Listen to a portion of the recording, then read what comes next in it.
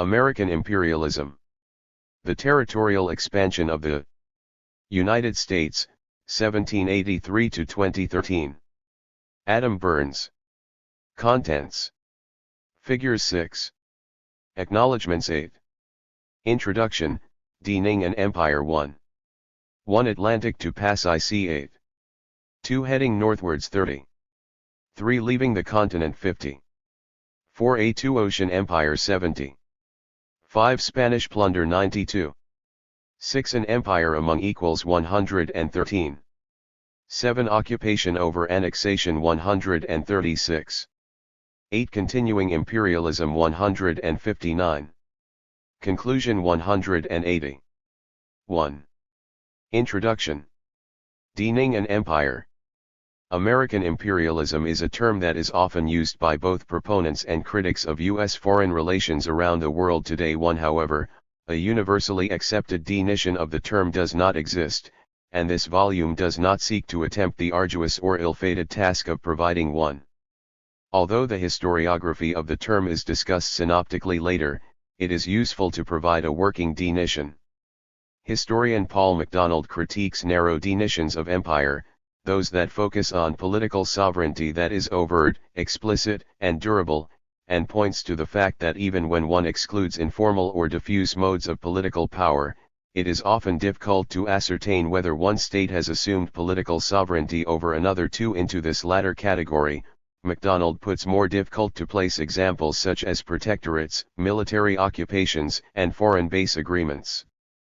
3. This book takes the very broadest approach to the narrowest definition of American imperialism, including the overt, explicit, and durable assertions of political sovereignty alongside the more difficult to place examples.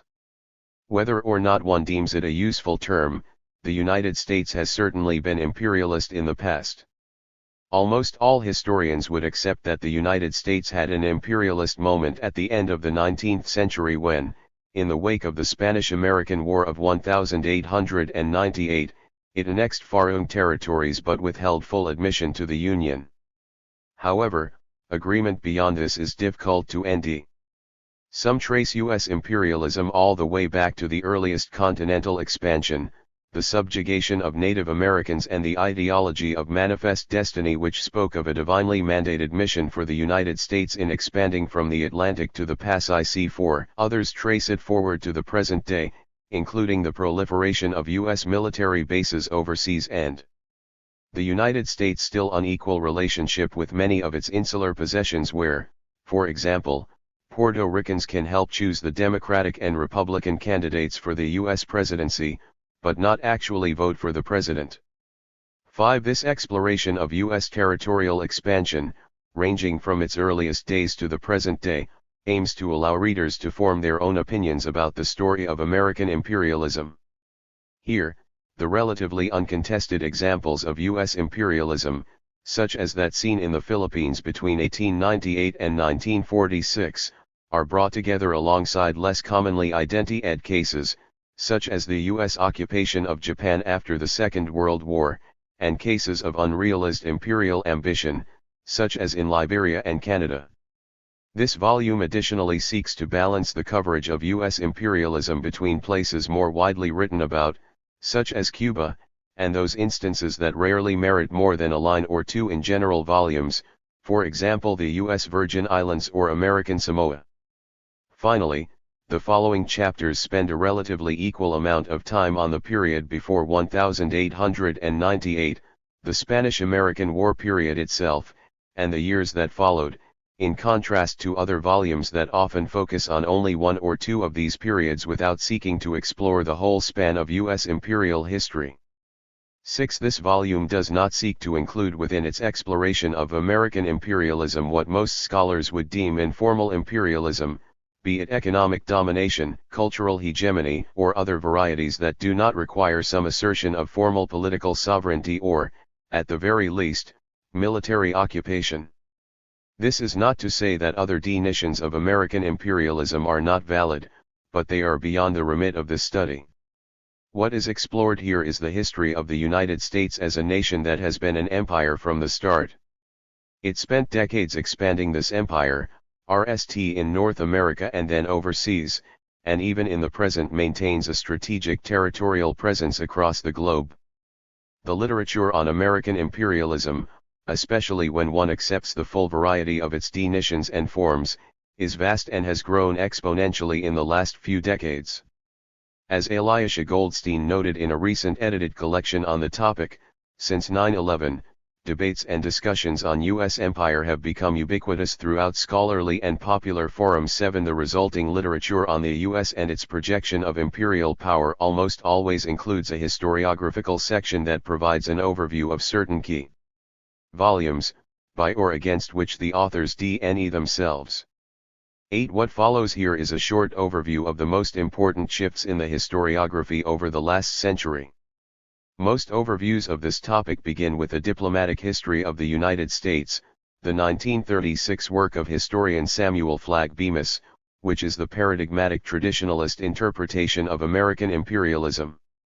Bemis's so-called aberration thesis suggested that the imperial moment which followed the Spanish-American War of 1898 was both accidental and all but unique in U.S. history, an idea promulgated by scholars such as Julius Pratt and Ernest May in subsequent years. 9. The RST major revisionist turn came with the New Left school of the 1950s and early 1960s, including historians such as William Appleman Williams and Walter Lafever, who saw 1898 not as an aberration, but as the culmination of the economic development of the United States in the 19th century. 10. The revisionists brought U.S. imperialism to the forefront of academic interest and controversy, but, although they expanded the roots of U.S. imperialism to well before 1898, they approached American imperialism as something broadly informal and economic in nature, with the inevitable exception of the 1898 period. 11. In the early 1980s, historians such as Richard Drennan and Walter Williams examined the similarities between the conquest of the American West and the imperialism of 1898 and beyond, looking in particular at ethnicity and parallels in the subjugation of native peoples. 12. Indeed, where it is easy to see Native American relations with the U.S. and its citizens as domestic history, as scholarship since the late 1980s has increasingly noted, it should perhaps be considered more accurately as part of U.S. foreign relations, since these relations took place in an international arena devoid of a superior authority. 13. In more recent decades, an acceptance that the roots of U.S. imperialism lie in the Revolutionary era has grown. A good example of such an approach is Walter Nugent's Habits of Empire, which aims to give a continuous history of American imperialism from the end of the Revolutionary War to more recent times. Nugent's work spends the vast majority of its time on the period prior to 1898, arguing that tying together this initial phase of U.S. imperialism with later phases was his primary goal. 14. At the other end of the chronological spectrum, historian Niall Ferguson, in his 2005 paperback Colossus, The Rise and Fall of the American Empire, calls the United States in the period of the early 20th century an empire in denial, but an empire nonetheless.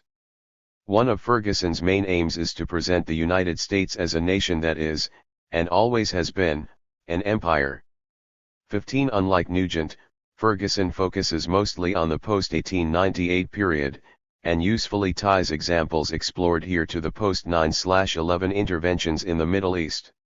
These authors, along with the many other scholars cited here, continued to fuel and expand the debate over American imperialism among both academic and popular readerships up to the present day. This book analyzes a broad range of such specialist secondary literature to provide a clear sense of the disputes that exist to this day regarding the course of American imperial history. In addition to this, it draws upon a variety of primary source material to add depth and color to its evaluation, such as political speeches and contemporaneous journals and newspapers. Newspapers were crucial in disseminating both pro- and anti-imperialist messages across the United States and, as such, are sources used here to help illustrate the arguments that punctuate debates over American imperialism.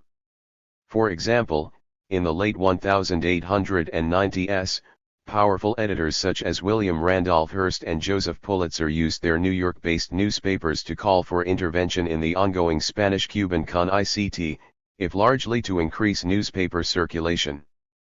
16 During this same period, hundreds of anti-imperialist politicians and private U.S. citizens used newspapers, pamphlets, and magazines to spread their views to a more general audience. 17 Combined, this mix of engagement with secondary and primary materials helps to emphasize the variety and complexity that continue to make the history of American imperialism such an intriguing subject. 18 The following chapters are organized in a broadly chronological manner, with each chapter divided into thematic subsections, most of which are geographical in nature. In these subsections, where appropriate, the tale of U.S. imperialism is explored beyond the broader chronological boundaries of the chapter as a whole. The overall aim is to provide an accessible introduction to American imperialism, narrowly d-ned, but broadly exempli ed. In doing so, this volume seeks to bring back together what are too often dealt with as the separate parts of the history of American imperialism. Chapters 1 and 2 explore the continental expansion of the United States, taking the annexation of former European imperial territories and/or Native American lands to be the earliest form of U.S. empire building. Chapter 3 considers the same time period as these early chapters, but serves to illuminate some frequently overlooked early signs of imperial interest overseas. The colonization of Liberia and U.S. designs on Cuba, for example, provide interesting precedents for the discussions and debates over imperialism that would re-emerge in the 1890s.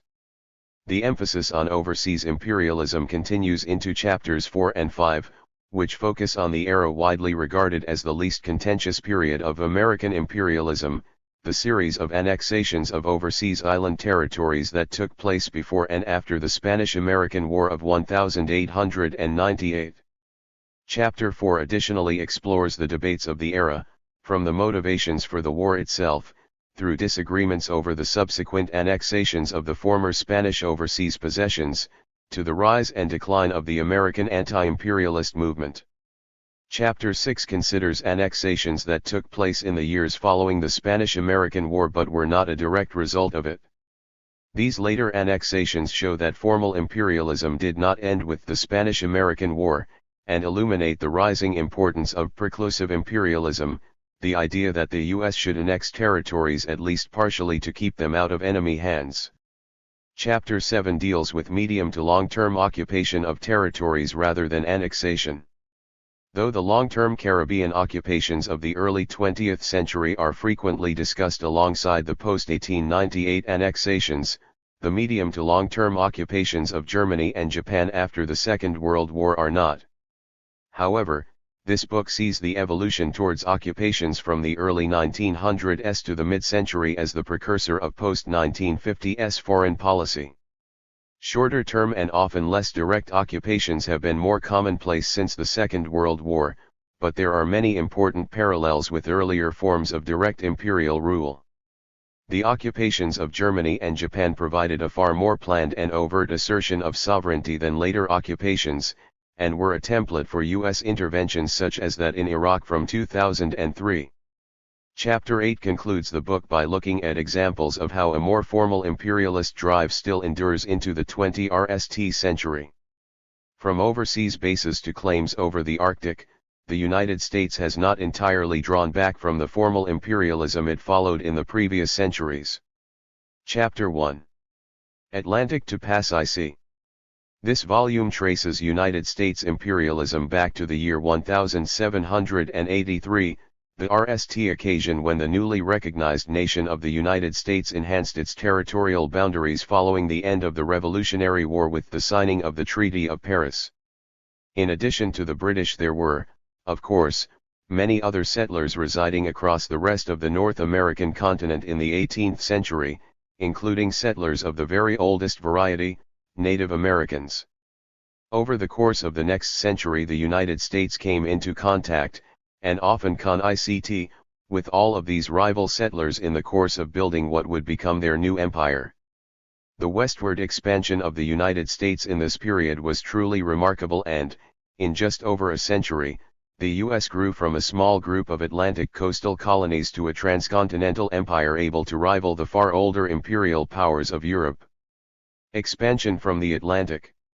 The RST clear calls for territorial expansion in the 13 colonies can be traced back to the end of the French and Indian War, the last major conflict in North America prior to the Revolutionary War. At this stage, of course, the 13 colonies were still part of the British Empire. After defeating its French and Spanish rivals in North America, the 1763 Treaty of Paris saw Britain take control of French Canada, Spanish Florida, and the eastern half of French Louisiana. Following the end of hostilities, King George III issued a proclamation that the new territory to the west of the established colonies, mainly consisting of Appalachia, was out of bounds to any would-be settlers from the existing British colonies bound by the Atlantic coast in the east. The population of the 13 colonies duly added this restriction to their growing list of grievances, which was gradually accruing in the years prior to the United States Declaration of Independence in 1776. Although those who wished to settle the western frontier generally ignored the King's proclamation, it was nevertheless seen as undue meddling in the affairs of the colonists. Expansion, like representation and taxation, became a fundamental concern for those seeking independence and for the early republic itself. The idea of the United States as an empire was there from the very beginning. Thomas Jefferson, the author of the Declaration of Independence and one of the most influential founding fathers, harbored ideas of his new nation as a republican empire of liberty that would spread across the continent. Jefferson did not want to recreate the sort of empire the Americans had just overthrown to gain their independence, but it was an empire he sought nonetheless. One historian, Richard Immerman, draws attention to a change in phrasing by Jefferson some years later when referring to empire, from an empire of liberty to an empire for liberty. Immerman sees this change as marking a commitment to a more aggressive, proactive extension of that sphere of liberty, and hence a greater American empire. Indeed, Immerman sees the use of the word empire by George Washington and his contemporaries as not simply a synonym for state but as something that signaled further ambitions beyond consolidation of what already existed. The very founders of the United States had made clear their vision for this new nation. It was to be a transcontinental empire. With such imperial visions in mind, it is unsurprising that, even before the Revolutionary War had ended, the Continental Congress had passed the following resolution on federal lands in October 1780. The unappropriated lands that may be ceded or relinquished to the United States shall be disposed of for the common bounty of the United States, and be settled and formed into distinct republican states, which shall become members of the Federal Union, and have the same rights of sovereignty, freedom, and independence as the other states. 3. Many historians suggest that, at least up until 1898, this was broadly speaking the regular course of events in American expansion, and, for what eventually comprised the contiguous 48 states, this was largely the case. For the 1783 Treaty of Paris, which saw Britain officially recognize that its 13 American colonies were lost, also set out the United States territorial gains in its second article. 5. So large was the amount of land conceded to the United States in 1783 that Charles Gravier, Comte de Vergennes, the French foreign minister and wartime ally of the United States, was somewhat disappointed. Gravier had hoped to keep the United States dependent on France and was ready to support Spanish claims to the wider Appalachian region. 6. As early as 1783, even the allies of the United States were aware that the new nation had real potential to grow significantly in power if its territorial expansion was left unchecked. In the summer of 1787 the Northwest Ordinance took over from the 1780 resolution, providing new rules for the territories that were not part of the original 13 colonies and how they might become fully edged states. As one group of historians puts it, by organizing the RST territory of the United States, the Confederation Congress bridged the gap between wilderness and statehood by providing a system of limited self-government, the essence of which has been repeated for all continental and most insular possessions of the United States. 7. In effect, the ordinance, in line with the gradual cessation of wide-ranging claims by the 13 original states, led to the pattern that would see a number of new territories admitted to the Union, later acquiring separate statehood, rather than simply expanding the existing states into the frontier territories. 8. One state that did not fully fall into this organized model was the Vermont Republic.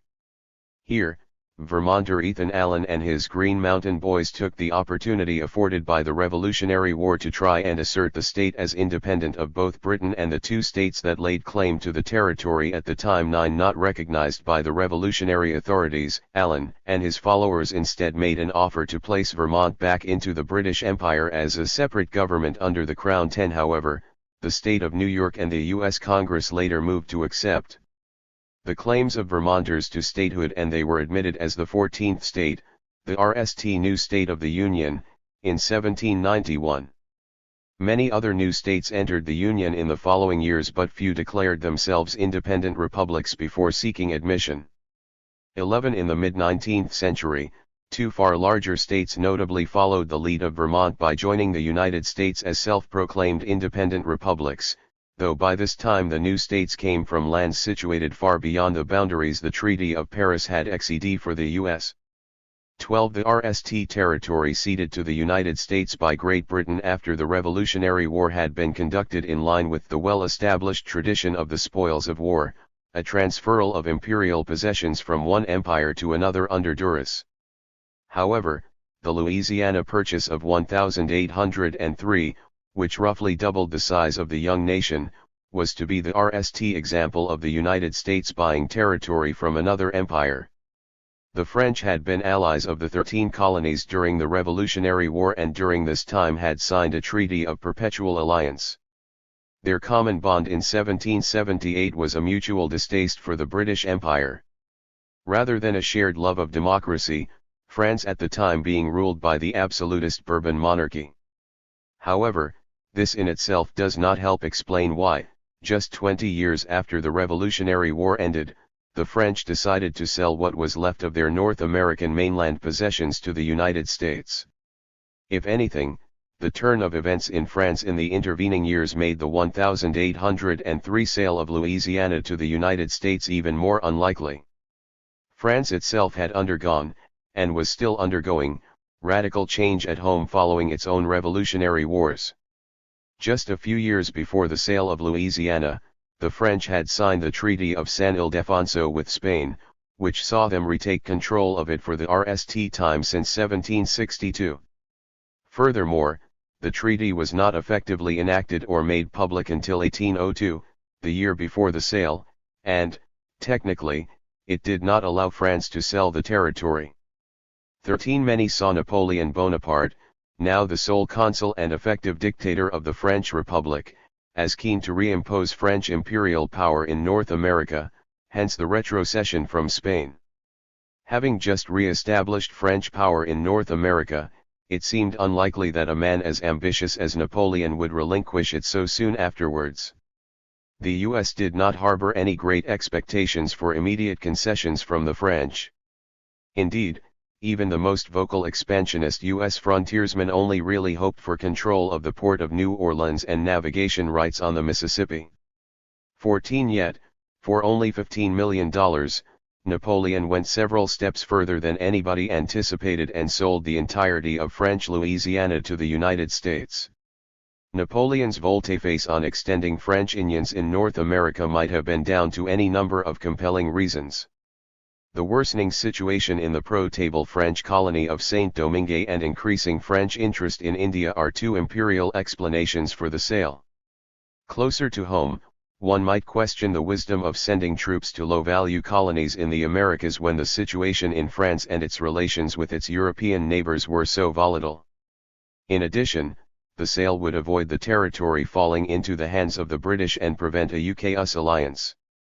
15. As Ian Tyrrell puts it, without the Napoleonic Wars the Louisiana Purchase would have been neither possible nor necessary. 16. It is fair to say that the sale was RST and foremost a result of imperial overstretch and represented A rationalization of French possessions overseas so that Napoleon could concentrate on his European empire. The Louisiana Purchase was at least understandable, if not foreseeable. Historian Francis Galliano describes Thomas Jefferson, the U.S. President in 1803, as the father of the RST American Empire. 17 For Jefferson, the very success of the American Republic was bound to that of the Empire of Liberty via the acquisition of land and securing free trade. Nevertheless, the acquisition of the Louisiana Purchase territory raised important questions about the role of imperial expansion. For example, was such acquisition even within the government's power, especially considering Jefferson's strict constructionist views of the Constitution? Jefferson himself certainly doubted for a time whether his government had the power to acquire the territory without a constitutional amendment. 18 This question was only answered 20 years later by Chief Justice John Marshall, when he equated the government's war and treaty-making powers with its ability to acquire territory by conquest or treaty. 19 In spite of this retrospective clarication, many anti-imperialists over the subsequent 2 centuries continued to raise the question of constitutionality when it came to imperial expansion. 20 Though the political predispositions of monarchical and revolutionary France proved decisive in both the establishment of the United States and the nation's rapid expansion, Spain, in contrast, was a somewhat reluctant and powerless bystander. Although the Spanish had ceded control of Louisiana to France by 1802, Spain did nothing when the French ignored the treaty obligations that barred transferring sovereignty to a third power. After the Louisiana Purchase, the United States was unquestionably a regional power to be reckoned with, and Spain now stood in the way of the United States' inexorable growth towards the 2 Floridas. The history of the Floridas was as complex and ever-changing as much of the rest of North America in the 18th century. Following the French and Indian War, Great Britain had seized control of the French and Spanish territories to the south and west of the 13 colonies and created the territories of East Florida and West Florida. After the Revolutionary War, the Spanish had regained control of the Floridas, but, almost from the start, the U.S. regarded the nominally Spanish-controlled Floridas both with suspicion and potential.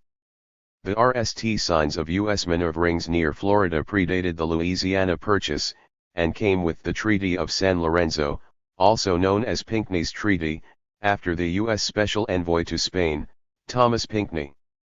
Though partly down to the volatile situation in Europe, this treaty was mainly Spain's cautious response to the negotiations between the US and Great Britain that had ended in the pro-British Jay's Treaty.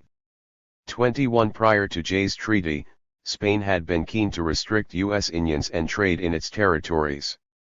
Yet, with Pinckney's Treaty, Spain changed direction markedly, allowing the United States to use the Mississippi and access the port of New Orleans.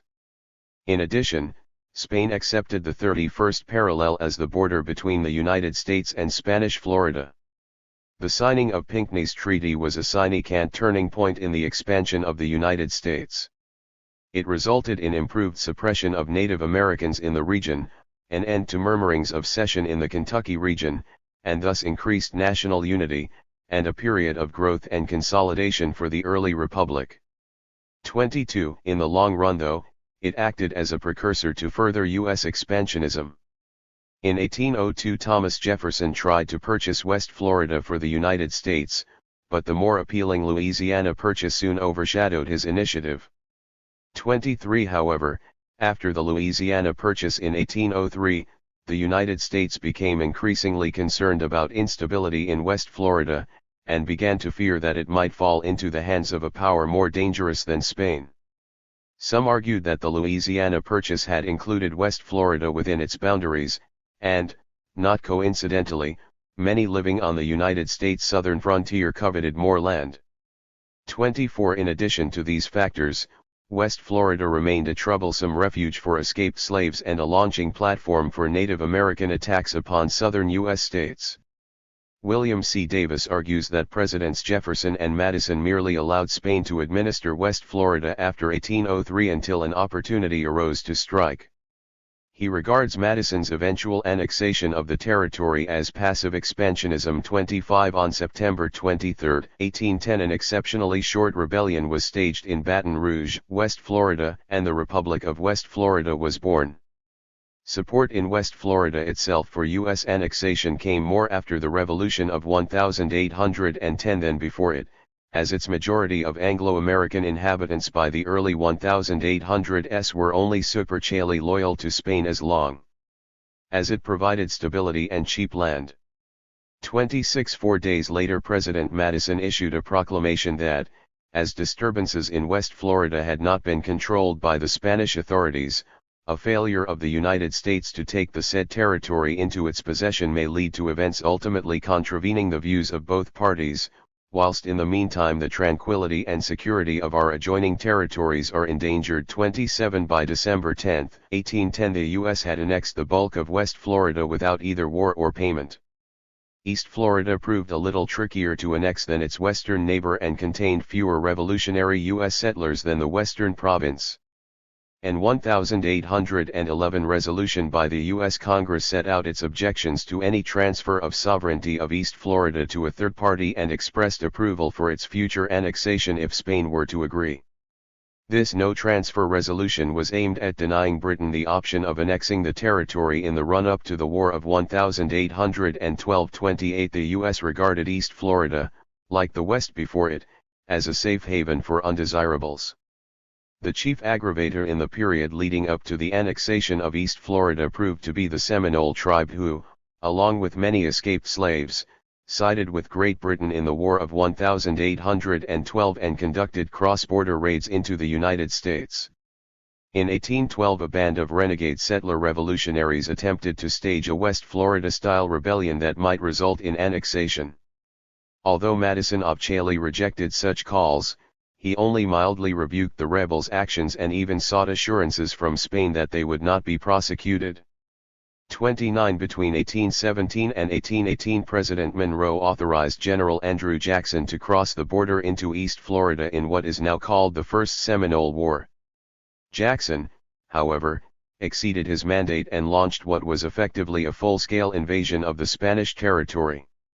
Spain was in a terrible negotiating position, despite the illegality of Jackson's actions, as its attention was torn, particularly by its South American possessions, where revolutions against Spanish rule were widespread.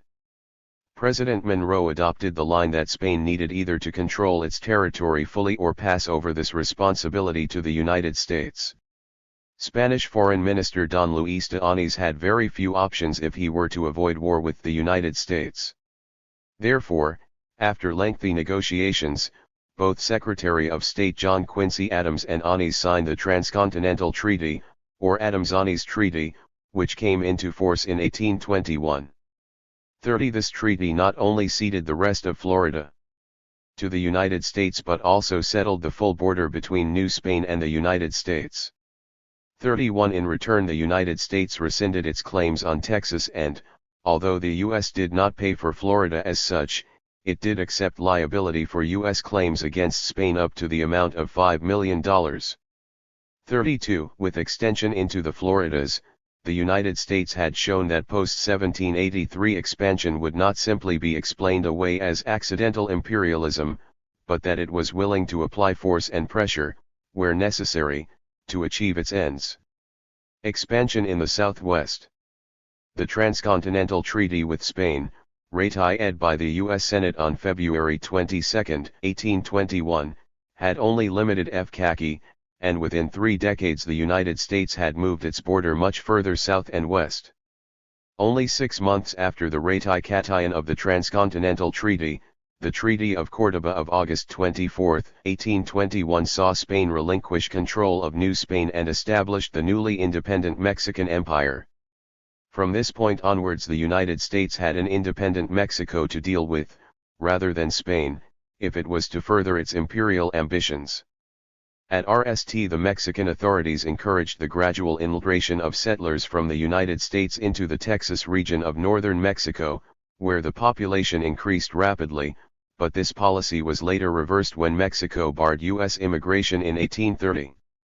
33 Mexico became increasingly wary of potential U.S. designs on the region, and in 1826 uprising in Texas, coupled with attempts by Presidents John Quincy Adams and Andrew Jackson to purchase Texas for $1 million and $5 million respectively, did little to assuage Mexican doubts. 34 Great Britain also began to worry about the future of Texas, largely due to its financial links with Mexico and an ongoing campaign to promote the abolition of slavery in the region, particularly after the institution had been abolished in most of the British Empire in 1833. 35 In October 1835, during a period in which the new Mexican leader/dictator Antonio López de Santa Anna tried to reassert Mexican control in the region, U.S. settlers in Texas resisted violently at what became known as the Battle of Gonzales. In the months that followed, Texas declared itself an independent republic, and war between Texas and Mexico, including the famous Battle of the Alamo in April 1836, continued until May 1836, when Mexico conceded defeat.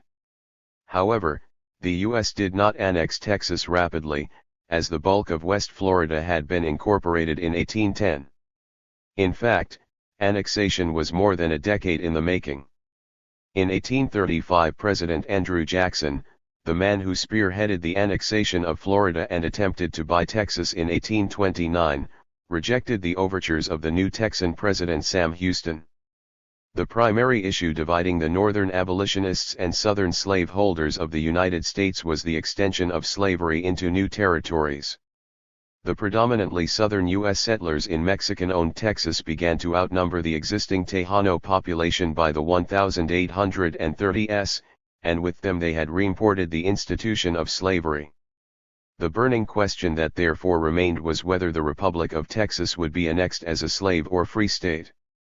Added to these issues, recognition of Texan independence, and even more so the annexation of the Republic, could well have led to prolonged conflict with Mexico. 36 Jackson opted for a diplomatic line and delayed official recognition of Texas until March 3, 1837, the day before his successor Martin Van Buren was sworn in as U.S. President. Britain and France welcomed the Republic of Texas as an independent state, seeing this as preferable to U.S. annexation and further incursion on the Caribbean shoreline, as well as providing a useful new trading partner. Van Buren went no further than Jackson in simply recognizing Texan independence, but John Tyler, the Whig who came to the presidency after William Henry Harrison's untimely death, promoted annexation far more fulsomely, especially after his own party had disowned him. 37 Tyler signed a treaty of annexation in 1844, which was then debated by the U.S. Senate with both Democrats and Whigs divided over its merits. Proponents of annexation pointed to the old Jeffersonian argument of the necessity for large territorial expanses to achieve a true farming republic, as well as stressing the commercial, communication and trading benefits. Nevertheless, the issues of slavery and war with Mexico remained equally pressing, and the Whig Party in Congress opposed immediate annexation. 38 The issue also led to the Democratic Party selecting the pro-annexation James K. Polk as their presidential nominee in 1844 ahead of the anti-annexationist Martin Van Buren. 39. Texas provided the real instance of the United States' desire to expand its territory, having a substantial impact on both domestic political parties. President Tyler lacked the two-thirds votes in the Senate necessary to ratify his treaty, so instead he secured it by means of a joint resolution of Congress, requiring only a simple majority in both the House and the Senate, which passed in March 1845 and came into effect in December 1845. The resolution stated that, Congress doth consent that the territory properly included within, and rightfully belonging to the Republic of Texas, may be erected into a new state, to be called the State of Texas. 40 The annexation of Texas and its consequences in the later 1840s were part of a grander movement called Manifest Destiny. This phrase, coined by John L. O'Sullivan in 1845, would propound a belief in the inexorable nature of the growth of federal democracy across the Western Hemisphere. Frederick Merck deems the term novel and right for a mood, summing up a feeling of God-ordained right to expand over a non-DNet area that many regarded as extending from the Atlantic to the Pasai Sea, if not over the entire Americas. He goes on to note that, to most Americans in the 1840s, this meant that any peoples keen to apply for admission to the Union were welcome, though some, such as the Mexicans, might require a period of tutelage before they were allowed in. 41 Albert Weinberg suggests that many factors encouraged expansion through manifest destiny, metaphysical dogmas of a providential mission and quasi-scientific laws of national development, conceptions of national right and ideals of social duty, legal rationalizations and appeals to the higher law, aims of extending freedom and designs of extending benevolent absolutism. 42 A creed that served the United States well beyond expansion into Texas, manifest destiny had long-lasting implications for the development of U.S. imperialism. Although Texas had been annexed on December 29, 1845 without recourse to war with Mexico, war was not long in coming. Just as some in the U.S. had argued that Texas lay within the bounds of the Louisiana Purchase of 1803, so the boundaries of earlier treaties and nations were once again disputed as regarded the extent of Texas. The United States argued that the border between Texas and Mexico was formed by the Rio Grande River, whereas the Mexicans claimed that it was the Nueces River that truly marked the border. President Polk sent John Slidell to negotiate with the Mexicans over the border issue with a mandate to discuss further territorial concessions by Mexico for a variety of prices, from $5 million for New Mexico, up to $25 million for the territory extending to the Pasai Sea coast. 43 When Slidell's diplomacy failed, Polk sent General Zachary Taylor to the Rio Grande to claim the territory the U.S. felt was Texan already, and by May 1846 the United States was at war with Mexico. Many historians have blamed Polk's aggressive actions for starting the Mexican-American War, seeing Slidell's mission as designed to engineer a diplomatic rejection that would allow for war. However, Ward McAfee makes a compelling case that the president had little choice other than to act as he did, and that, though his actions were antagonistic, Polk had high expectations of the mission's success. 44 In June 1846 the ongoing tension precipitated a revolt in Mexico's Alta Californian province, where fearful U.S. settlers in the area seized the Mexican outpost of Sonoma and declared independence in the so-called Bear Flag Revolt. 45 Later, led by the explorer John Fremont, the rebels marched upon San Francisco and claimed the region for the U.S., though U.S. troops were not far behind. 46 The parallels with Texas seem relatively clear, but as John Pinheiro notes, the big difference was that the Californian Rebellion received support from the U.S. and the Republic lasted little over a week, whereas Texas existed for an entire decade. 47 Following the fall of Mexico City to U.S. forces in September 1847 the war reached its effective conclusion by the end of that year. But negotiating a treaty still proved a distant prospect. A number of factors stalled Mexican negotiations, from pride and political instability in Mexico, to the political situation in the United States. From the U.S. point of view, many were frustrated by the failure of diplomacy to date, and Polk was pushed to assume a tougher line with Mexico. 48 Nicholas Trist, a diplomat whom Polk had attempted to recall on October 6, 1847, signed a peace treaty almost 4 months after he had been recalled. On February 2, 1848 the two countries nally agreed to the Treaty of Guadalupe Hidalgo, by which the United States gained control of Alta California and New Mexico, along with establishing the Rio Grande as the border between Texas and Mexico. In addition to dealing with several national issues, including $15 million in compensation for lands lost by Mexico, the treaty also guaranteed the property and rights of Mexicans who now lived in U.S. territory. Indeed, unless they wished to return to Mexico or keep their Mexican citizenship, the residents of conquered territories automatically gained U.S. citizenship once civil government was established. 49 One NAL suggestion of expansion came in April 1848, when President Polk asked Congress to intervene to support an uprising in the Yucatan province of Mexico, but when the rising was quelled, Polk withdrew his request. 50. Though the treaty signaled the end of the war, it was far from an end to the United States' imperialist intentions. With the Treaty of Guadalupe Hidalgo, the United States obtained a vast portion of territory that connected the newly annexed Texas to the Pacific Ocean. Though Texas had been largely settled as a slave state, the new areas of former Mexican territory had not been, and their future as slave or free was critical in terms of whether or not they would be able to gain statehood in the short term. The southern states were keen to hark back to the Missouri Compromise of 1820, designed to settle the expansion of slavery into the Louisiana Purchase territories, which had settled a north earn limit for slavery as the parallel 36 degrees 30 minutes. Though the compromise line only applied to these earlier territories, much of California and New Mexico lay below this invisible boundary as well, leading slavery advocates to call for the line to be extended to the Pacific. Meanwhile, those in the anti-slavery camp, such as Pennsylvania Congressman David Wilmot, suggested that slavery should simply be prohibited throughout the land ceded to the U.S. after the Mexican War. A solution to this divisive issue came not with President Polk, nor ultimately with his successor Zachary Taylor, but with Millard Fillmore, the Whig who came to office when Taylor died unexpectedly in office. Fillmore agreed to yet another compromise on the issue of slavery, simply known as the Compromise of 1850, which eventually passed through a divided Congress as a number of separate measures. One of these saw California, with its population increasing at an astronomical pace following the gold rush of 1849, permitted to join the Union as a free state in 1850, bypassing an extended territorial phase.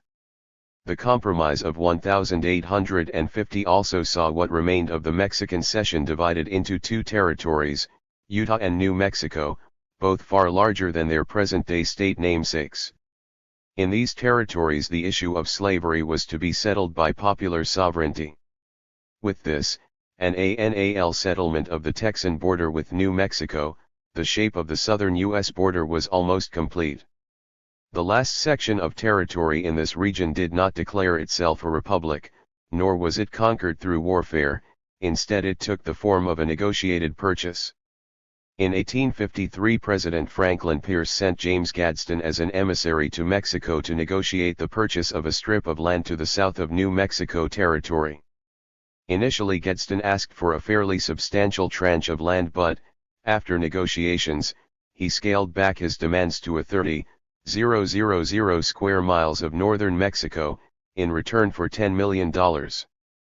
The Gadsden Purchase arose as a result of both outstanding border tensions and policing issues left ambiguous by the Treaty of Guadalupe Hidalgo. 51 Of particular note in putting pressure on the U.S. to make the purchase were those advocating a southern railroad route to California that would ideally pass through territory within Gadsden's revised purchase boundary. The Gadsden Purchase was the NAL piece in what now comprises the southern border of the continental United States, linking the coasts. Although European powers had divided the North American continent among themselves by the time of U.S. independence, much of the land they claimed was sparsely, if at all, settled by Europeans. Despite this, European imperialism did result in Native American populations decreasing dramatically, particularly due to the introduction of new diseases from Eurasia to which they had no natural immunity. Disease would only account for part of the death toll, however, and as Jill Lepore shows, even the early Puritan settlers of New England were no strangers to the violent subjugation of native peoples that would follow over the coming centuries.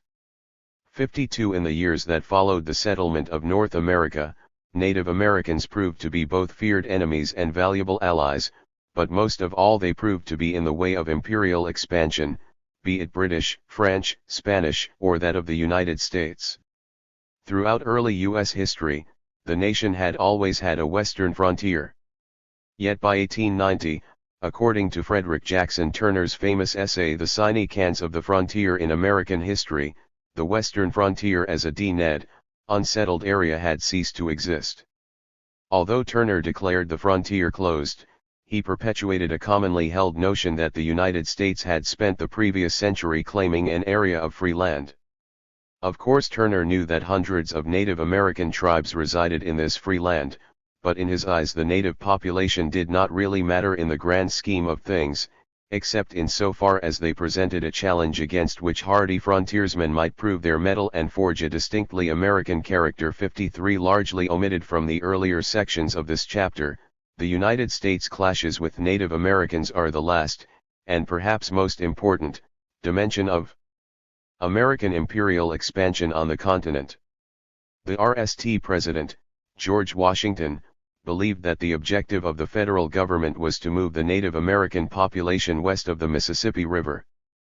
54 Similarly, Thomas Jefferson had designs on removing Native Americans in existing territories as a prelude to expansion, advocating what Ian Tyrrell terms an ethnic homeland by either assimilation or extermination. 55 By expecting the Native American population to conveniently disappear in one way or another, the U.S. was able to see continental imperialism as only subjugating the other temporarily and in a limited way, but in reality, as Jeffrey Osler notes, the United States was committed to a system of colonial rule. 56 The U.S. presented the Native Americans with a choice about giving up their land, but it was generally a choice of how rather than if.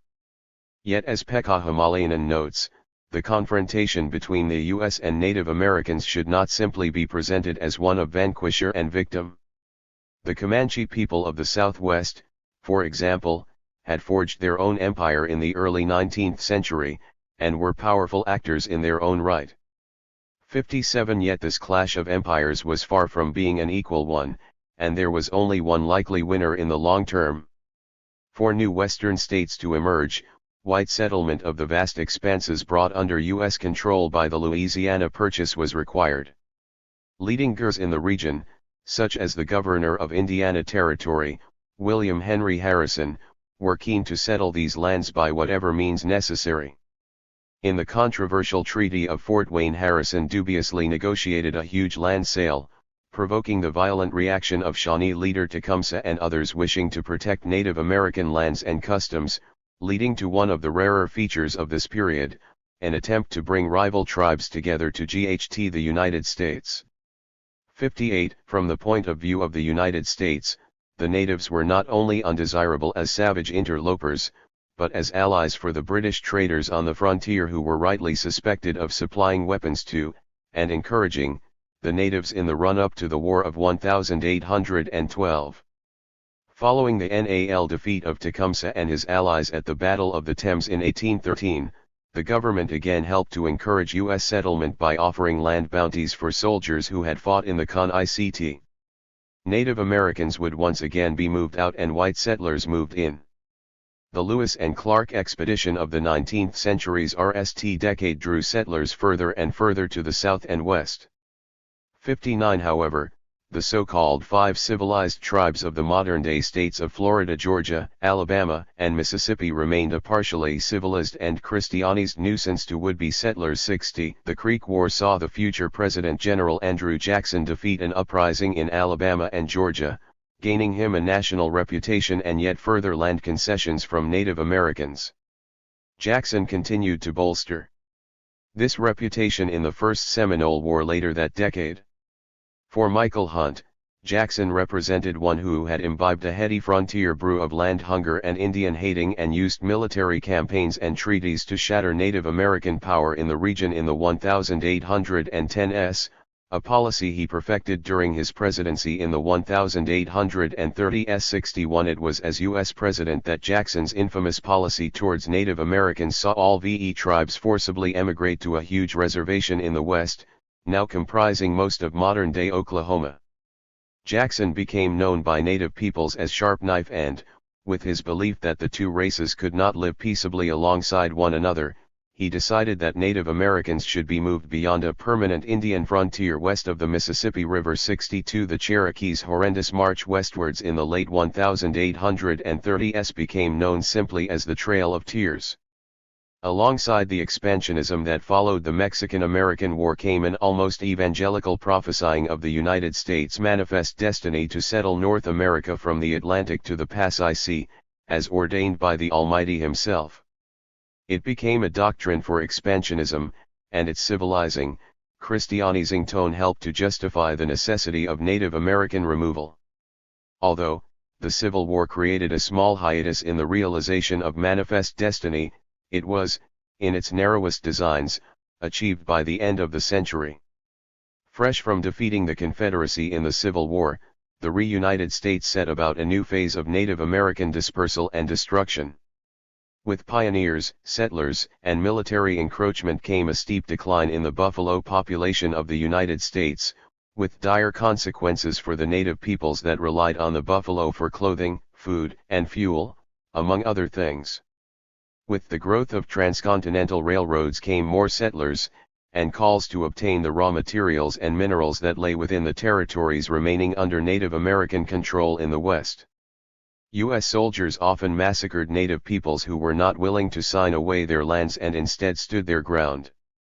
63 Nevertheless, historian Robert Worcester rightly warns against painting U.S. military actions against Native Americans too one-dimensionally as a war of extermination, as this serves to underestimate the variety and complexity of these imperial encounters.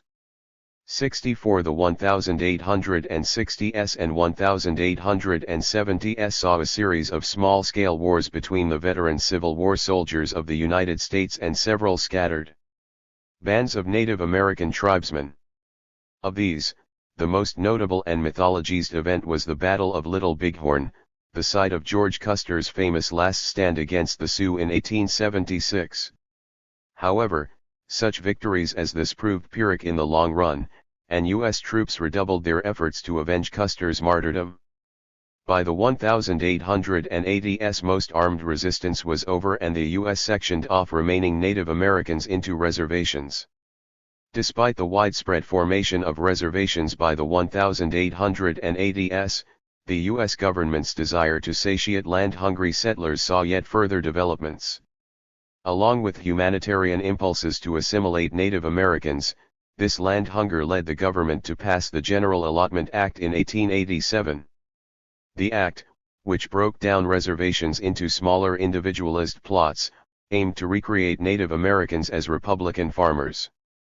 The act also foregrounded the renewed attempt to Americanize, or culturally assimilate, Native Americans through measures such as government boarding schools, where students would be taught in English and learn about the superiority of the U.S. political system.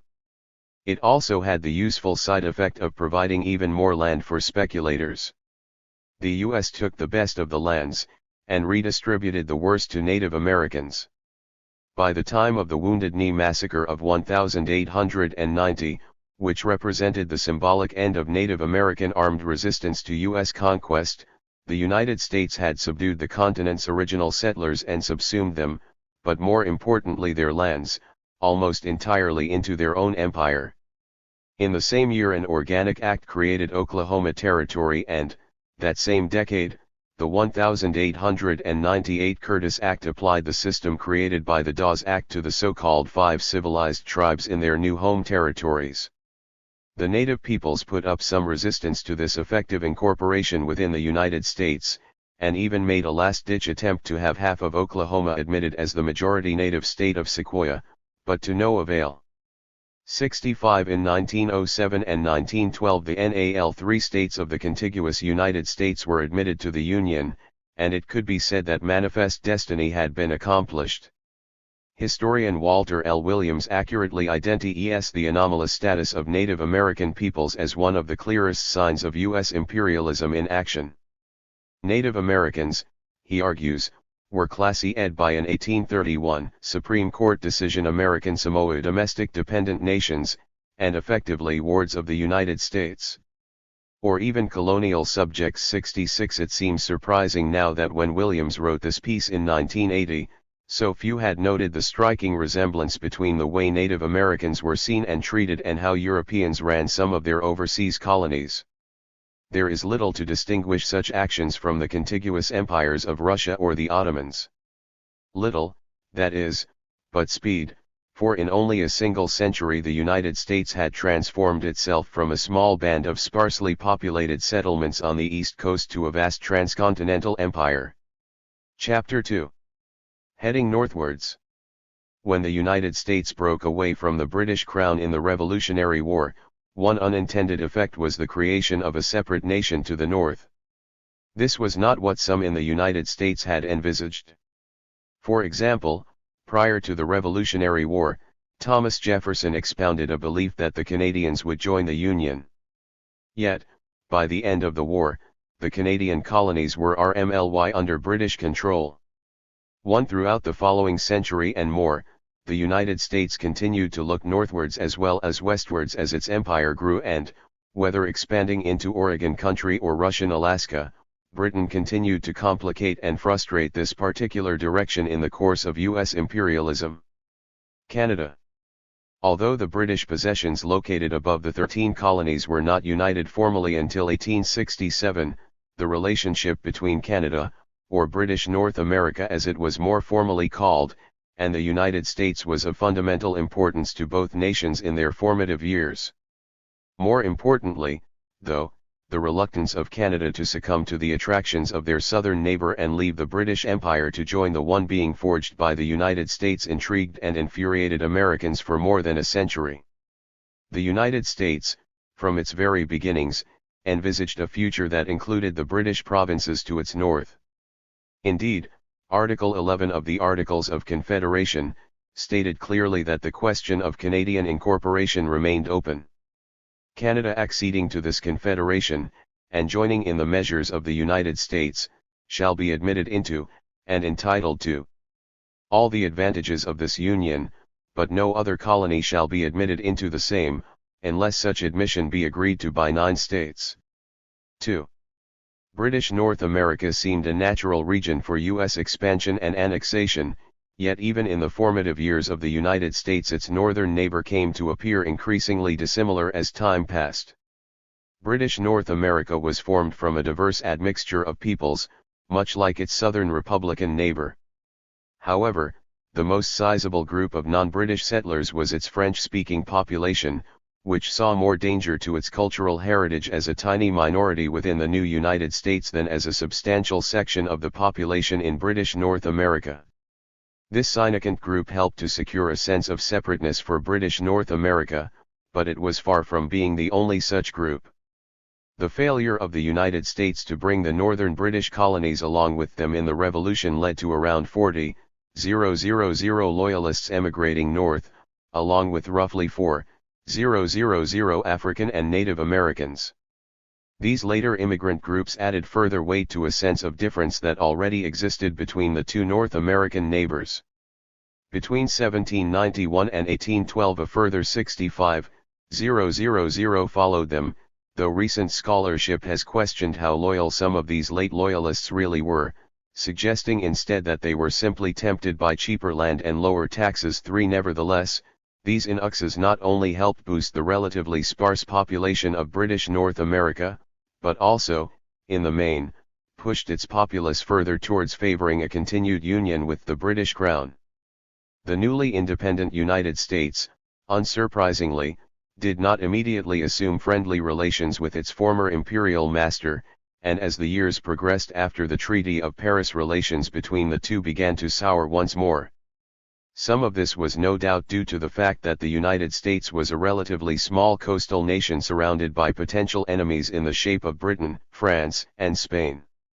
It was an accepted fact that Britain dominated the Atlantic, and therefore even the coast itself was a hostile border of sorts.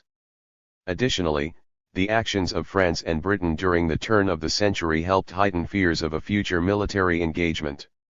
France, an invaluable ally in the struggle for independence, became a trickier ally after the fall of Louis XVI. Indeed, by 1798 the United States and France were engaged in an undeclared quasi-naval war, which lasted until 1800. However, this conflict was less significant than the war that resulted from continued friction with Great Britain. The ever-changing situation in France after the French Revolution saw the French almost continually at war with Britain after 1793.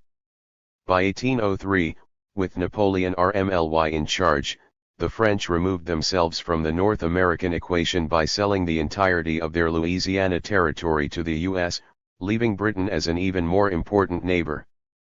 Foretellingly, Thomas Jefferson wrote to James Madison in 1809 that, after the Louisiana Purchase, he expected the U.S. would eventually acquire East and West Florida, Cuba, and British North America, the latter of which was certainly in American minds as the War of 1812 approached. Both France and Britain had proved difficult but indispensable trading partners, and the warring European nations had attempted to embargo trade with their respective enemy, creating a host of problems for the neutral U.S. Despite attempts to withdraw from European trade, by 1810 the United States lifted its own counter-embargo, and it was Britain, controller of the seas, that proved the more stubborn resistor of U.S. neutrality. After 1810 the British continued to seize and search U.S. ships, impress American sailors into the British Navy, and block U.S. trade with the French. By June of 1812, President Madison was convinced that war was the only solution, and asked for congressional consent to the Second War of Independence. Historian Donald Hickey attributes Madison's decision to move for war to a number of motives, including maritime issues, the ambitions of the U.S. West, issues with Native Americans in the West, removing the British threat permanently, and uniting the nation against the Federalist Party. However, Hickey also notes that this was not only the second and last time that the U.S. went to war with Great Britain, but also the second and last time that the U.S. tried to conquer Canada. More recently, Richard Moss has argued that expansionism, or land hunger, was not a genuine motive for the War of 1812, but that the war was the result of an unsuccessful bluff to gain concessions from the British. He suggests that, although Madison saw the material value of Canada, the key development of the War of 1812 was to reveal the U.S. leadership's 32. Heading northwards 33. Widespread rejection of the desirability of 7. The observation that the war might have made the U.S. leadership less desirous of annexing British North America is compelling, but calls for annexation were not always led from the top. Between the War of 1812 and the American Civil War, although most talk of annexation was sparked by rebellious Canadians, supporters in the U.S. were always readily found among the populace in the states along the US-British North American border. Although the War of 1812 led to some notable events in U.S. history, such as the British burning the White House in 1814, in terms of territorial gain the war was of little consequence. In 1814 peace negotiations began in Europe, culminating in the signing of the Treaty of Ghent on Christmas Eve. The treaty largely reset affairs to the pre-war status quo, and returned any lands still under enemy occupation. Although the war might not have altered the geopolitical landscape dramatically, it did reveal how the very existence of British North America still seemed a somewhat transient one in the eyes of many North Americans. Indeed, as Sean McLaughlin's recent work shows, there was yet another uttering of interest in annexation during the late 1830s, in what has been dubbed the Patriot War 9. Although not a real war as such, a series of rebellions in Lower Canada and Upper Canada, arising during late 1837, led to a protracted insurgency by Canadian rebels who fled to the United States and found much popular support for their cause there. Led by Scots-Canadian William Lyon Mackenzie, the rebels went so far as to proclaim the Republic of Canada from their base on Navy Island in the Niagara River on the British North American border with the United States. Unofficial U.S. support for the rebels caused a major incident between the Americans and British, when in 1837 the Royal Navy chased down an American-based supply ship, the SS Caroline, in U.S. waters. In 1838, the regrouped rebels formed hunters' lodges of US-based Canadians and American sympathizers intent on raiding the British North American border, the foremost of the resulting skirmishes being the Battle of the Windmill in November 1838. By the end of the year, most of the rebels had been rounded up and transported to British Australia as a result. A further small con-ICT of sorts arose at the same time between local militias in New Brunswick and Maine in what was nicknamed the Aroostook War.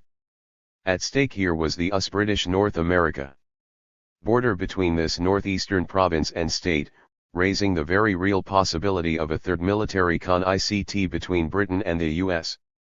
Although there had been no casualties by the time a diplomatic solution was reached in March 1839, there had been a serious level of escalation, with the U.S. Congress and President Van Buren authorizing financial and military support for Maine. Following the Patriot and Aroostook Wars, issues of cross-border resentment continued to be put to the respective diplomats to resolve, and in 1842 Britain and the U.S. signed the Webster-Ashburton Treaty. This aimed to resolve most of the remaining boundary disputes, many of which were still hangovers from the Treaty of Paris, but failed to resolve the dispute over the Oregon border. The Nalcinicant incident in US-Canadian relations prior to the American Civil War involved the founding of the Annexation Association in 1849, which sought the political union of the two states.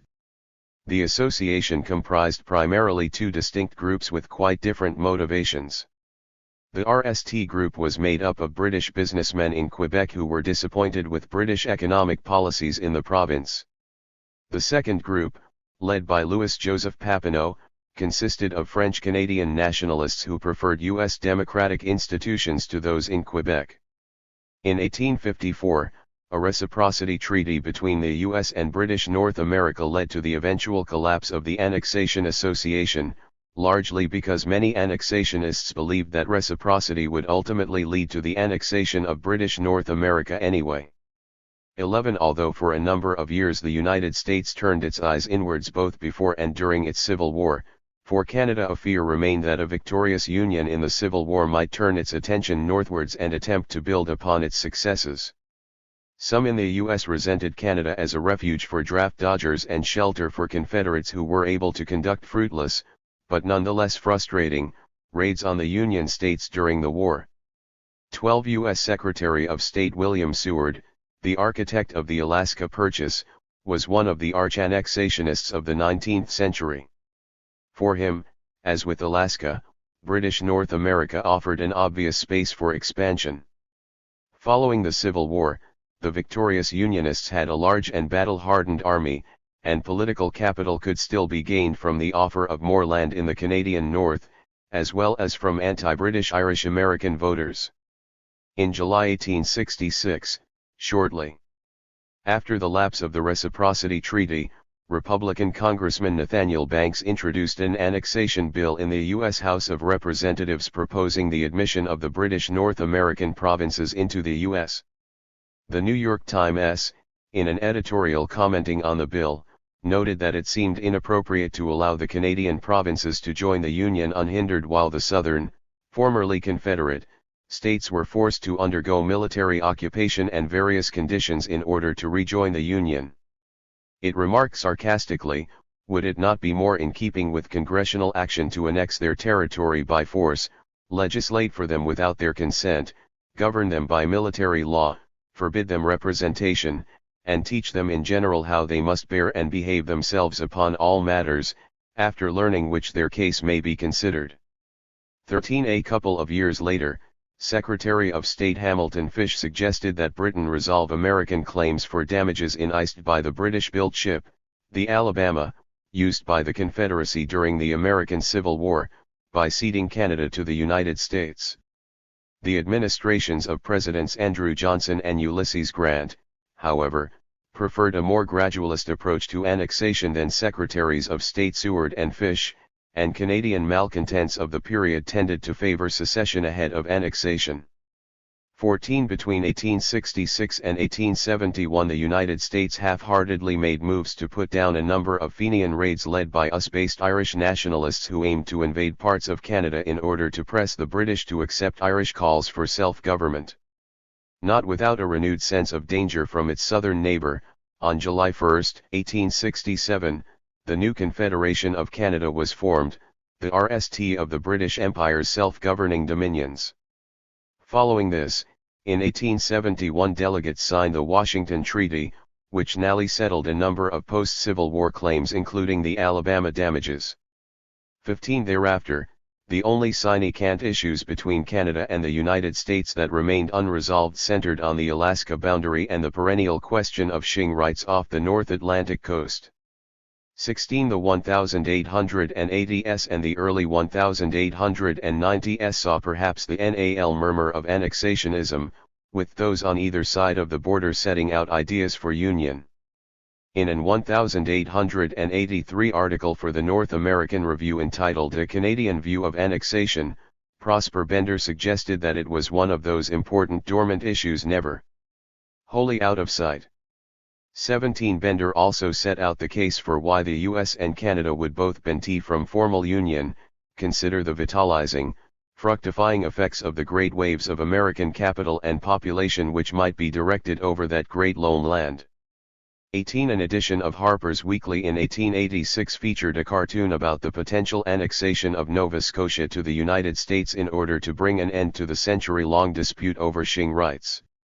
19 Lastly, the British-born historian Goldwin Smith wrote Canada and the Canadian Question in 1891, where he set out that for innumerable reasons, Canada was an untenable conglomeration of ethnicities and geographies, and that its inevitable destiny was to become part of an expanded United States. 20 Despite such sentiments, the 19th century witnessed a gradual ebbing of annexationist sentiments on both sides of the border, even if the issue has risen again at various points over the last century or so.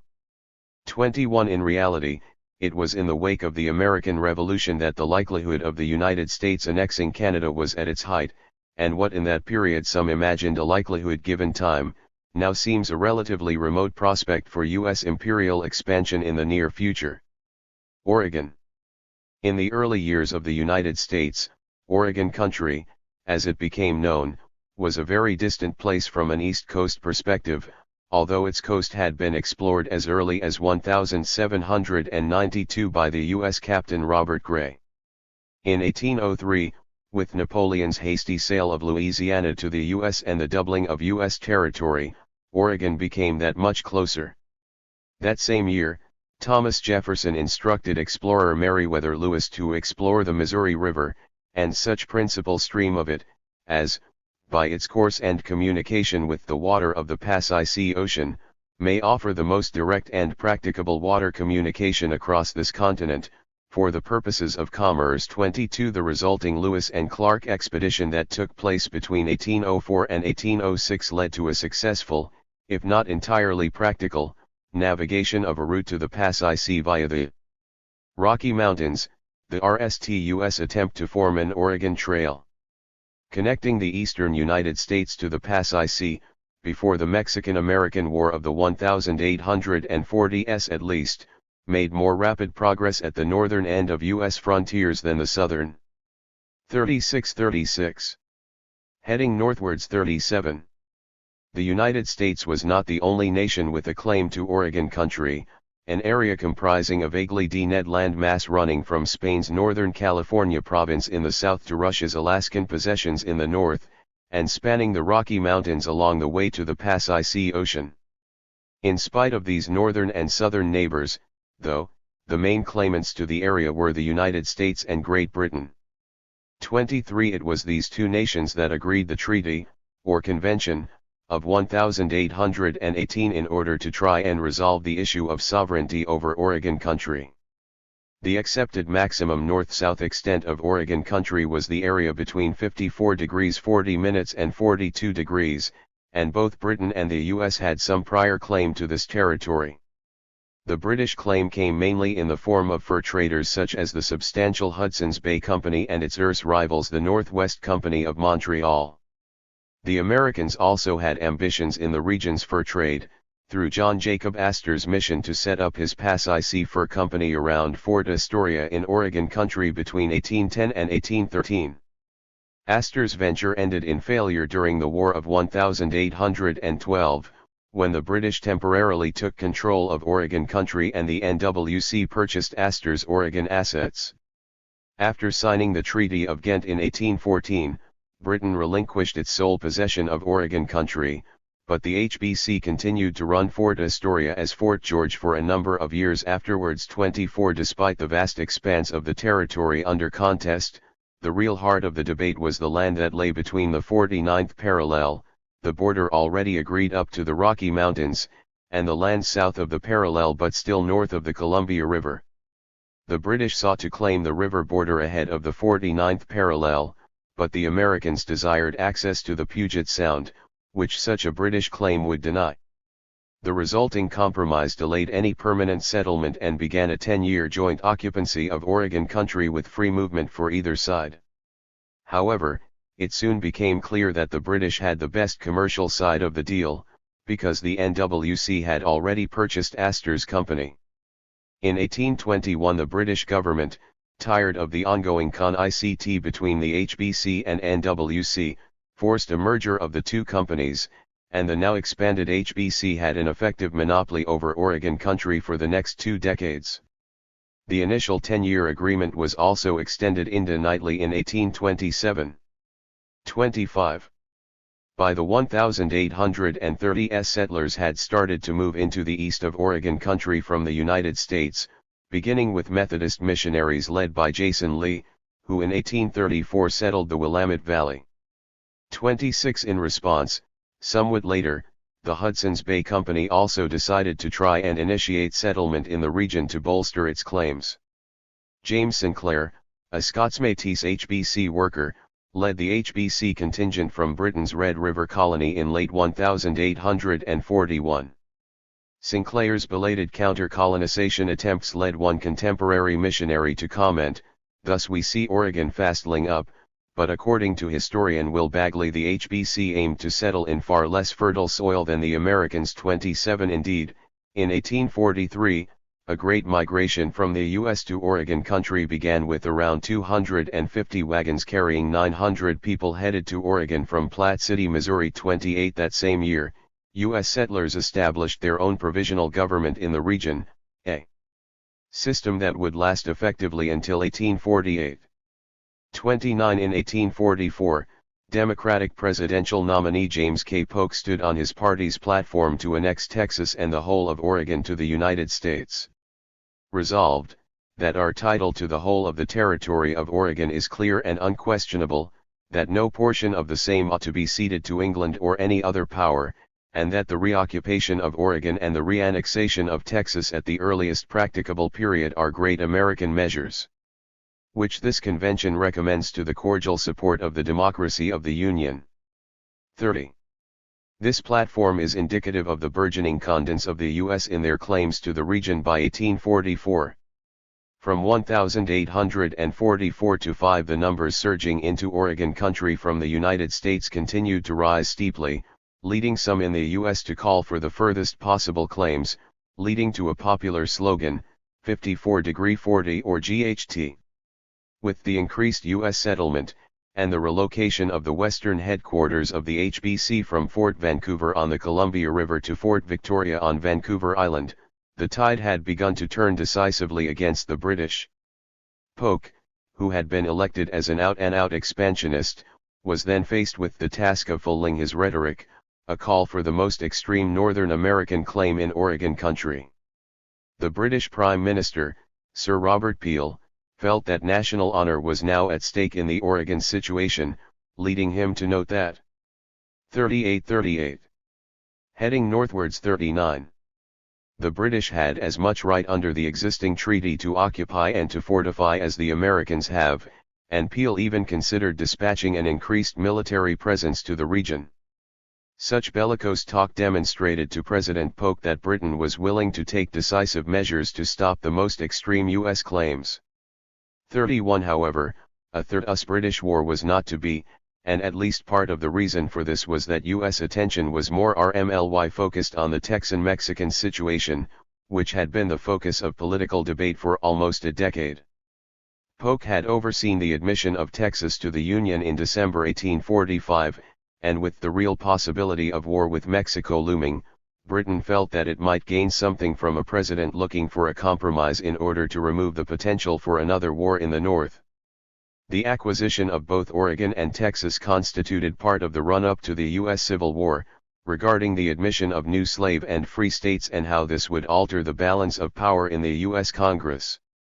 The potential annexation of slave-holding Texas would be balanced by the addition of a free Oregon, but an enormous 54°40 Oregon might also scare the slave-holding South. Here U.S. imperialism was checked not by ambition and desire, but by fear on the part of politicians of the potential public backlash when it came to the extension of slavery to newly acquired territories and states.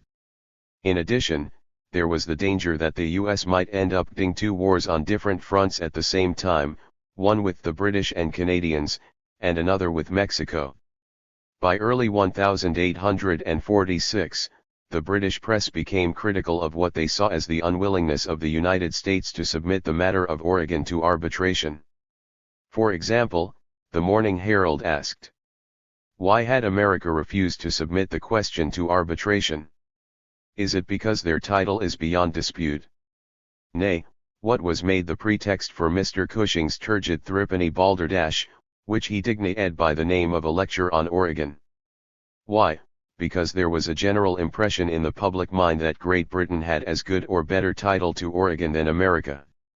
This was the excuse for Mr. Cushing's catchpenny publication, and yet we are now coolly told that the American title is of so a character that it cannot be submitted to the arbitration of governments or individuals, however impartial." 32.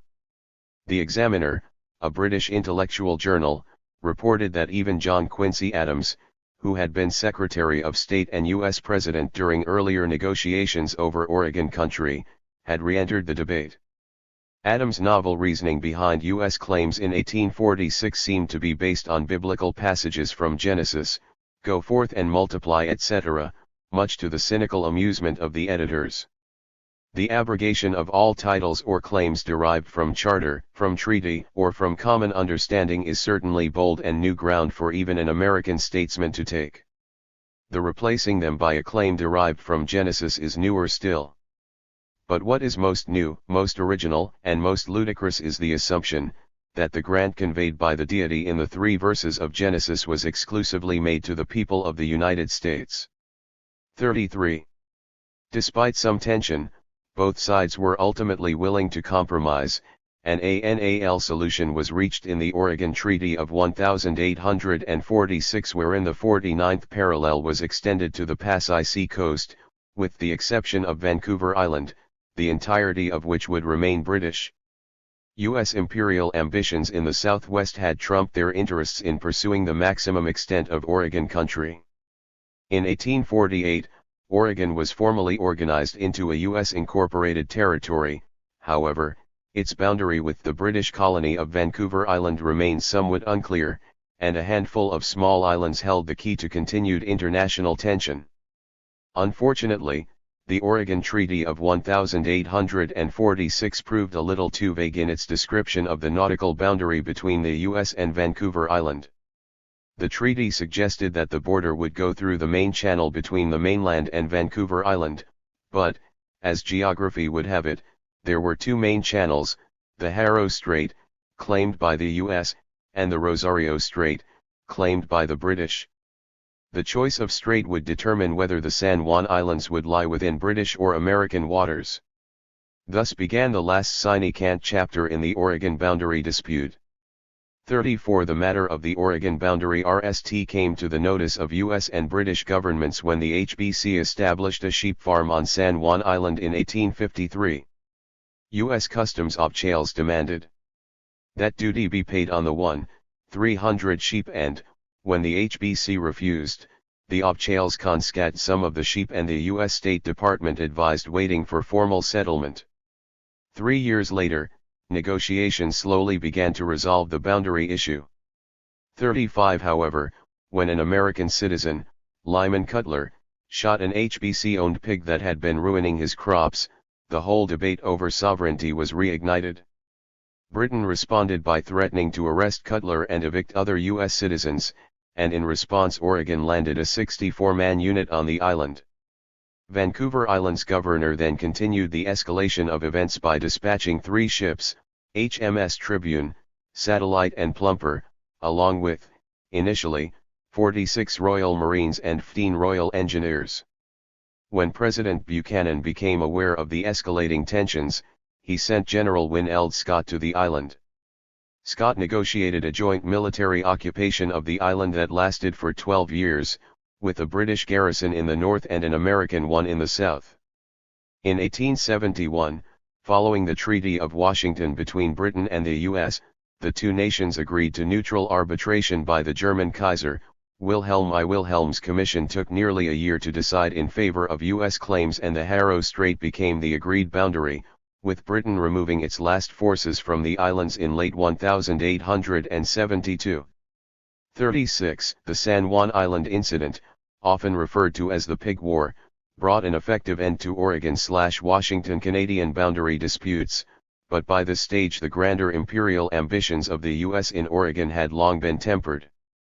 A full-scale war between the U.S. and Britain over Oregon had perhaps only really been likely in the mid-1840s. However, the combined considerations of growing domestic unrest over the issue of slavery's expansion into the territories and the potential of having to GHT two imperialist wars simultaneously had deterred even the pro-expansionist President Polk. By 1872 the old Oregon country had been divided between Britain and Canada decisively. The northern section became the merged colonies of Vancouver Island and British Columbia, joining Canada under the latter name in 1871. The southern portion created the Territory of Washington and the state of Oregon, though some of the remaining land was ceded to Nebraska and Idaho territories during the Civil War years. Only one NAL part of the Canadian border had yet to be ascertained, and that was its western border with Alaska. Alaska. The NAL episode in the United States northern expansion during the 19th century is also the best known, the acquisition of Russia's North American possessions. Russian claims had a long heritage, from the early naval exploration of Mikhail Gvozdev and Vitus Bering, to the right of occupation established by Russian entrepreneurs in the 18th century. Lydia Black suggests that in contrast to the unbridled exploitation of literary and political portrayals of the Russian period in Alaskan history, the actual number of Russians was insignificant, rarely exceeding 500 in total. Indeed, she notes that Russians settling in Alaska seemed more desirous of stability and trading links with native Alaskans than the sort of military confrontation with which the U.S. met the Plains Indians in the 19th century. 37. However, one could argue that the Russian-native-Alaskan relationship was born of necessity more than enlightenment. To look to a parallel a couple of centuries before, the small population of French in North America had forged close relationships with native peoples in order to survive in relatively hostile natural environments and see off competition from European trading competitors. For the still tiny population of Russians in 19th-century Alaska, this situation would have seemed all too familiar. Russian settlement in Alaska dated back to 1784, when Grigory Shelekhov settled in Three Saints Bay on Kodiak Island during the reign of Catherine the Great. Shelekhov and his associate Ivan Golikov set up what became the Russian-American Company, a chartered company of the Russian Empire, not unlike the successful British Hudson's Bay Company. The RAC had a trading monopoly, initially granted in 1799 with a 20-year renewal, with the expectation that the company would bear the costs and responsibility of managing the territory. This represented a turn to Western European methods of governance accelerated under Peter the Great. 38. But despite this large monopoly, the RAC was never a great commercial success and the colony never became self-sufficient, often being forced to expand south to the borders of what was then Spanish California. The RAC also failed to effectively prohibit its competitors from trading with Alaskan natives and therefore increasingly came into con-ICT with the HBC and the Northwest Company of British North America. By the 1840s the commercial questionability of the RAC, coupled with the unpopularity of the company among natives, led Russia to consider the long-term viability of the Alaskan enterprise. 39. The obvious competitors for Russian Alaska were its two nearest neighbors, British North America and the United States. In the Convention of 1825, Britain established, though not entirely definitively, its borders with Russia in North America. Indeed, it was Britain who in one way appeared to have the most likely desire to extend Indians into Alaska, as the HBC had leased substantial swathes of RAC territory in the form of the 1838 Stikine lease. However, as Ian Jackson argues, Given the dubious profitability of the region during the HBC lease years, the British had seen only dim prospects for the region, and by the 1860s the Americans might have been the only credible buyers. 40 twists and turns of European diplomacy also altered the course of the Alaskan situation. The Crimean War, fought between Russia and an alliance of the British, French and Ottomans, played an important role in the eventual sale of Alaska in 1867. During the war, the RAC and HBC agreed a truce, with an assurance that Britain would not invade Alaska. This decision was made largely for the British to maintain U.S. goodwill during the Con-ICT. In the aftermath of the British Allied victory in the Crimean War, the Russians turned their attentions to consolidating their interests in China, annexing the Amurushari region in the years after the war. 41 The enormous debts accrued during the defeat in the Crimea also saw Russia focus on more pro-table trade with the newly opened nation of Japan and seek to avoid the expense of naval patrols needed to maintain the monopoly in Alaska. In 1860 the Russian government decided to alter the RAC lease and remove its monopoly, a deal the RAC declined, leaving Russia with little option but to sell the territory.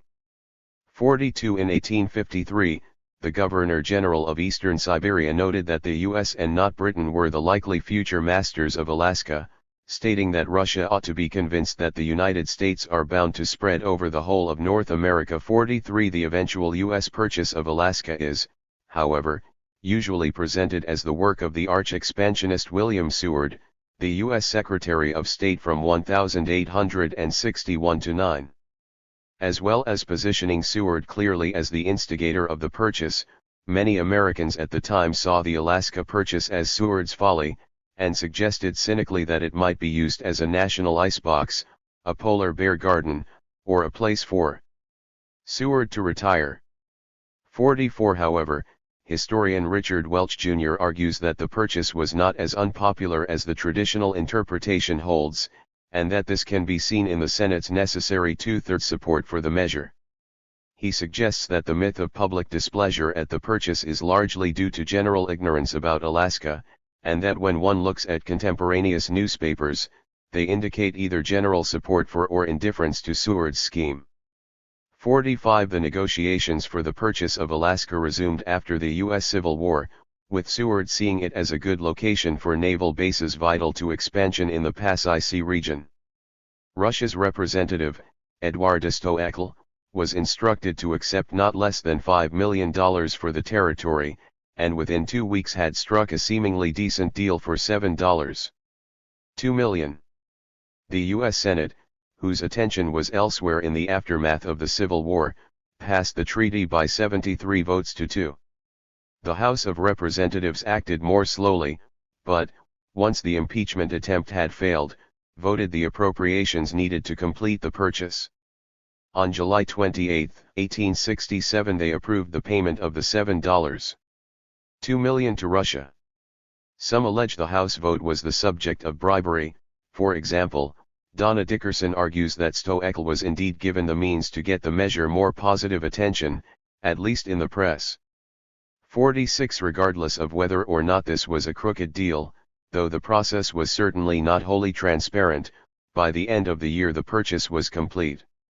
In British North America, the U.S. purchase of Alaska, coupled with other factors such as the prevailing economic climate, led Western Canada to look more favorably at the prospect of U.S. annexation. 47 As the New York Times reported on September 22, 1867. The secret aim and desire of English statesmen has been, of recent years, and is now, to give both the Atlantic and the Pacific provinces the chance of cutting loose from their leading strings. They are an isolated dependency without any of the life-giving subsidies which the Atlantic provinces have been able to rely upon. And in this condition they are as ripe for annexation to the United States as it is well possible to conceive. The purchase by our government of the territory of Alaska, instead of inspiring the British Columbians with any feeling of alarm, has rather given them some share of political courage, and has stimulated their hopes for release, sooner or later, from the bondage of an unnatural colonial connection. Although such reportage sounds like wishful thinking, it did tie into the long-held view in the United States that Canada would ultimately be incorporated into the American empire. After all, this report came only a year after the United States had introduced a bill calling for the annexation of Canada. Such sentiments arose once more during the NAL major episode in the Alaska Tale, the dispute over the Alaska boundary with Canada at the start of the 20th century, when once again the United States sought to expand its imperial reach in the north of the continent. After the completion of the Alaska Purchase, the U.S. government showed little genuine interest in Alaskan affairs, with the small exception of an Organic Act in 1884 which allowed for the gradual establishment of an administration for the District of Alaska.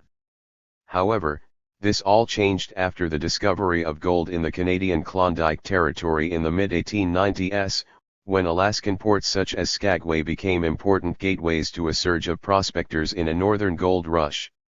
More discoveries followed in Nome and Fairbanks in Alaska itself, and both the British and the Americans became keen to claim the maximum extent of the Pasai Sea coastal ports to which they felt they were entitled. The Anglo-Russian Convention of 1825 had granted only a relatively vague boundary concerning the Alaska Panhandle that trails down the Pasai Sea coast of Canada. A joint commission set up between 1898 and 1899 also failed to come to an agreement, as Canada was determined to control the heads of key fjords on the Pasai Sea coast. In 1903 the US and Britain assembled an international tribunal consisting of 3 Americans, 2 Canadians, and Lord Alverstone, the Lord Chief Justice of England. 48 In the Obchale report of proceedings, what becomes abundantly clear is that it was Alverstone who stopped deadlock in the affair. With the 3 Americans and 2 Canadians maintaining a fairly partisan stance, Alverstone sided more often than not with the Americans. The result was a victory for the U.S., who maintained control of the entrances to key fjords and left only 2 of 4 islands at the mouth of the Portland Canal as Canadian gains. So frustrated were the Canadian contingent, they refused to sign the NAL award and wrote minority opinions in protest. 49. The result of the Alaska boundary dispute was met very differently on either side of the 49th parallel. In the U.S. it was seen as a victory for President Theodore Roosevelt's arbitrators, while in Canada the Prime Minister, Wilfrid Laurier, saw it as making British diplomacy odious to the Canadian people. Traditionally, Canada had tended to portray the deal as a British sellout or a result of Theodore Roosevelt's bullying 50, yet David Haglund and Tudor Oney suggest that the deal was actually an example of Roosevelt acting rather honorably, and Britain striking a decent bargain. 51 These years were a high point in Anglo-American relations, and with the increasingly aggressive Japanese and German empires drifting into America's Pasai Sea concerns by this stage, neither Britain or the United States had much to gain from pushing too hard. The Canadians, however, did not see things this way at all, and U.S. papers such as the Washington Post in October 1903 reported from Vancouver that there is much talk of annexation and of Canada becoming independent, businessmen generally being much dissatisfied at what they denounce as British disregard of Canadian interests to please the United States. It is a matter of comment that loudest among the discontented are Englishmen residing here. Many of them say that Canada will never achieve her greatest possibilities until she becomes a part of the United States. 52. What is clear once more is a call from a rebellious populace seeking annexation by their American neighbor, a theme that recurs in a number of instances explored in this volume. But the United States, as discussed earlier in this chapter, had predicted the inevitability of expansion of the American Empire of Liberty into Canada for over a century, to no avail. Alaska was a slow burner in terms of U.S. imperial interest. Initially seen by Seward's critics as an unnecessary expenditure, it proved over the years to be a canny investment. Not only did the U.S. take territory that might otherwise have been seized by British North America, but, in the very long view, the Cold War might have been even chillier if it had remained in Russian hands until the 20th century. Canada lost out in the Alaska debate, but as historians like Jackson have noted, perhaps in 1867 there was little apparent commercial benefit to the annexation of Alaska from the point of view of Canada's leading economic force in the West, the Hudson's Bay Company. Purchased in 1867, Alaska did not acquire formal territorial status until 1912, and it was only the gold rushes of the 1890s that led the United States to give any serious thought to its future. The Second World War provided the second major period of focus on Alaska, when the territory became renowned for its prime strategic value. As Stephen Haycox and Mary C. Manguzo put it, WW2 changed Alaska even more drastically than the gold rushes. 53 On January 3, 1959, President Eisenhower, the former Supreme Commander of Allied forces during the war, oversaw the admission of Alaska as the 49th state of the Union, after a decade of debate over the suitability for full statehood of the RST non-contiguous state. Overall, the expansion of the United States to the north was achieved through negotiations with Britain and Russia, but notably not Canada. Though the War of 1812 might be given as an exception to this rule, it is certainly possible to see that con-ICT more as one of U.S. frustration at British interference in its affairs than as a war for expansionism. After all, if the War of 1812 is ascribed expansionist motives, it signally failed to achieve its aims. Success was far more evident when the U.S. exerted diplomatic pressure on Britain, encouraged emigration to Oregon, and took fortuitous advantage of the disinterest of others in Alaska. Ultimately, territory in each case explored in this chapter passed bloodlessly from the hands of a European empire into those of an increasingly formidable American one. Chapter 3. Leaving the continent.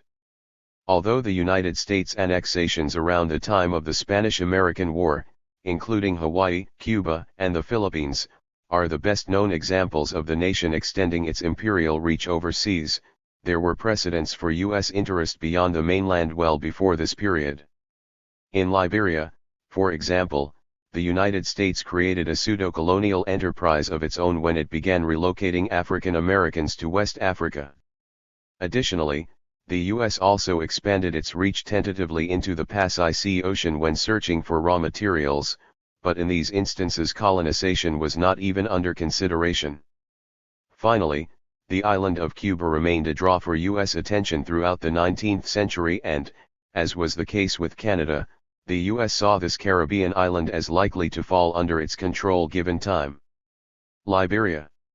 The United States' RST imperialist venture outside of its own hemisphere came with its early 19th century involvement in West Africa. Although there were early attempts to resettle African Americans in Yorubaland, in what later became Nigeria, the RST successful scheme developed in what came to be called Liberia, the land of freedom. The move was not driven directly by the U.S. government, but instead by the American Colonization Society.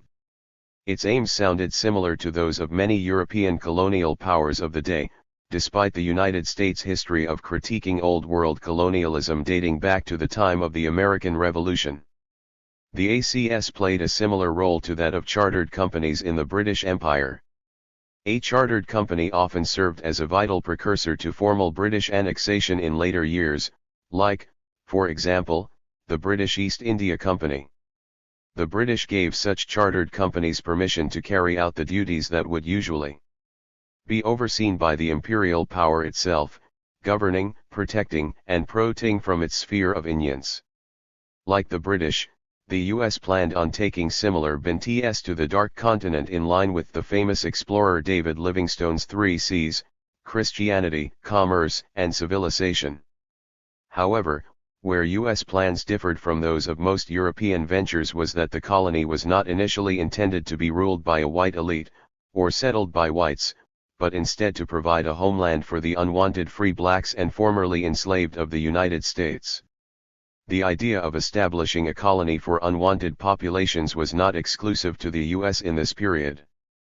Indeed, as a starting venture for U.S. overseas imperialism, this seemed comparable only to one pre-existing venture, the unusual corner of the British Empire that was Sierra Leone. A chartered company, the Sierra Leone Company, had established the Sierra Leone colony and relocated free blacks from Nova Scotia in British North America there. Some years later the British government took formal control of the coastal settlement, annexing the interior as a formal protectorate when the scramble for Africa began in the 1880s. Indeed, so similar was the British colony in Sierra Leone that Thomas Jefferson even considered sending the surfeit-free black population of the United States there instead. One of the reasons such a plan never came to fruition was that the British feared an influx of freedom-loving African Americans might in turn radicalize the blacks of Sierra Leone. The United States, therefore, appeared to be on a similar course. Formed in 1817, the American Colonization Society aimed to establish a homeland in Africa where former slaves in the United States could be repatriated. Abolitionists within the United States were among some of the scheme's earliest adherents, believing that the ACS could one day eliminate slavery in North America, by offering a solution to the potential Negro problem that the abolition of slavery would leave. U.S. churches also supported the venture, as historian Charles Foster argues. So much benevolence in a single package proved irresistible to the churches, which almost unanimously endorsed the Colonization Society though their ecclesiastical bodies. The resettlement seemed to provide a dual function. Firstly, it would give the free blacks the opportunity to spread their Christianized and civilized ways to the inhabitants in their vicinity. Additionally, it would help the United States maintain an orderly society back home without the chaos that many Southern slaveholders predicted if abolition were ever to occur. Indicative of these ideals was one of the scheme's founders, Presbyterian minister Robert Finley of New Jersey. Finley believed that while in an ethnically diverse society, blacks could never be equal, and therefore resettlement in Africa was any solution for both white and black Americans alike. So compelling was the scheme that in 1819 the U.S. Congress went so far as to appropriate $100,000 for the ACS. By 1822 the ACS had established its RST settlement in Monrovia, on Cape Messuradeu, taking its name from U.S. President James Monroe.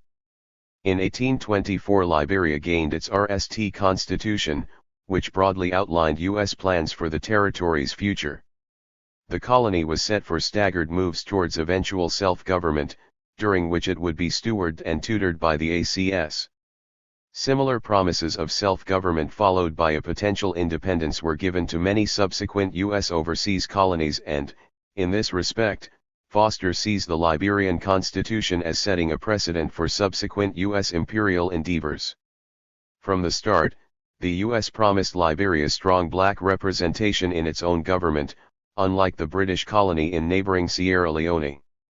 The ACS agent was the only white man in the administration and he controlled the judiciary, minor obchales, and a standing army of 15. If Liberia was to be the start of an overseas U.S. empire, seemingly its government would be one quite different to the many British models in the region. Building upon its early successes, the ACS continued to purchase further lands and expand its foothold in West Africa. As an ACS pamphlet of 1831 detailed, the RST purchased territory presents the form of a tongue of land, 12 miles in extent. In 1825, Mr. Ashman purchased of the natives an extensive and fertile tract of country, extending 9 miles on the coast, from Montserrat to the St. Paul's, and indefinitely in the interior. To the original territory additions have been made, as the growing want of the colony, actual, or anticipated, required.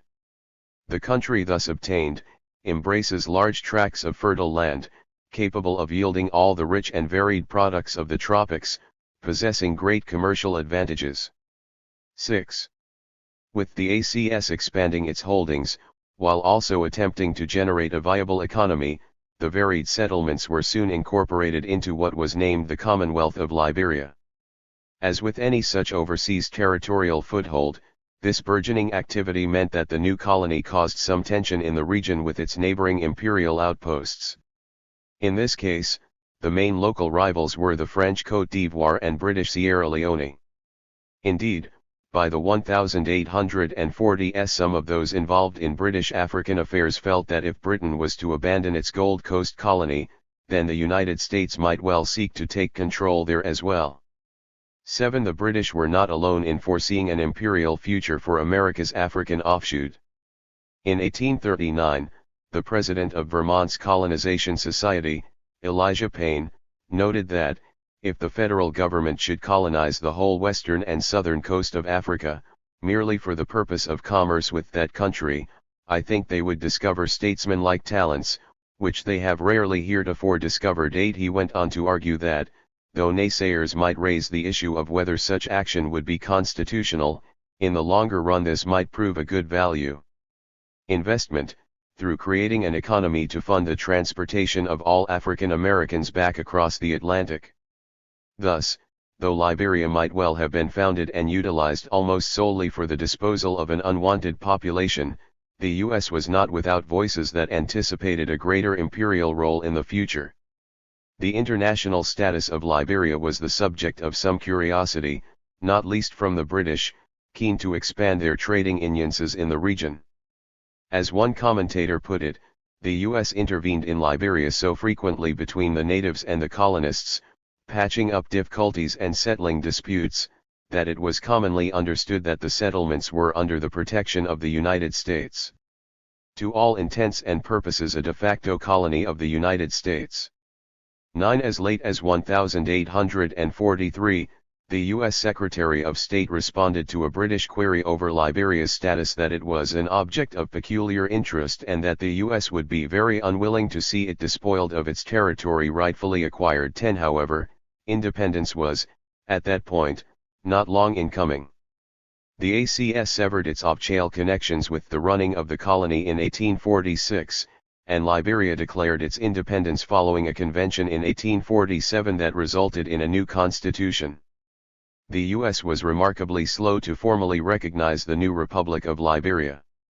Britain was the RST nation to recognize the sovereignty of the new Liberian government, but the United States waited until the midst of the Civil War in 1862 to concede the republican status of what had been close to becoming its RST overseas colony. 11. A key reason for this was that not everybody in the United States would have taken kindly to recognizing a black-run nation. 12. However, even after Liberian independence, the ACS was not niched with its proto-imperial mission. When President Lincoln issued the Emancipation Proclamation in 1863, he might have all but ended slavery in the U.S., but he had not eradicated what many in the divided nation regarded as the problem of the nation's black population.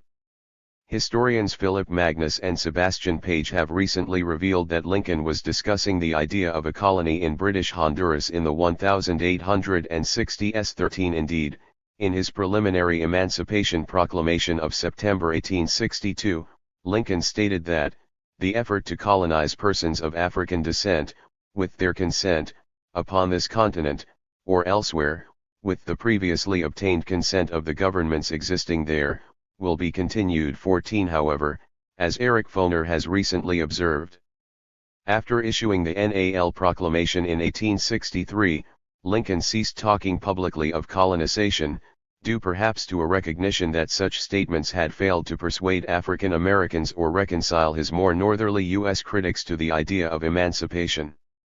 In the following months Lincoln gradually abandoned the idea of colonization, though he remained concerned as to what exactly would happen to formerly enslaved people after the war. 15. In the war's aftermath, the ACS issued an outline for continued efforts to colonize black Americans in Liberia, garnering support from a number of prominent white Southerners, and issuing a new pamphlet entitled Information About Going to Liberia. Civil War General John W. Phelps explained the ongoing Negro problem thus: every sensible Negro must see that it is a great deal easier for him to Christianize and nationalize Africa than it is to Africanize the United States. So long as he remains here he will be a Negro and we shall be Saxons. However, by the end of the 1860s the fortunes of the ACS had waned significantly, as most black and white citizens of the United States did not desire such resettlement. 16.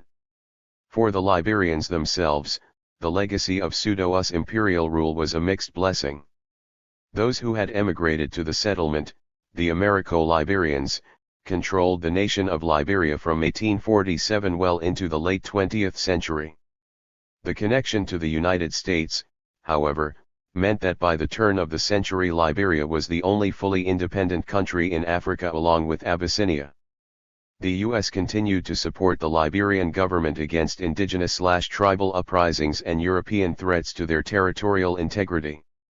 In the case of Liberia, the United States had carried out all the groundwork for imperial expansion, but ultimately chose to reject formal annexation. Unlike expansion into Texas and Oregon, colonization was not to be the chosen method of U.S. imperial expansion overseas. The Guano Islands.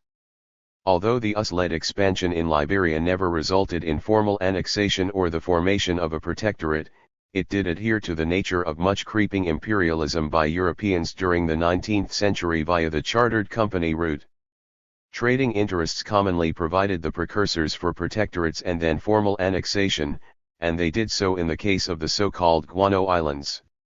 Many standard texts on U.S. expansionism tend to dismiss or footnote the Guano Islands entirely, and move on instead to the 1890s when the more obvious examples of U.S. imperial expansion occurred out with the North American continent. 17 However, where the idea of Liberia as the RST example of U.S. overseas imperialism is not wholly satisfactory, the Guano Islands provide a far more solid specimen of early U.S. imperialism overseas. 18 As Jimmy Skaggs outlines at the start of his volume The Great Guano Rush, guano, as a commodity, became earnestly sought after in the early 19th century, with a veritable global rush seeking the valuable bird droppings that had proved to be a miraculous fertilizer rich with many key soil nutrients, such as phosphates. 19 In this period, the primary source of guano were islands claimed by Peru, a nation that had somewhat cornered the market in this increasingly valuable material. This placed the Peruvians in a position to raise the price accordingly.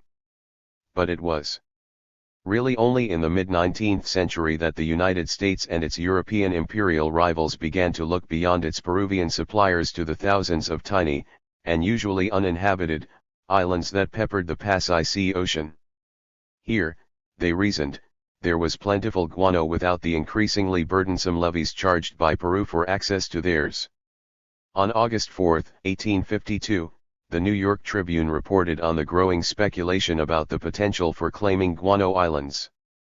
While the English merchants and politicians have been discussing the question of their right to carry away this fertilizing material from these islands, a shrewd Yankee merchant of the city, Mr. A.G. Benson, with his associates, has solved the problem in the usual go-ahead manner of his nation. Having satisfied himself by sufficient inquiry that the guano was good, was inexhaustible, and was accessible, he also satisfied himself fully under the law of nations it belonged to the whole world, and the rest of mankind if they chose to take it away. Mr. Benson has had a correspondence with the government at Washington, and he has not probably gone so deeply into the matter without proper assurances from that quarter that he shall be protected. 20. This extract brings to the fore a number of the issues that arose over the sudden commercial exploration and exploitation of these Pacific Islands. Firstly, that the primary, and often only, motivation behind the territorial expansion was the guano itself. The scattered rocks of the Pacific were not desired for their intrinsic value, natural beauty, or even, in the main, their strategic value. The simple fact was that the U.S. coveted the islands because birds had defecated upon them. However, although in so many ways different from the Liberian venture discussed above, the Guano Islands were also claimed by chartered companies, the RST and foremost of which was the American Guano Company. In the years that followed, there arose a number of rival companies spurred on by the success of the early ventures, such as the U.S. Guano Company, the Phoenix Guano Company and the Pacific Guano Company. As guano fever grew, so did the potential for disputes. For example, in 1854, both U.S. and British traders laid out their claims to Aves Island, an island later claimed by Venezuela, and it was this episode that saw the RST proposed bill that might have extended U.S. sovereignty over a guano island. However, the bill that narrowly passed the U.S. Senate in 1856 dropped the word sovereignty for the word appertaining, a term with no real legal definition. 21 Indeed, appertaining as a legal term proved a conveniently malleable one, later clarified by Attorney General Jeremiah Black, who eventually suggested that actual continuous, exclusive possession was required. 22 On August 18, 1856, President Franklin Pierce signed the Annulist Act that stated, "When any citizen or citizens of the United States may have discovered, or shall hereafter discover, a deposit of guano on any island, rock, or key not within the lawful jurisdiction of any other government, and not occupied by the citizens of any other government, and shall take peaceable possession thereof, and occupy the same, said island, rock, or key may, at the discretion of the President of the United States, be considered as appertaining to the United States." 23. The fourth section of the Act noted that the U.S. would not be bound to retain any guano islands after the guano's removal, but, as the FTH section stressed, the U.S. President was authorized to deploy the armed forces to protect the discoverers of any U.S. guano NDS. The Guano Island Act conferred upon the United States the mantle of empire, and both the passage of the Act and the possessions acquired as a result of it began the passage of off-chain overseas imperialism for the United States. Indeed, Dan O'Connell suggests that, when it came to uninhabited island possessions, the pervasive mood in the United States appeared to be an enthusiastic zeal for these non-contiguous territories. 24. Following the passage of the Act, U.S. forays into overseas imperialism brought it into further contests with its rivals. U.S. claims over Navassa Island in the Caribbean, for example, are still contested by Haiti. Claims over the Johnston Islands brought the U.S. into a dispute with the Kingdom of Hawaii when, following U.S. claims in 1859, Hawaii asserted its own right to the islands, albeit in a somewhat lackluster way. 25. In 1898, the Washington Post reported on an incident at Clipperton Island, 500 miles off of the Pasay coast of Mexico, where the American AG was hauled down and the Mexican AG substituted when guano hunters overstepped the boundaries of the unclaimed clause of the GIA. 26. However, for the most part, the initial theory that the U.S. claimed the Guano Islands simply for the guano appeared true, at least until the 1930s, when the increasingly tense international situation made the U.S. government reconsider their utility. During the New Deal era, President Franklin Roosevelt's administration oversaw a renewed affirmation of U.S. rights over the Guano Islands, many of which had long been exhausted of their precious deposits. As Japan began its relentless attempt to subdue China in the mid-1930s, the United States became aware that the Empire of the Rising Sun was becoming a far more immediate threat in the Pasay Sea. In June 1938, the U.S. Congress formally reasserted all possessory rights over the Guano Islands. The U.S. reclaimed the et ceteras of the Pasay Sea and, in order to show effective occupation of the islands, began to strategically settle small groups of Hawaiians on the islands for the furtherance of their claims. As a 1941 article in the American Journal of International Law noted, in the years immediately prior to U.S. entry to World War II, certain small uninhabited islands in the Pasay Sea Ocean have assumed sudden importance for the British Empire and the United States. 27 With U.S. possessions after 1898 stretching all the way to the South China Sea, the military and strategic importance of the Guano Islands as existing and/or potential Pasay Sea bases became far clearer. One notable strategic island group that rose to particular prominence was Midway Atoll. First claimed in a formal ceremony in August 1867, Midway was placed under the control of the U.S. Navy Department. Like Wake Island, Midway was one of only two tiny U.S. Pasay Sea possessions occupied for reasons other than guano. 28 Midway served primarily as a key coaling port for U.S. ships on the way to Asia, and only grew in importance as the century came to an end. In the early 20th century it became a stopover for the Trans-Pasay Sea telegraph cable. A 1904 article in the New York Times, entitled Lonely Midway Islands, painted a vignette of Sand Island, the most significant in the Midway Atoll, and its 14 inhabitants, who felt that ever since the cable came here we have considered ourselves our country's outpost. The two Chinese settlers among this group were described as the only China pebbles allowed on the beach and, as to the sole woman inhabitant of the island, no queen ever received more homage or more ready and willing obedience. 29 However, by 1935, the same newspaper was heralding the opening of a new airport on Sand Island, as it somewhat inaccurately reported. This tiny dot on the map has now become the newest colony under the Stars and Stripes and is the world's RST Mid-Ocean Air Base.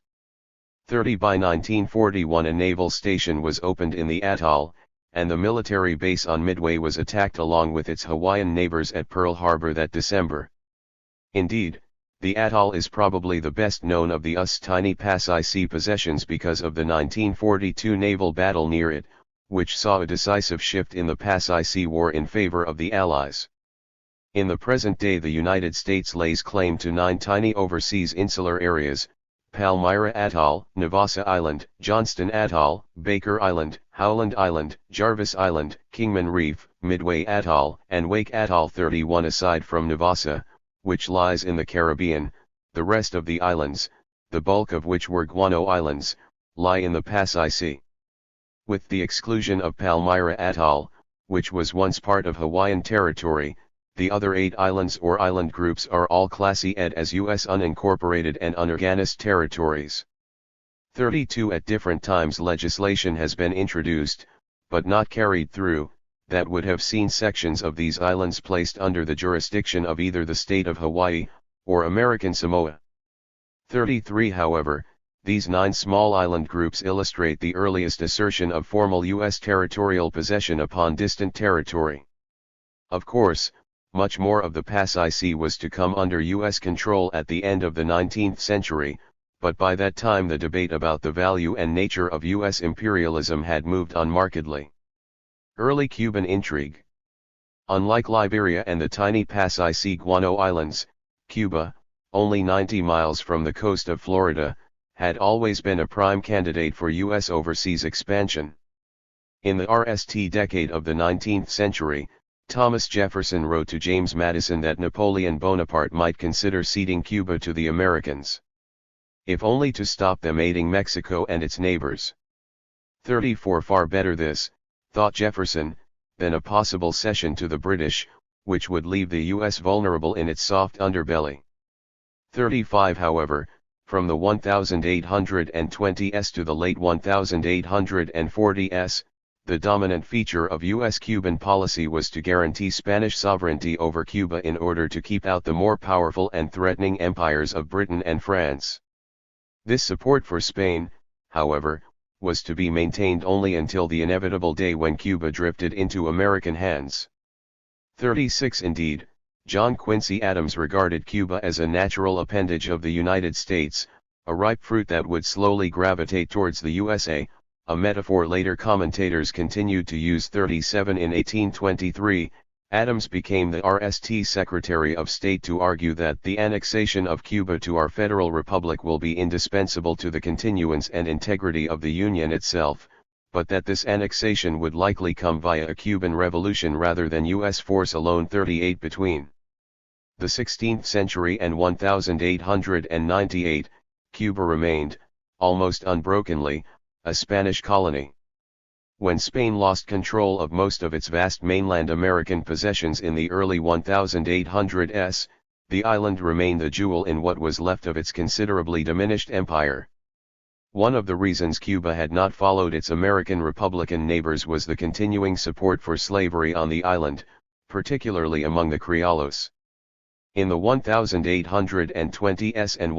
1830s the Criollos, keen to maintain the existing societal structure, began to desire annexation by the United States.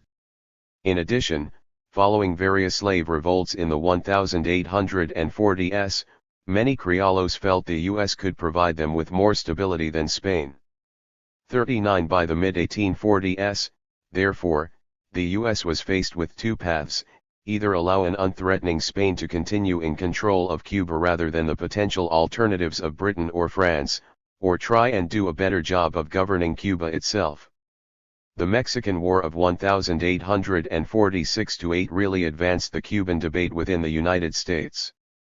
As the U.S. began to take control of swathes of formerly Spanish territory on the continent, many looked to Cuba as another route for territorial expansion. However, such expansion would prove as divisive politically in the U.S. as its continental expansion did. For U.S. Southerners, the fact that the island was well established as a slave territory was a positive factor. When the war ended, the bulk of the new territories acquired under the Treaty of Guadalupe Hidalgo were not fertile ground for the expansion of slavery. As a result, some Southerners pushed for the annexation of Cuba as a route to maintaining the balance between slave and free states once achieved by the Missouri Compromise of 1820, but unsettled by the vast acquisitions of 1848. To Northern abolitionists, Cuba's annexation was anathema for just such reasons. Adding these ideas to the expansionist doctrine of manifest destiny so prevalent in the 1840s, the government's traditional policy of supporting Spanish rule on the island in order to keep out the British and French disintegrated. Indeed, the Jeffersonian Republican noted in June of 1848 that if Polk's successor were to be former Democratic Senator Lewis Cass, then it would be a vote for Cass and Cuba, foreseeing an immediate future where both Oregon and Cuba are ours by conquest. During this same period, Moses Beach, the influential editor of the widely read New York Sun, popularized the idea of Cuban annexation in his paper's editorials, and John O'Sullivan, the journalist who had coined the term manifest destiny, unsuccessfully tried to press Secretary of State Buchanan to take action. However, with the help of Democratic Senator Stephen Douglas, O'Sullivan took the annexation plan to Polk himself, and convinced the president to take the idea to cabinet. Indeed, the information Polk received from the likes of O'Sullivan, especially regarding the potential for an uprising, caused the president to move towards obtaining Cuba. 41 Polk decided against forceful annexation, instead favoring purchase of the island. The eventual offer was for $100 million, an offer that was RMLY rejected by the Spanish, whose foreign minister informed the U.S. that they would rather see it sunk in the ocean. 42 Much of the attention on Cuba and its potential for annexation centered upon the idea of a popular revolt in Cuba, which the U.S. could then seize as an opportunity to invade. 43 The gearhead of the planned insurrection was Narciso Lopez, a Venezuelan who sought to seize Cuba away from the Spanish and maintain slavery on the island. In the eyes of covetous U.S. Southerners, Lopez was the perfect man for the job. He aimed to lead a filibuster to oust the Spanish, but neither Polk nor his two Whig successors accepted Lopez's idea. Notwithstanding this lack of support, Lopez attempted to carry out his plans in 1849 and the U.S. stopped him. His efforts were nicknamed buffalo hunts by the U.S. press and, as Tom Chaffin notes, were seldom covered. 44 Lopez tried once more in 1850, when there was again no popular rising in support of his efforts, and one NAL time in 1851, when he was nearly captured by the Spanish and executed. However, his exertions had elicited some sympathy in the U.S. South, resulting in riots against Spain in both New Orleans and Mobile. 45 With this in mind, it is unsurprising that the U.S. government had used a number of tactics to try and suppress Lopez, ranging from criminal indictments to use of the U.S. Navy. 46 The Whigs were the anti-expansionist party of the era, having warned against the dangers of the Mexican-American War, and they were particularly determined to stop forceful acquisitions of territory and maintain existing neutrality laws. 47 The antics of Lopez and the temptation of Cuba might have engendered some support in the U.S. South, but it would clearly have needed a Democratic president to bring about its annexation. The cause of U.S. imperial expansion into Cuba was awaiting a sympathetic ear in the White House. With the election of Democrat Franklin Pierce in 1852, the expansionists had a president who was RMLY on their side, along with an even more fervent Secretary of State in the guise of William Marcy. Pierce's appointee as minister to Spain, Pierre Sol, was also an expansionist, his primary goal being the acquisition of Cuba. 48 Relations with Spain deteriorated quickly under Pierce's administration, partially due to resentment at the increasing commercial interests of the U.S. in the island, and reached a dangerous brink at the end of Pierce's RST year in office. In February 1854, Cuba seized the U.S. cotton-carrying vessel Black Warrior on the grounds that it had violated harbor regulations, and U.S. Southerners soon called for war. Pierce considered military action, but RST instructed Sol to seek reparations from Spain. Sol took this a step further than his remit allowed, telling Spain that it must respond within 48 hours and that the Cuban officials responsible should be dismissed, demands which Spain matter-of-factly ignored. 49 However, the Black Warrior affair was not the last failure of U.S. diplomacy that had Sol at its heart. A more well-known incident in this era was that of the doomed Ostend Manifesto in April 1854. Marcy had authorized Sol to offer up to $130 million to Spain for Cuba and, if this failed, to direct your efforts to the next desirable object, being Cuban liberation from Spain and any other European Indians. The result of Marcy's instructions, and his other suggestion to meet with the U.S. ministers to Britain and France, were some of the worst-kept secret meetings in U.S. history, causing a contemporary to note that the U.S. had planned a burglary of great proportions and published a prospectus in advance. 50 The manifesto stated that Cuba was essential to the security of the United States and that, if Spain would not sell the island, the U.S. was within its rights to wrest the island from Spain. Immediate acquisition by our government is of paramount importance. 51 The results of these discussions met with terse criticism from the New York press, who branded the negotiations atrocious and buccaneering. 52 However, had Sol and the manifesto been successful, he would have been reckoned by his contemporaries as one of the shrewdest and boldest American ministers of his time, one who understood the secret of dealing with Spain. 53 Nevertheless, the Ostend Manifesto's aims were not achieved, and the diplomatic and domestic upheaval caused by its widely reported goals did not provide a lip for Pierce's administration as it approached the 1854 midterms. Pierce's administration might have considered war with Cuba over the Black Warrior affair, and the purchase of the island in the Ostend Manifesto, but the president also gave the go-ahead to lie-bustering efforts, particularly one led by John Quitman, the former pro-slavery governor of Mississippi. Correspondence suggests that Senator Stephen Douglas had assured Quitman the president would not stand in his way were he to launch a lie-bustering campaign against Cuba, though he should keep its preparation low-key.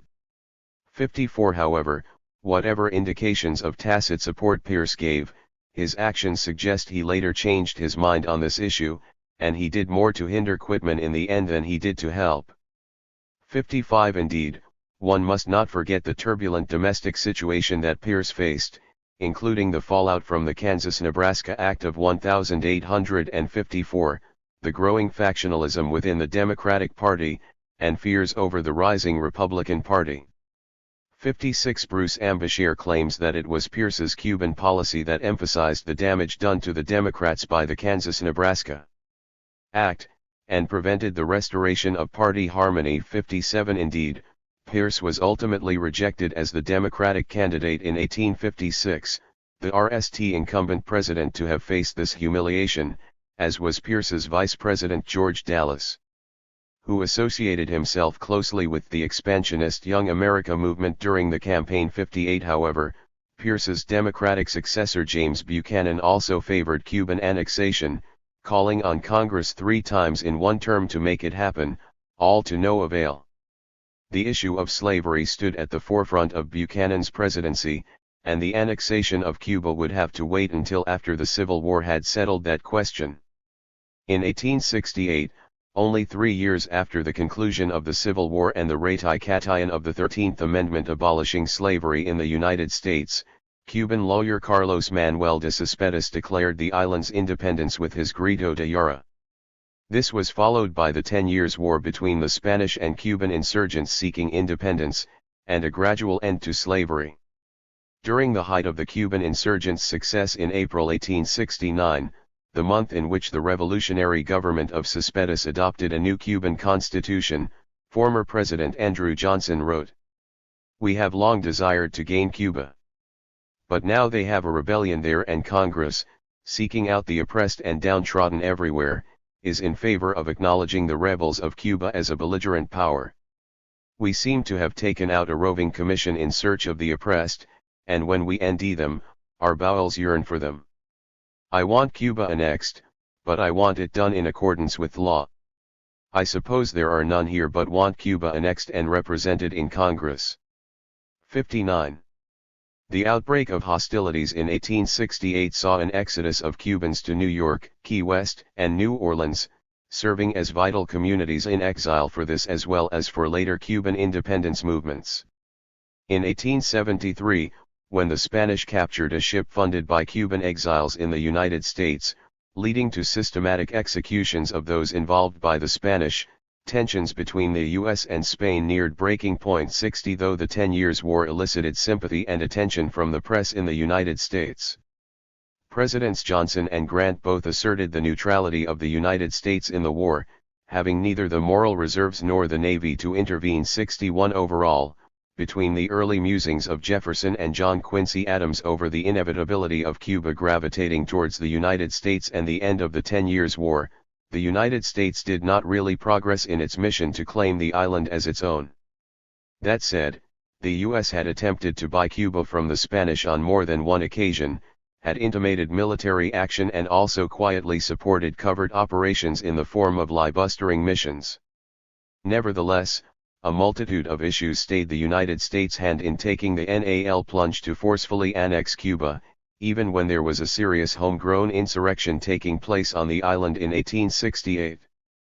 Prior to 1861, in aiming the slavery question was a key issue. However, following the abolition of slavery in the United States, and the only partial emancipation of slaves by the Spanish at the end of the 10 Years' War, the abolition of slavery might well have become the rallying cry for annexationists instead. The primary supporters of Cuban annexation in the early 19th century had been Southern whites, keen to add another slave state to the Union, but in the years that led up to the annexation of Cuba in 1898, the debate took an altogether different turn. It is clear from the examples explored here that U.S. overseas imperialism had its roots far earlier in the 19th century than the Spanish-American War. The Guano Islands were the United States' RST formal overseas acquisitions, and the Guano Island Act of 1856 set interesting precedents for treating overseas territorial possessions differently from continental ones. Although the U.S. never formally annexed Liberia, preferring instead to control it through a private company, it offers a unique example of an untaken path for American imperialism, as an overseas settler colonial power. In North America, the settlement of U.S. citizens had often preceded annexation, yet future U.S. annexations were of territories that were either uninhabited, or, in the majority of cases, already populated, with no efforts being made to displace or replace their existing inhabitants. Finally, there is Cuba. Though the U.S. did not successfully acquire the island in the period explored here, the U.S. had looked to Cuba consistently as an almost inevitable future possession, in a similar manner to its attitude towards Canada. Combined, these three irritations with overseas imperial expansion help provide a more rounded context for considering the debates that arose around 1898 regarding the annexations of Hawaii and the former Spanish colonies. American overseas imperialism did not suddenly arise as an issue in the 1890s, its pedigree was far older than that. Chapter 4. A Two-Ocean Empire. In the years leading up to the Spanish-American War, the mood in the United States shifted markedly, not only towards the sort of intervention in a Cuban rebellion that had been avoided in earlier decades, but towards annexation. Where the U.S. had set a precedent for taking possession of overseas territories with the largely uninhabited Guano Islands, the period around 1898 saw the U.S. take control of far more populous insular possessions. Hawaii proved to be the RST in a rapid succession of annexations that led to substantial growth of the American empire overseas. In response, the period also saw the rise of a strong anti-imperialist movement that questioned how a nation founded on a rejection of empire could wear with pride such an overtly imperialist mantle. Hawaii might have been the vanguard of this major phase of overseas expansionism, yet its annexation also represented the end of a system that had been in place since the birth of the United States. It was the last territory to be fully incorporated into the United States and later become a state in its own right. The Spanish-American War not only set in place the perfect circumstances for expansion of the American empire, but it also proved to be the catalyst for a major recalibration of how American imperialism would look and operate as a new century dawned. Hawaii. European knowledge of the remote island kingdom of Hawaii dates back to the discovery of the islands by British Captain James Cook in 1778, 2 years after the U.S. Declaration of Independence. The attention of the United States turned to the archipelago not long thereafter. U.S. interest in Hawaii grew and strengthened in tandem with the growth of its mainland empire and, during the post-Mexican War era of the mid-19th century, the United States made its RST attempt to take formal control of the islands. Although it was the Spanish-American War that ultimately tipped the balance in favor of annexation, the decision should not be included simplistically as part of the same wave of Pacific annexations that occurred during and shortly after 1898. After all, interest in Hawaii from early missionaries, businessmen, and expansionist politicians far predated any interest in Guam or the Philippines. By 1800 Honolulu had become the main stopover for American ships, where an early interest in furs was soon superseded by the whaling industry in the Pacific and the archipelago's lucrative cultivation of sandalwood. One as early as the 1820s, the British, whose foreign Indians in the islands predominated, were well aware that Hawaii's utility as a trans-Pacific coaling station would prove attractive to the growing empires of the United States and Russia. Aside from traders, the other significant group of early U.S. migrants to the Kingdom of Hawaii were missionaries.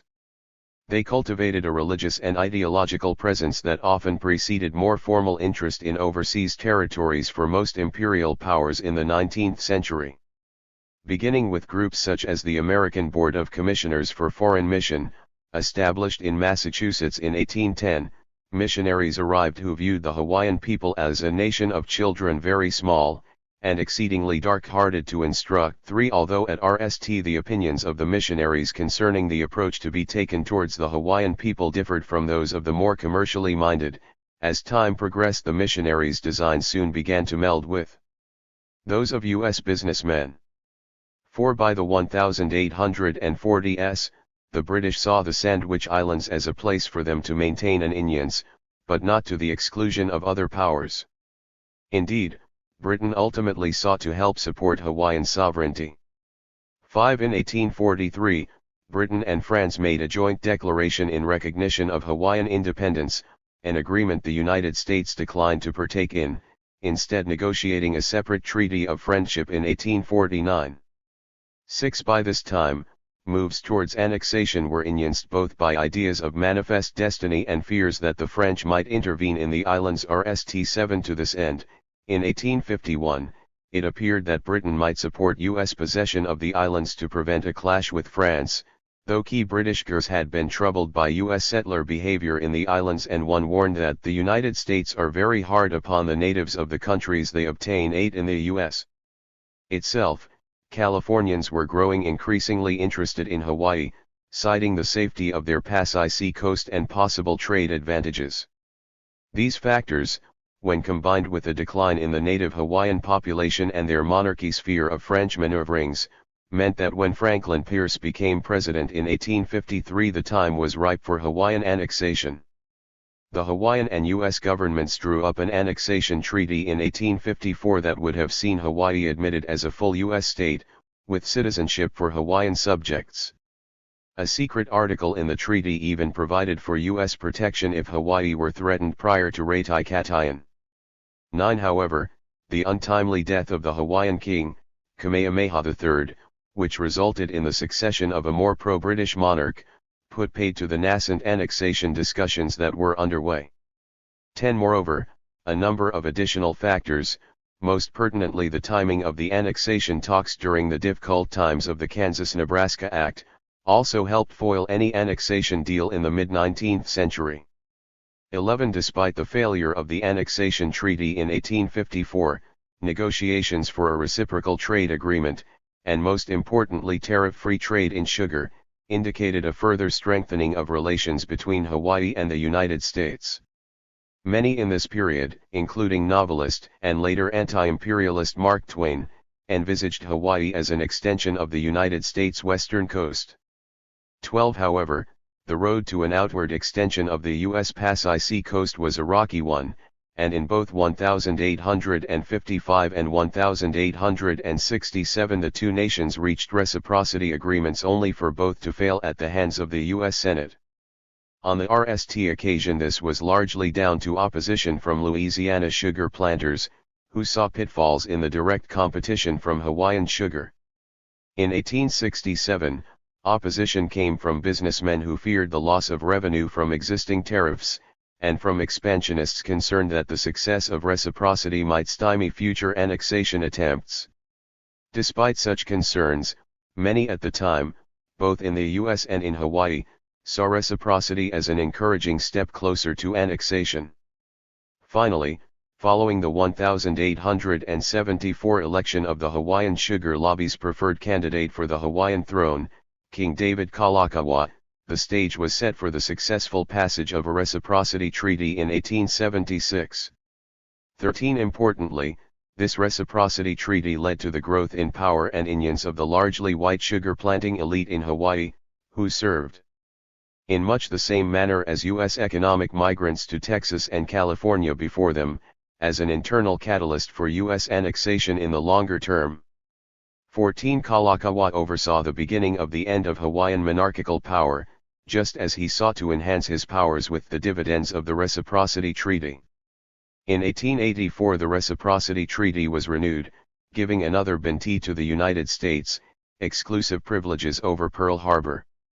However, in the wake of this new agreement, the powerful US-led sugar lobby in the islands also forced the king to enact a new constitution, the 1887 Bayonet Constitution, under threat of armed rebellion. This new constitution led to a further increase in power for the white elite in the government of Hawaii.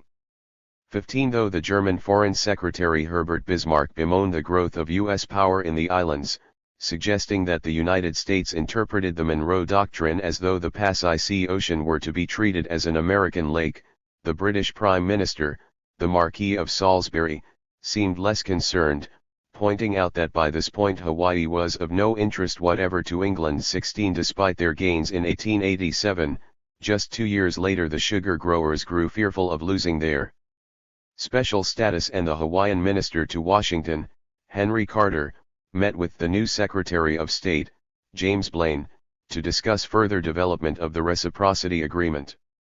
Blaine sought increased control over Pearl Harbor, and supported moves towards establishing a protectorate in Hawaii that would forbid the Hawaiians from entering external treaties without U.S. approval and permit U.S. troops to land in the islands to protect their sovereignty. 17 The Hawaiian monarch felt alarmed by the latter provision, and eventually renegotiated the Carter-Blaine Treaty of 1889 to include the former provisions, but exclude permission for the U.S. to land troops in Hawaii for its own protection. The agreements of 1887 and 1889, however, proved remarkably short-lived in their effects. In 1890, the new McKinley Tariff Act saw sugar placed on the general U.S. tariff-free list, with the subsidy for U.S. growers further nullifying the favored status that the 1887 Reciprocity Treaty had established for Hawaii. These measures ultimately led to an economic downturn in the islands. 18 In 1890 Kalakaua traveled to the United States, causing some apprehension among the Canadian government, who felt that the U.S. might use the visit to pressure the king into permitting U.S. annexation of his kingdom. However, the king's death in San Francisco the following January put an end to this particular concern. 19 King Kalakaua was succeeded by his sister, Queen Liliuokalani, who acceded to the throne in a time of increasing economic hardship. The McKinley Tariff had a devastating effect on the Hawaiian sugar planter elite and renewed their enthusiasm for U.S. annexation of the islands, leading to overtures to the U.S. government from a secret annexationist club in the islands. The white planters in the islands distrusted the new, seemingly authoritarian and nationalistic queen, who they suspected was enthralled to a Tahitian favorite and his allies, all of whom were decidedly anti-American. Moreover, the attitude of the U.S. government of the time became increasingly annexationist once again, with Secretary Blaine writing in August of 1891 that only 3 insular territories would be of value to the U.S., Cuba, Puerto Rico, and Hawaii. Blaine saw Hawaii as the only territory likely to arise as a realistic proposition within his generation, noting, "Hawaii may come up for decision at any unexpected hour and I hope we will be prepared to decide in the affirmative." 21 Although Blaine was not in office to seize the moment when it arrived in January 1893, he had been replaced by an equally dedicated expansionist, John W. Foster. Guided by both a belief in a civilizing mission in Hawaii, whose declining population he attributed to racial backwardness, and in the concept of manifest destiny, Foster was fully aware that his party's loss in the 1892 presidential election made annexation a highly unlikely prospect. 22 Despite Foster's inklings, the issue of annexation did indeed arise during the lame duck period of Benjamin Harrison's presidency in early 1893. In response to a new constitution that aimed to be more favorable to native Hawaiians, the white planter elite rose up, with the support of U.S. Marines, to overthrow the Queen and declare an American protectorate. However, despite most within the international community accepting U.S. annexation of the islands as a fait accompli, the suspected complicity in the coup of John Stevens and the U.S. State Department concerned many within the United States itself. To counter this, and to try and gain Senate consent before Democrat Grover Cleveland assumed the presidency on March 4, 1893, Foster did his best to remove any clauses and requests in the annexation treaty that might delay Senate ratification. However, defeat was ultimately snatched from the jaws of victory when Cleveland came to office and withdrew the treaty from Senate consideration. Cleveland then sent Congressman James Blount to Hawaii to investigate the situation, and when Blount later reported irregularities in the annexation agreement and that Hawaiians generally supported the Queen, Cleveland announced that the United States would not annex Hawaii. 23 On July 4, 1894 the Republic of Hawaii was pronounced, and the question of annexation was again delayed for future reconsideration. Why Hawaii was eventually annexed in 1898 is a question that still divides historians, many of whom have looked to the divided anti-imperialist lobby in the United States and the Spanish-American War of 1898 for answers. 24 Thomas Osborne contends that most historians consider the war as the primary motivation for eventual annexation, but he argues instead that trade was the primary reason. Osborne suggests that the arguments behind military contingency as a primary factor, including that Hawaii was essential to supporting U.S. troops in the Philippines and protecting the U.S. Pacific coast, are found wanting when the contemporary debate is studied more critically, and that the military connection was actually an indirect one. Instead he posits that, more importantly for policymakers, the annexation of Hawaii was the key to developing the China market and consolidating control of Pearl Harbor for the future. 25 However, William Morgan has challenged Osborne's viewpoint, and instead looks to a variety of factors, global, national and local, which contributed to the debate over Hawaiian annexation in the period 1893–8. Morgan highlights key, and often underplayed, themes such as an enhanced appreciation of Hawaii's naval strategic value, the competition for power within Hawaii between native peoples, whites and Asians, and particularly the role of Japan and the 1897 US-Japan crisis. 26 Ultimately, it was these naval strategic concerns, emphasized by the Spanish-American War, that pushed the U.S. government into taking decisive action in Hawaii after decades of vacillation. 27 President William McKinley Nally took the decision to annex Hawaii in 1898, in spite of opposition from US-based sugar planters and those on the Pacific coast who feared an influx of Asiatic laborers. 28 The onset of the Spanish-American War in April 1898 was integral to securing congressional support for Hawaiian annexation, though this still had to be done by a joint resolution of Congress, the same measure used to secure Texan annexation, since a treaty was unlikely to pass the U.S. Senate where opposition came mainly from Southern, Western and Democratic members. 29 Oddly, even some later leaders of the anti-imperialist movement, such as Republican Senator George F. Hoar, favored the annexation of Hawaii for reasons of defense. Hoar told the Senate that he believed, in the case of Hawaii, the fear of imperialism is needless alarm, but as Foster Ria Dulles argues, Hoar was absolutely wrong, and the annexation of Hawaii instead set a powerful precedent for future annexations. 30 President McKinley Nally signed the resolution on July 7, 1898, formally securing Hawaii for the United States in August of that year. 31 However, though Hawaii eventually gained statehood in 1959 along with Alaska, future annexations did not lead to future states.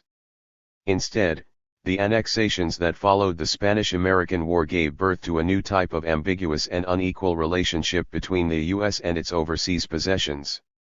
The Spanish-American War. At the heart of many traditional narratives of United States imperialism is the idea that the U.S. only really became an empire in 1898, in line with the aberration thesis of historian Samuel Flagg Bemis. 32 Although this was the year in which the U.S. annexed Hawaii, the main reason for the focus on 1898 is that it was the year the U.S. took control of the remaining overseas colonies of Spain after victory in the short Spanish-American War.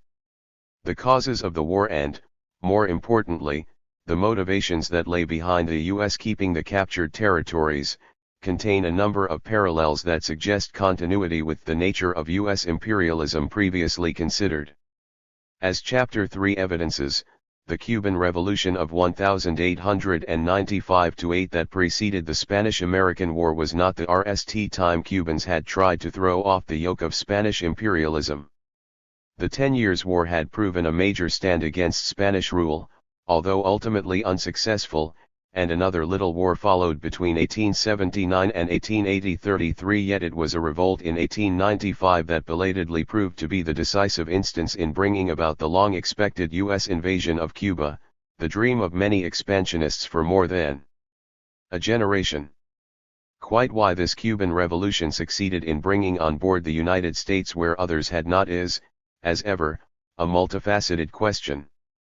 34 Although the 1895 revolution involved many of the same groups that had taken part in the 10 Years' War, some key changes had taken place in Cuba in the interim: the abolition of slavery, and a subsequent rationalization and mechanization of the sugar industry on the island, had seen a substantial increase in U.S. investment in the island's economy. The political frustrations left unaddressed after 1878 and 1880, and exacerbated by economic fluctuations and disparities, led to the formation of José Martí's Cuban Revolutionary Party and eventual demands for freedom rather than autonomy, with their calls of Cuba Libre. 35 However, the day after the full revolution began on February 24, 1895, U.S. newspapers gave no indication that a moment that would be enshrined in history books as a starting point, a sine qua non moment, a date, had passed. And for some time to come the U.S. regarded this revolution as yet another bout of familiar Cuban upheaval. 36 However, the war that followed was markedly different, especially when it came to the role of the United States.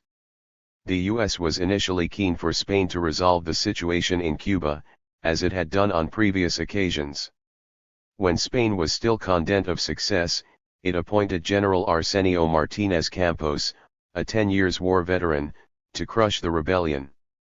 Initially sent with views towards reconciliation, Campos failed to adapt to the guerrilla and economic warfare of the Cuban rebels and resigned in January 1896, a grave disappointment to his masters. 37 Campos was soon replaced with the altogether different General Valeriano Weyler y Nicolau, whose much more aggressive approach earned him the sobriquet of the Butcher, a title that he had more than merited for his previous brutal counterinsurgency work in the 10 Years' War as well as other postings prior to 1895. 38 Weyler was disdainful of Campos's benevolent style, and set about reorganizing the Spanish army and intelligence services in Cuba as soon as he arrived in the islands. 39 Weyler famously used reconcentrados to resettle rural Cubans and undermine support for rebels while desolating the remaining countryside, tactics that were forerunners of those used by the British during the latter stages of the Second Boer War. Such tactics caused shock and outrage in the United States, leading to calls for U.S. intervention to stop the Spanish atrocities. Although the Spanish later recalled Weyler and introduced reforms towards increased self-government, these changes came too late in the day to pacify Cuban rebels. Furthermore, Cuban supporters in the U.S. continued to propagandize the rebels' plight, while the insurgents themselves destroyed U.S. property interests in Cuba in the hope of forcing an intervention from the United States. 40 historian David Healy argues that had the American public in 1898 seen no national advantage in imperialism, they would never have embarked upon it merely to do good, yet, had they seen no good in it, it is extremely doubtful that enough of them could have been persuaded to support it only for the sake of expediency. 41 Similarly, the editors of one collected edition on the events of 1898 contend that the reasons for U.S. intervention in what was a Spanish imperial matter continue to be the subject of some dispute among historians. From one angle, the motivations were economic, the need for stability in a country with a sugar industry in which U.S. businesses had substantial investments. From another, there is a need to contend with the view that the U.S. saw itself as the harbinger of democracy and freedom, coupled awkwardly with ideas of racial superiority. Aside from these were additional concerns, such as strategic and military anxieties. 42 Beyond these longer-term motivations for intervention, there was the more immediate impact of William McKinley's election victory in 1896, bringing the largely pro-imperialist party, the Republicans, back into office. McKinley's election brought about the somewhat begrudged rise of Theodore Roosevelt and led to heightened onions for proponents of a large policy of U.S. expansion. 43 Indeed, the role of the charismatic and media-savvy Roosevelt should not go understated, and his actions across this period consistently underlined his determination to advance American imperialism in the most single-minded manner. The Republican victory of 1896, and with it the rise of its substantial imperialist faction, was the most significant factor in nally bringing about U.S. intervention in Cuba. Although to suggest that there was any single overriding cause of the Spanish-American War is to oversimplify, there were some obvious catalysts. One of these was the so-called yellow or sensationalist journalism propagated by the editors William Randolph Hearst and Joseph Pulitzer and their New York-based newspapers. In a bid to sell papers, both publishers reveled in the shocking stories that emanated from the Cuban Revolution, and actively sought the harrowing details Cuban sympathizers were so willing to supply. So keen was Hearst on the Cuban con-ICT that he is supposed to have instructed artist Frederick Remington in Cuba, "You furnish the pictures and I'll furnish the war." 44 These editors sent famous writers and artists to Cuba to cover the Cuban con-ICT, the RST in U.S. history to be covered with both still photography and moving images.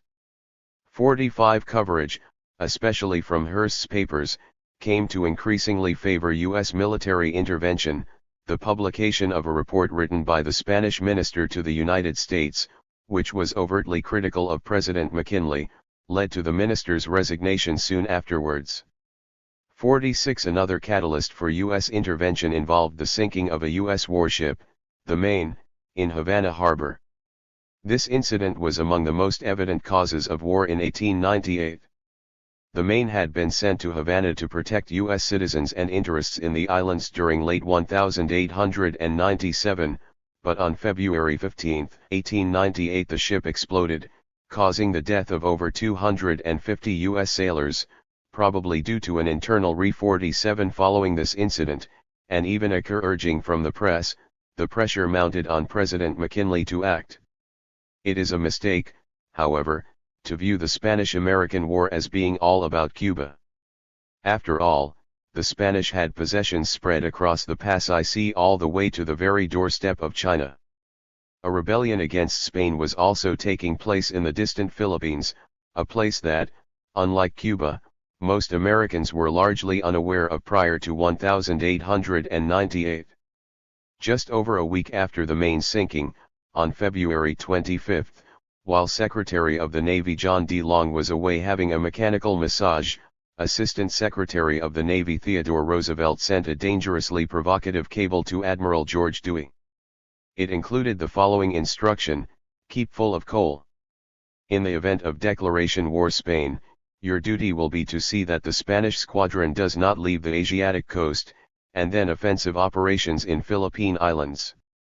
48 However, though the chain of events suggests that Roosevelt was the instigator of an attack on the 79 80 Philippines, he was merely amplifying what had always been an element of the war plan. 49 Despite such actions, and the fact that Roosevelt held those who vied for peace at any cost in disdain, McKinley's efforts to avoid war continued. These included yet another proposal to buy Cuba, though this did not gain congressional support, and a proposed indemnity from Spain in compensation for the sinking of the Maine. 50 However, all of these proved to no avail, and the Spanish, unwilling to guarantee Cuban independence, could only compromise so far as suggesting for Cuba something akin to the autonomy given at this time to Canada by the British. A weary McKinley, after further last-ditch attempts at avoiding armed conflict, accepted the inevitable, and on April 11, 1898 asked Congress for a declaration of war. 51 The so-called Splendid Little War was all over by August of the same year, and the Spanish Empire was in American hands. McKinley's views on the war have been the subject of some dispute among historians, and, as Ephraim Smith suggests, much of this is down to the paucity of information on McKinley's personal opinions. For Smith, the burden of proof rests with those who have portrayed McKinley as a clever or condensed imperialist. 52 Walter Lafebre sees McKinley as determined to control foreign policy, basically opposed to war, but keen on the results that war would bring. 53 Ernest May's presentation of McKinley is that he gauged public opinion regarding intervention and anti-imperialism, and found the former to be the more popular.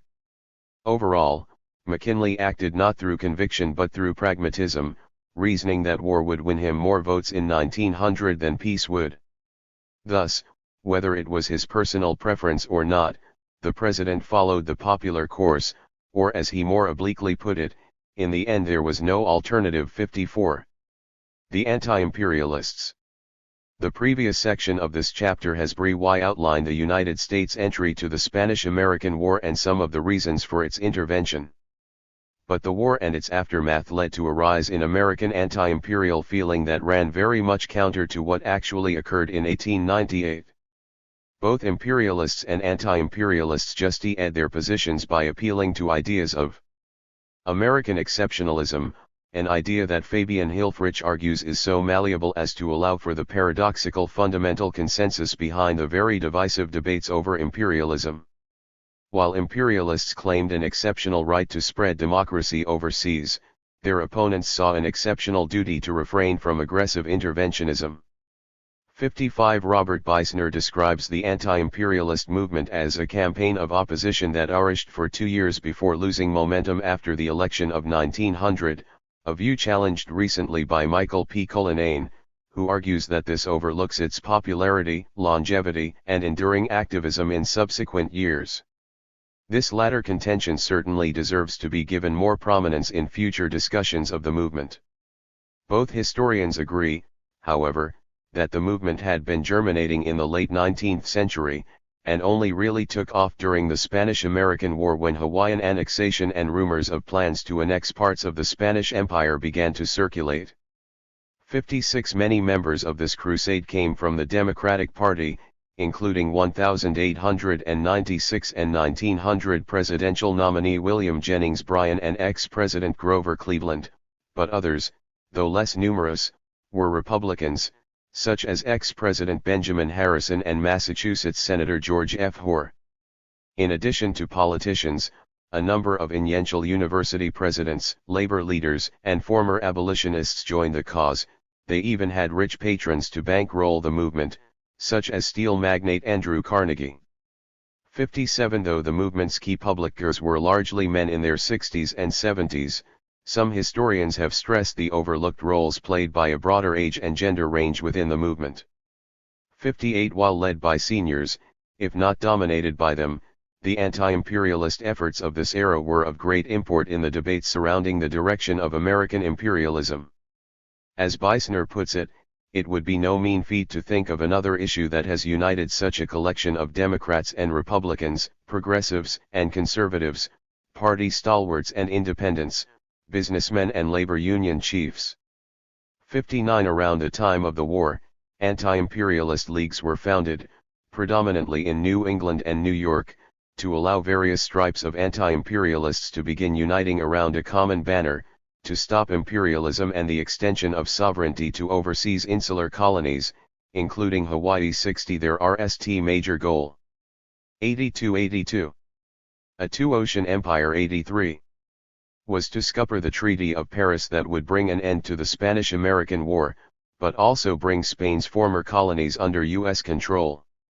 Article 2 of the treaty called for Spain to cede Puerto Rico and other islands now under Spanish sovereignty in the West Indies, and the island of Guam in the Marianas or Ladrones, and Article 3 would see the purchase of the more distant Philippine archipelago for $20 million.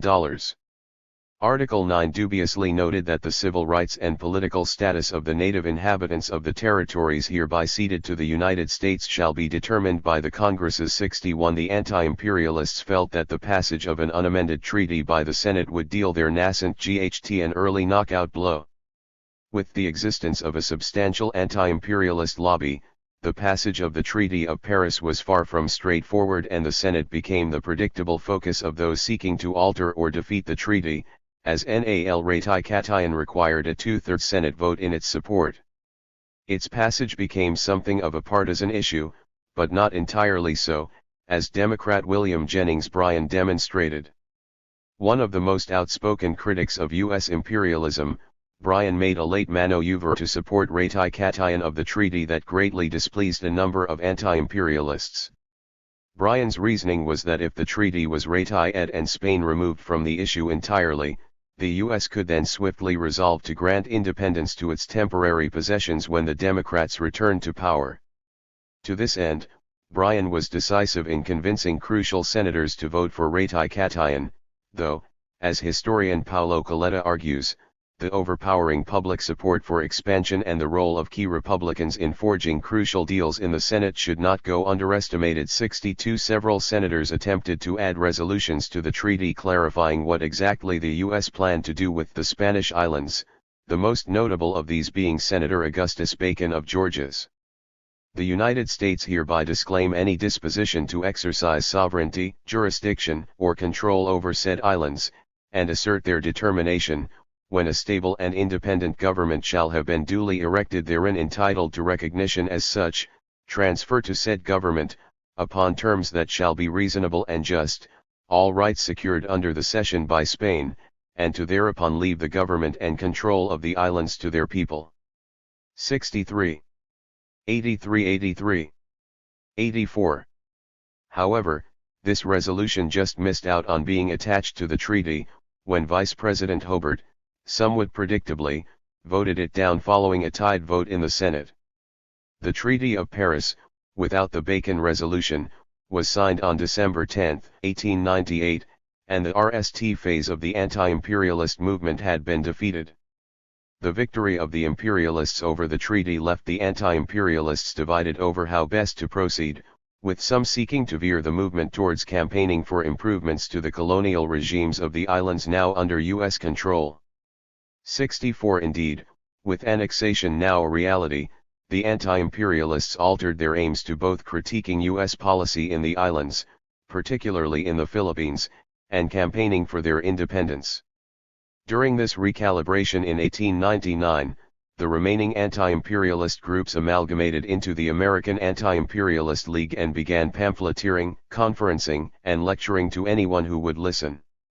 65 However, like the movements before it, the AL was too heterogeneous in membership ever to speak with a single voice, meaning that valid generalizations about it are correspondingly difficult to formulate. 66 For example, there were those within the campaign, such as Cleveland and Carnegie, who supported imperial expansion by non-colonial means, but the key, New England-based leaders of the movement did not agree with this viewpoint at all. 67 The variety of reasons offered in opposition to American imperialism paralleled the diversity of pro-imperial arguments.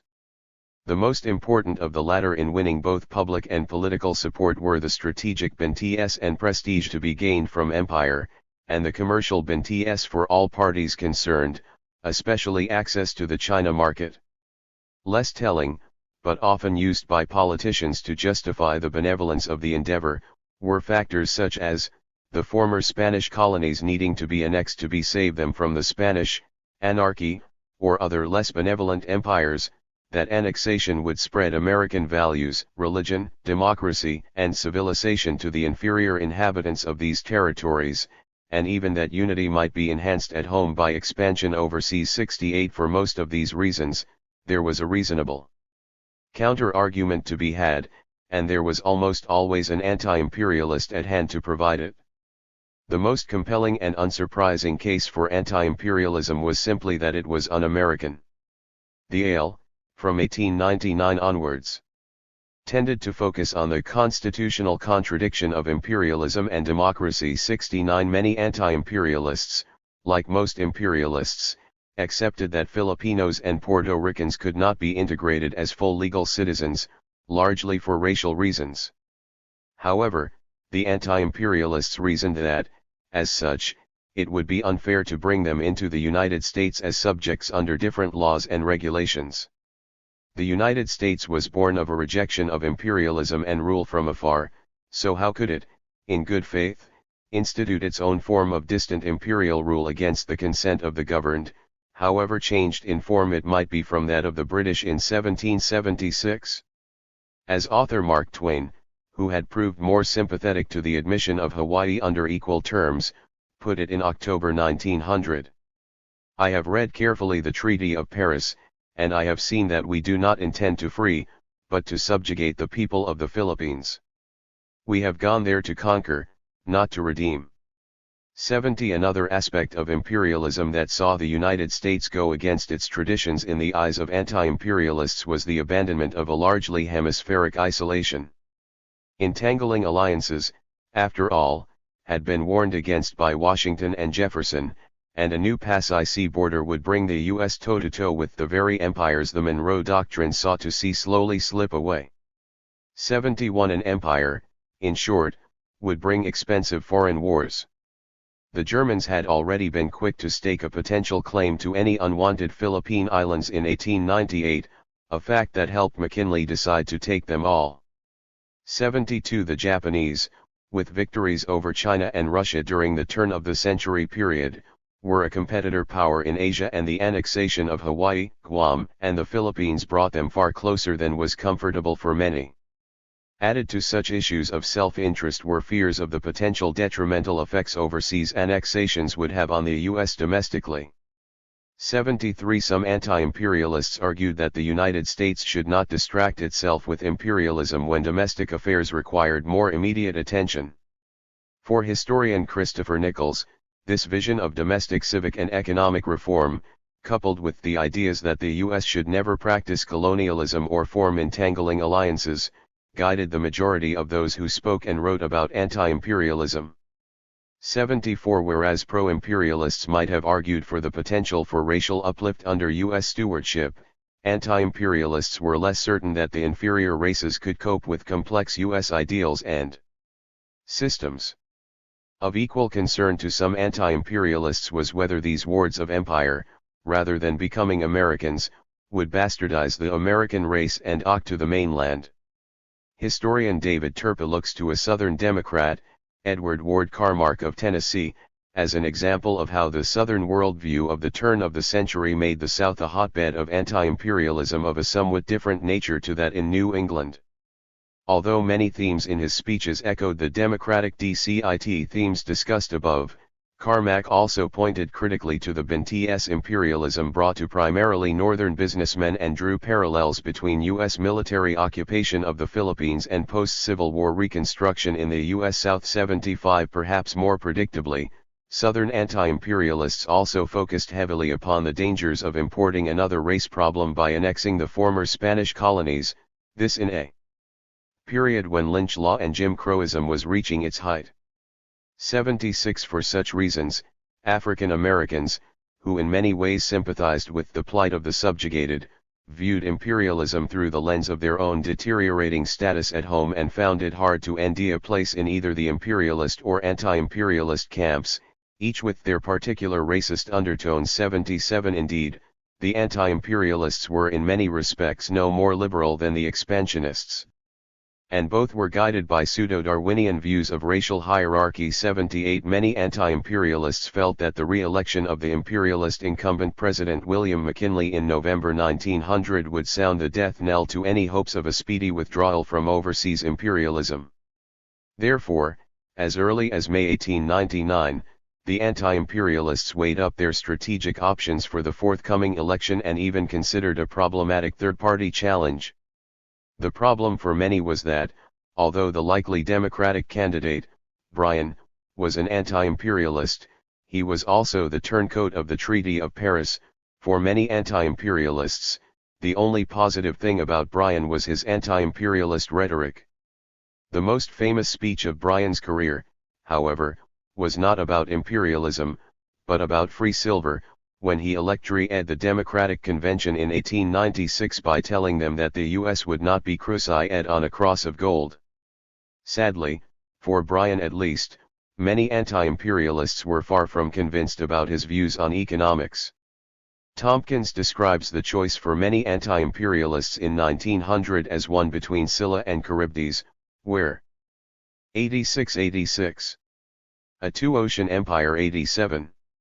Even the most hardened anti-imperialists, such as the Republican George F. Hoare, could not bring themselves to vote for Bryan, even if he was the undisputed anti-imperialist candidate. 79. In the Philippines, where rebels continued being as hard against their new imperial masters as they had against the Spanish before 1898, Filipinos remained buoyed by tales of the anti-imperialist movement and the independence that a Bryan victory would surely bring. 80. The Democratic Party platform of 1900 stated their position on imperialism clearly and at length: "We assert that no nation can long endure half republic and half empire, and we warn the American people that imperialism abroad will lead quickly and inevitably to despotism at home," and roundly condemned Republican policy towards the former Spanish colonies. The Republican platform read quite differently, leading with how the party had improved the U.S. economy, and addressing foreign policy directly only towards the end. It approved of Hawaiian annexation, called the Spanish annexations the only option for a nation that accepted its duty and responsibility before the world, and vaguely mentioned that the largest measure of self-government consistent with their welfare and our duties should be given to the Philippines and Puerto Rico. 81. In the end, despite the partisans in the imperialism debate deeming it so, the 1900 election was not one about imperialism alone, as the Republican platform indicates. However, even if it was not as decisive as it might seem, the 1900 result was the nail in the coffin of the anti-imperialist movement for many who, after this point, accepted that the U.S. was inevitably on an imperialist course. 82. Just as the Republicans' victory in 1896 had set in motion the shift in U.S. politics necessary to allow for the annexation of Hawaii and U.S. entry into the Spanish, Cuban and Philippine colonies, so their re-election in 1900 gave them a mandate to reinforce this change in direction. The Spanish-American War had allowed the proponents of U.S. expansionism to realize their vision under the auspices of humanitarian intervention and, in response, the anti-imperialist movement proved unable to mobilize a sufficient support to halt their progress. However, as the next chapter illustrates, debates over the fate of the former Spanish colonies did not end in 1898. The multiple justifications for and against the annexations were echoed for years to come in discussions over how exactly the U.S. would rule its new overseas empire. Chapter 5. Spanish Plunder. The previous chapter outlined the motivations for U.S. intervention in the Spanish-American War of 1898, and the opposition that arose in response to the annexations that resulted from the CONICT. Yet the United States viewed each of Spain's imperial possessions quite differently after the euphoria of victory had abated. America had, from the very early 19th century, continued to turn its imperial gaze away towards Cuba. However, after the war it was Cuba that was most assured of its independence, and it was instead the other Spanish possessions, in which the United States had hitherto shown little interest, that the U.S. eventually annexed as part of its overseas empire. The Philippines, after a bloody insurgency now commonly referred to as the Philippine-American War of 1899–1902, was the only other piece of America's Spanish plunder to gain its independence, but not until after the Second World War. As for Puerto Rico and the distant island of Guam in the Pasay Sea, both became and remain curious entities, neither state nor free, and still a part of the United States to this day. 1. Cuba. If any country was at the center of the Spanish-American War, it was Cuba. Cuba's rising against Spain, and its brutal repression, led the yellow press in the U.S. to cry for intervention. It was in Cuba's capital that the USS Maine exploded, piling further pressure on President McKinley to declare war on Spain. Despite an attitude of covetousness by some in the United States towards Cuba, in 1898 the war was not for Cuban annexation but for Cuban freedom, stability, and regional harmony. Indeed, it seemed as if this independence might well have been assured at the same time the United States decided to join the CONICT. On April 19, 1898, Democratic Senator Henry Moore Teller sponsored a resolution attached to the authorization for the U.S. entry into the Spanish-Cuban CONICT. The Teller Amendment began by expressing moral outrage over Spanish actions in Cuba that could no longer be endured by the United States. Then followed a four-part resolution, RST, that the Cuban people had the right to be free and independent, second, that the U.S. demanded Spanish withdrawal, and third, that the U.S. President was otherwise authorized to intervene to assure the RST and second parts were accomplished. However, it is the fourth part of the Teller Amendment which was to prove most interesting. That the United States hereby disclaims any disposition or intention to exercise sovereignty, jurisdiction, or control over said island except for the Pasay Catayan thereof, and asserts its determination, when that is accomplished, to leave the government and control of the island to its people. 2. This promise persuaded many Cubans and Americans that the intervention of the United States in Cuba, despite preconceptions of many to the contrary, came with no strings attached, a promise that in practice was never quite so clear-cut or so morally unambiguous. 3. Indeed, for many in Cuba and the United States, the island never truly gained full independence until the later revolution of 1959. The 1898 war with Spain was a short and one-sided affair with few doubts as to who would eventually emerge victorious. The only question remaining revolved around what the United States would do with Cuba once the war was over. Early signs suggested the matter might not be all that straightforward for Cuban nationalists. The U.S. was keen to stop the Cuban general, Calixto Garcia, from accepting the Spanish capitulation, instead preferring that the Spanish surrender to the United States directly.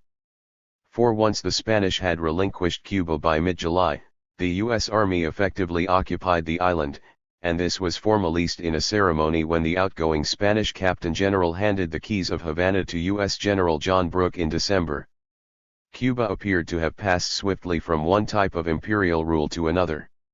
However, Article I of the Treaty of Paris, signed that same month, seemed again to reiterate the promise of the Teller Amendment. Spain relinquishes all claim of sovereignty over and title to Cuba. And as the island is, upon its evacuation by Spain, to be occupied by the United States will, so long as such occupation shall last, assume and discharge the obligations that may under international law result from the fact of its occupation, for the protection of life and property. 5. Teller's pre-war amendment spoke of Pasay Catayan, and now the post-war peace treaty talked about occupation, and though both insinuated these interventions would be night, the precise length of the American stay had yet to be decided. Perhaps politicians would now decide that events had moved on so significantly since Teller's amendment was drafted that even the prospect of Cuban annexation was back on the table.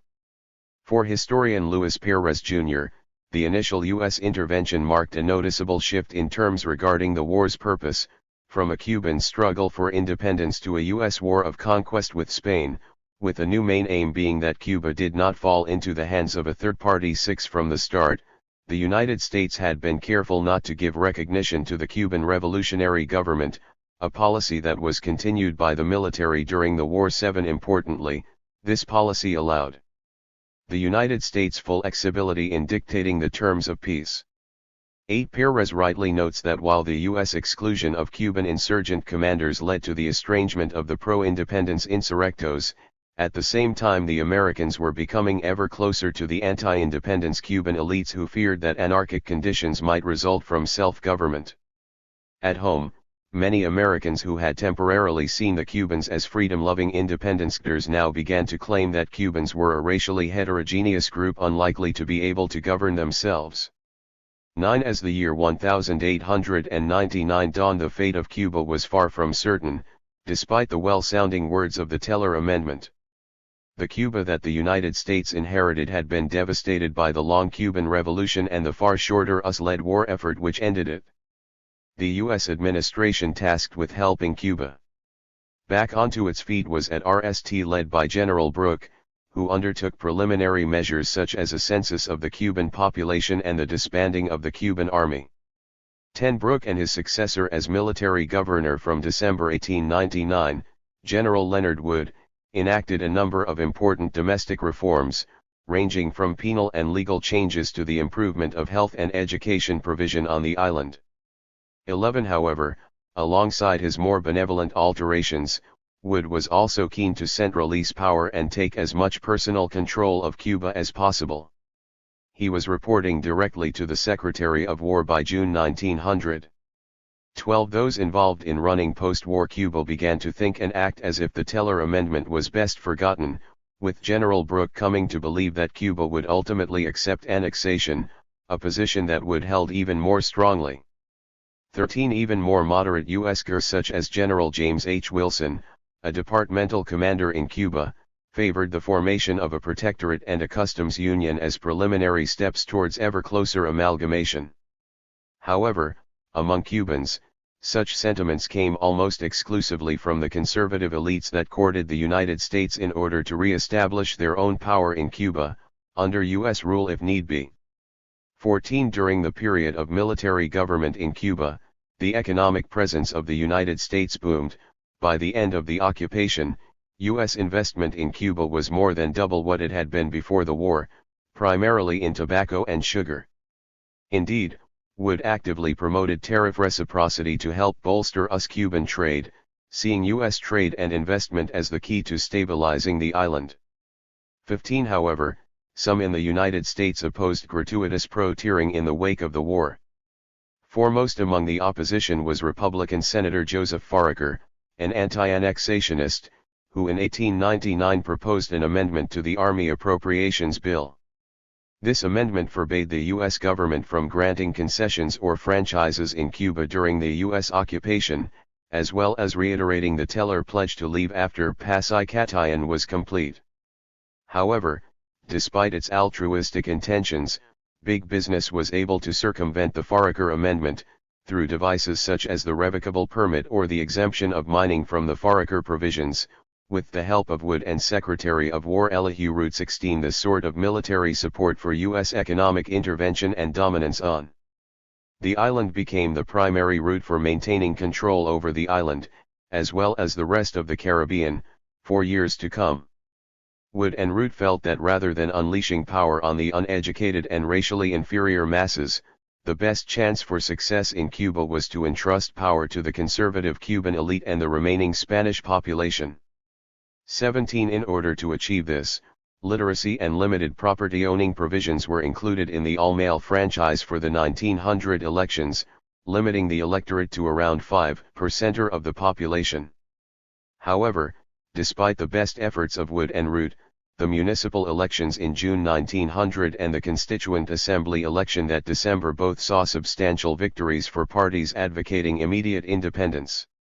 This result caused Wood to lament that those who had ultimately taken leadership were the absolutely irresponsible and unreliable element 18, with the Cubans not making the decisions the Americans had hoped they would, and with the continued success of the independence movement showing no signs of ebbing as 1901 progressed, the time had arrived for a reconceptualization of US-Cuban policy in the United States.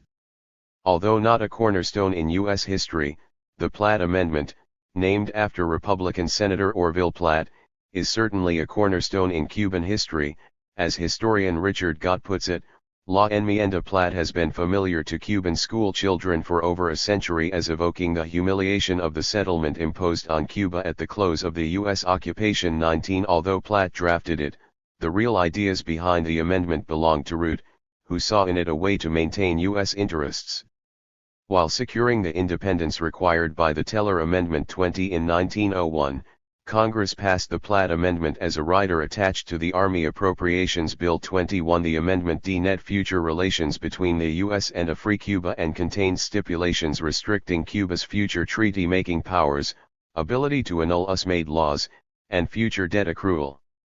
Perhaps the clearest evidence of the real intent of the Platt Amendment, however, can be found in Article 3. That the government of Cuba consents that the United States may exercise the right to intervene for the preservation of Cuban. 96-96. Spanish plunder. 97. Independence, the maintenance of a government adequate for the protection of life, property, and individual liberty, and for discharging the obligations with respect to Cuba imposed by the Treaty of Paris on the United States, now to be assumed and undertaken by the government of Cuba. 22. The Platt Amendment required Cuba to give the United States carte blanche to intervene in the future, if and when the U.S. deemed it necessary, and the Cuban government were required to insert the amendment into their constitution when independence was granted. Such demands caused outrage among Cuban independence advocates, but, as one patriot put it, they faced a stark decision: either a protected republic, or no republic at all. 23. For Root, U.S. interests and the very safety of Cuba itself required constitutional limitations which would never be put into the Constitution except on our insistence or suggestion. 24. Cuba's Constituent Assembly accepted the US-Inist Amendment by a single vote, and on May 20, 1902, Tomás Estrada Palma became an independent Cuba's RST president. The Platt Amendment again formed part of a 1903 treaty between the newly independent Cuba and the United States. However, for some veterans of the struggle for independence, such as General Juan Guilberto Gómez, the amendment had reduced the independence and sovereignty of the Cuban Republic to a myth. 25. Granted, Cuba had gained independence in 1902 when the rest of the Spanish Empire had been annexed by the United States, but this independence came at a cost. The Platt Amendment allowed for U.S. intervention in Cuban affairs in 1906, 1912, 1917, and 1920, before nearly being expunged as part of Franklin Roosevelt's Good Neighbor policy in 1934. The extent to which Cuba was still regarded as a pseudo-colony of the United States was captured nicely in the title of the 1928 volume Our Cuban Colony, A Study in Sugar. The author of this volume, historian Leland H. Jenks, noted a widespread popular belief that Cuba is part of an incipient American empire. 26. Although formal independence and self-government had been granted, the United States remained the economic master of Cuba and patron of its disreputable dictators for decades to come, in a manner not unlike its treatment of the rest of the Caribbean. The extensive literature on the Spanish-American War period tends to focus upon the larger Spanish possessions of Cuba and the Philippines. In contrast, the less populous annexed territories of Puerto Rico and Guam garner far less attention. Cuba was, after all, the main focal point of U.S. attention before and during the Spanish-American War, while the Philippines became the main focus afterwards, as the largest annexed territory and one in which the U.S. fought a protracted war to suppress the island's independence.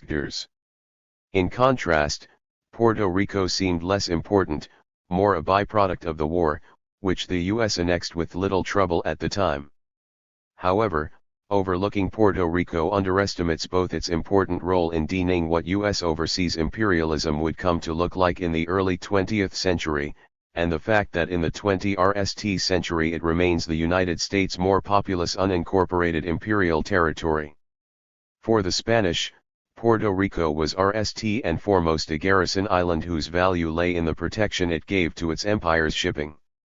The island became a formal colony of Spain in 1815 and, thereafter, Spanish influence and interest continued to grow.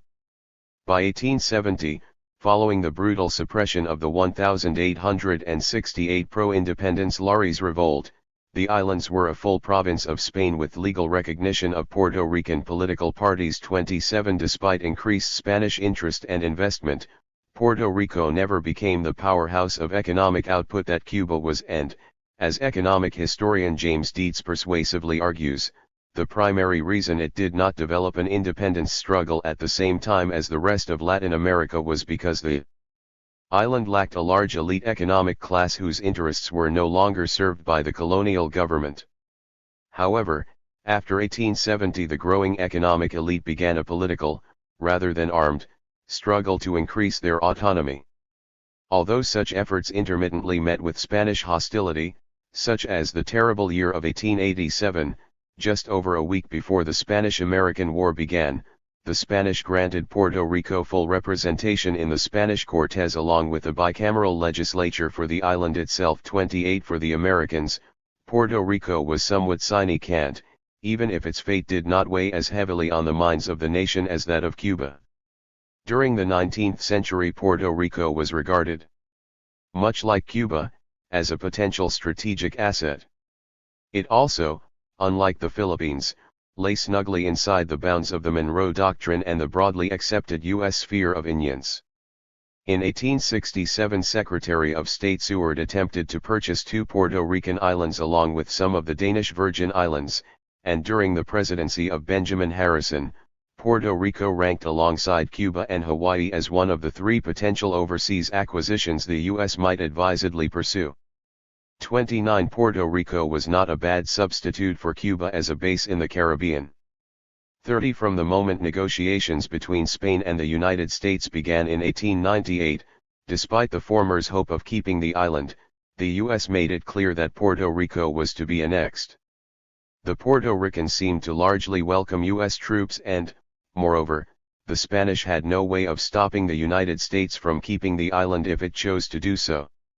31 Imperialist Senator Henry Cabot Lodge suggested leaving Puerto Rico in the same position as Hawaii, organized as a territory with the theoretical potential for statehood but unlikely to attain it. Indeed, political and public opinion was nowhere near as hostile to this annexation as that of the Philippines, and even the anti-imperialist William Jennings Bryan favored annexation of Puerto Rico if the island's population consented. 32 However, another way in which Puerto Rico differed from Cuba and the Philippines was that its people were divided about the desirability of independence from the United States. For Puerto Ricans, 3 main routes became the focus of debate: independence, full union, or something in between. Regardless of Puerto Rican opinion, from the time of the Treaty of Paris through until April 1900, a U.S. military government under the War Department ran Puerto Rico. For historian Jacqueline Font Guzman, despite early promises from the U.S. military to respect Puerto Ricans, what followed was in her view a brutal process of cultural assimilation and repression, including anti-sedition measures, the imposition of the English language and a more general Americanization of the education system. 33 This is a view bolstered by Ramon Bosque Perez, who notes the U.S. deployment of a new police force under military control that set about spying on those harboring anti-American sentiments. 34 In 1900, after a short period of military rule, the passage of the Foraker Organic Act gave Puerto Rico a civil government. Given the divided nature of the U.S. Congress on the matter of annexation, it was no surprise that this act was a compromise. The Foraker Act enabled the United States to selectively govern Puerto Rico as a foreign country for an indeterminate amount of time, and, importantly, tariffs, though reduced, remained in place to begin with. 35 The U.S. government wanted to keep the island but not to allow it full members' rights. The tariff was the early sign of Puerto Rico's semi-outsider status, even though Congress removed it the following year. The Foraker Act also gave Puerto Rico a governor and an executive council, effectively an upper chamber, appointed by the U.S. president with an inbuilt majority of U.S. citizens. In addition, it gained its own elected House of Representatives and a judiciary, as well as being allowed to send a non-voting resident commissioner to Washington. Despite the trappings of self-government, the U.S. Congress reserved the right to scrap any legislation that emanated from the island if it sought to. This government system allowed the United States to keep close control of Puerto Rican affairs, and a similar system was set up a few years later in the Philippines. Puerto Ricans became citizens of Puerto Rico under the Foraker Act, but not U.S. citizens. Puerto Rico's unusual status, like that of the other U.S. island possessions gained during the Spanish-American War, was ultimately established through an array of Supreme Court decisions referred to as the Insular Cases. These cases, spanning the years 1901 to 22, essentially upheld and extended the formulation of Puerto Rico as something other than a future state of the Union. In perhaps the most important of these cases, Downs v. Bidwell, the Supreme Court declared that, so long as Congress has not incorporated the territory into the United States, neither military occupation nor cession by treaty makes the conquered territory domestic territory in the sense of the revenue laws. But those laws concerning foreign countries remain applicable to the conquered territory until changed by Congress. In this important case, the court settled the issue of whether the Constitution followed the AG to the new insular possessions. If they were not incorporated, then the answer was negative. Puerto Rico, along with the other former Spanish territories of Guam and the Philippines, became unincorporated territories, neither within nor out with the United States. 36 The issue of citizenship is important to consider at this stage, as it was with the creation of unincorporated territories that the admission of new territories ceased to come with a guarantee of future U.S. citizenship. Those living in territories annexed following the Mexican-American War, or more contemporaneously Hawaii, were automatically granted U.S. citizenship once they had established territorial governments. However, this did not follow for Puerto Rico and the other Spanish-American War annexations. In Downs v. Bidwell, Justice Henry Billings Brown stated that the new U.S. annexations raised grave questions about the differences of race, habits, laws, and customs of their inhabitants, and he instead made a clear distinction about rights which were peculiar to Anglo-Saxon jurisprudence. 37 For E. Robert Statham, Jr., the key reason for differentiating between incorporated territories and unincorporated territories was deeply rooted in contemporary notions of racial hierarchy, the distinction between Anglo-Saxon Americans and other human beings.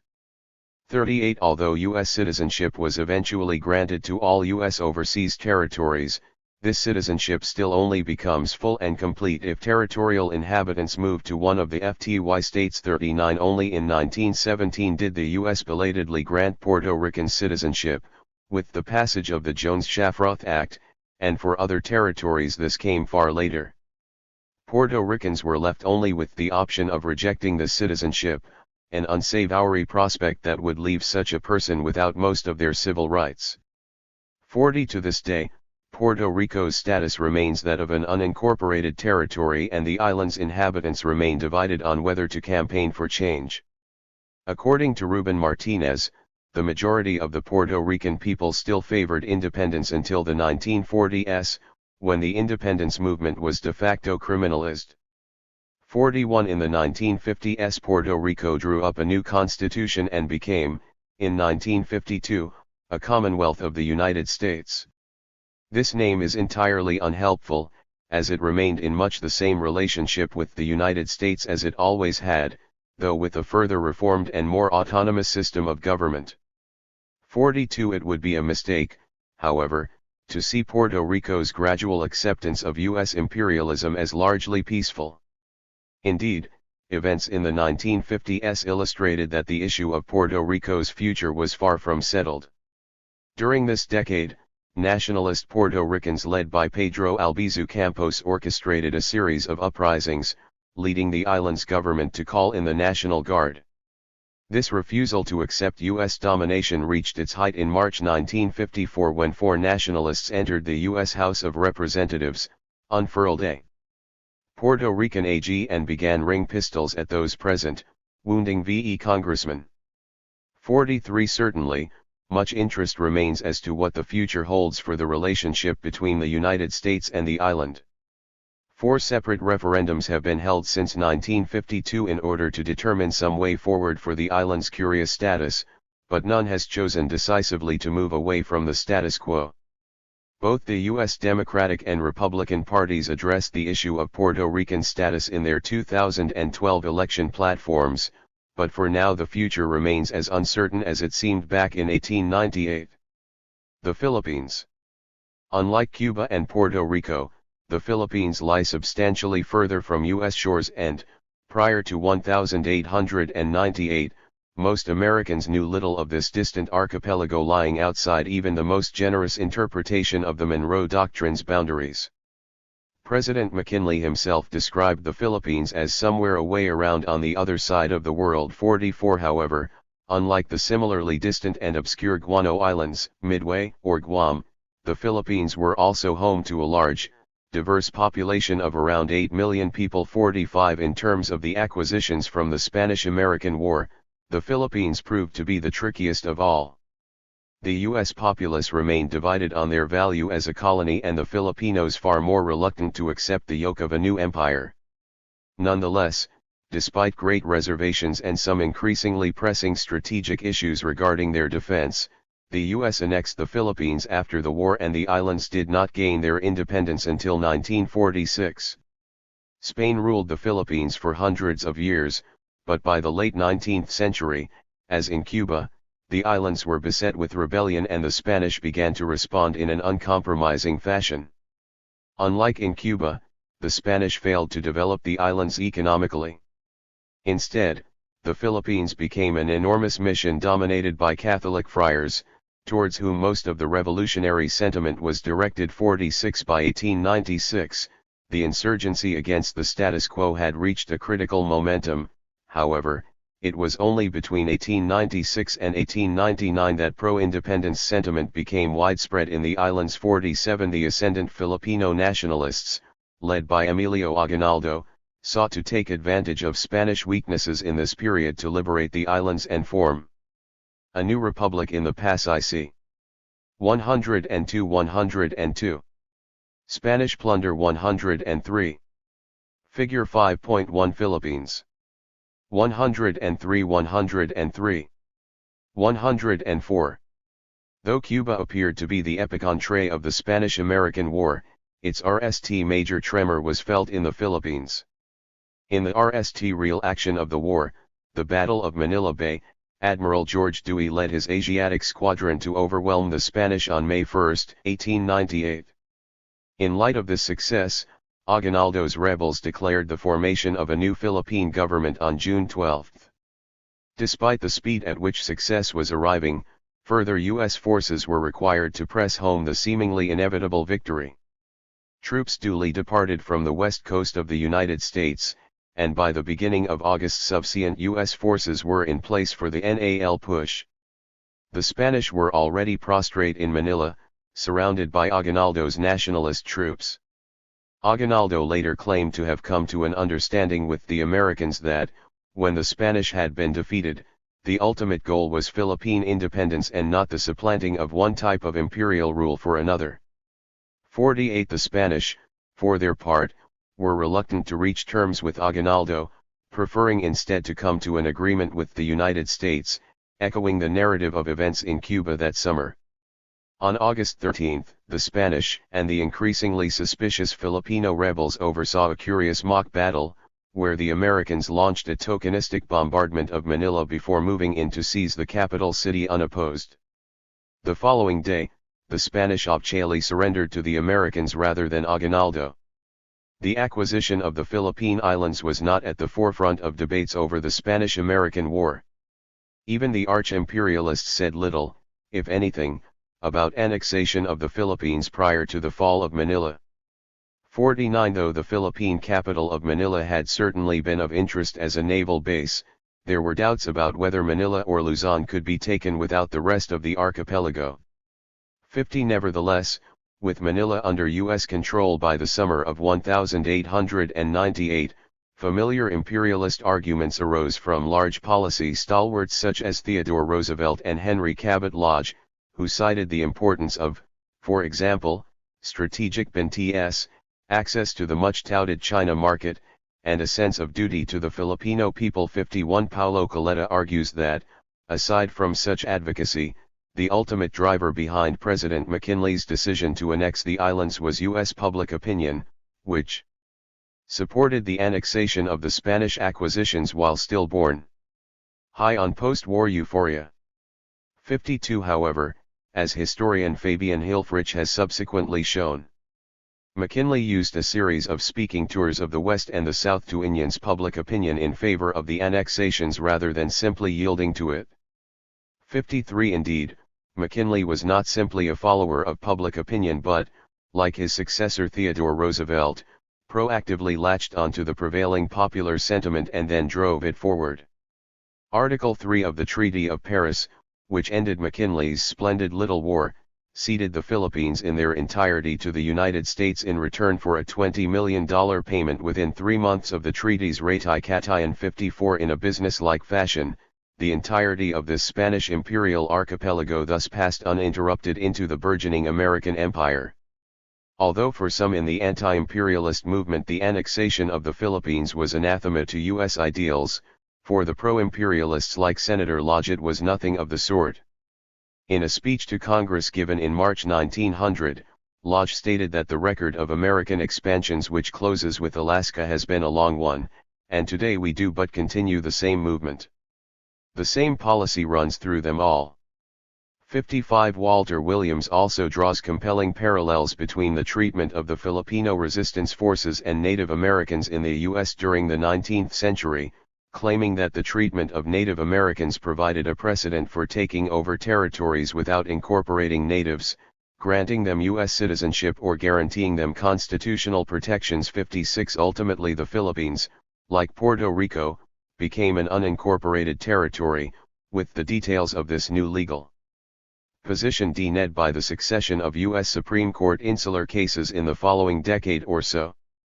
57 On February 4, 1899, shortly before ratification of the Treaty of Paris, open conflict had broken out between the U.S. troops and Aguinaldo's nationalists, and this unrest continued for many months to come.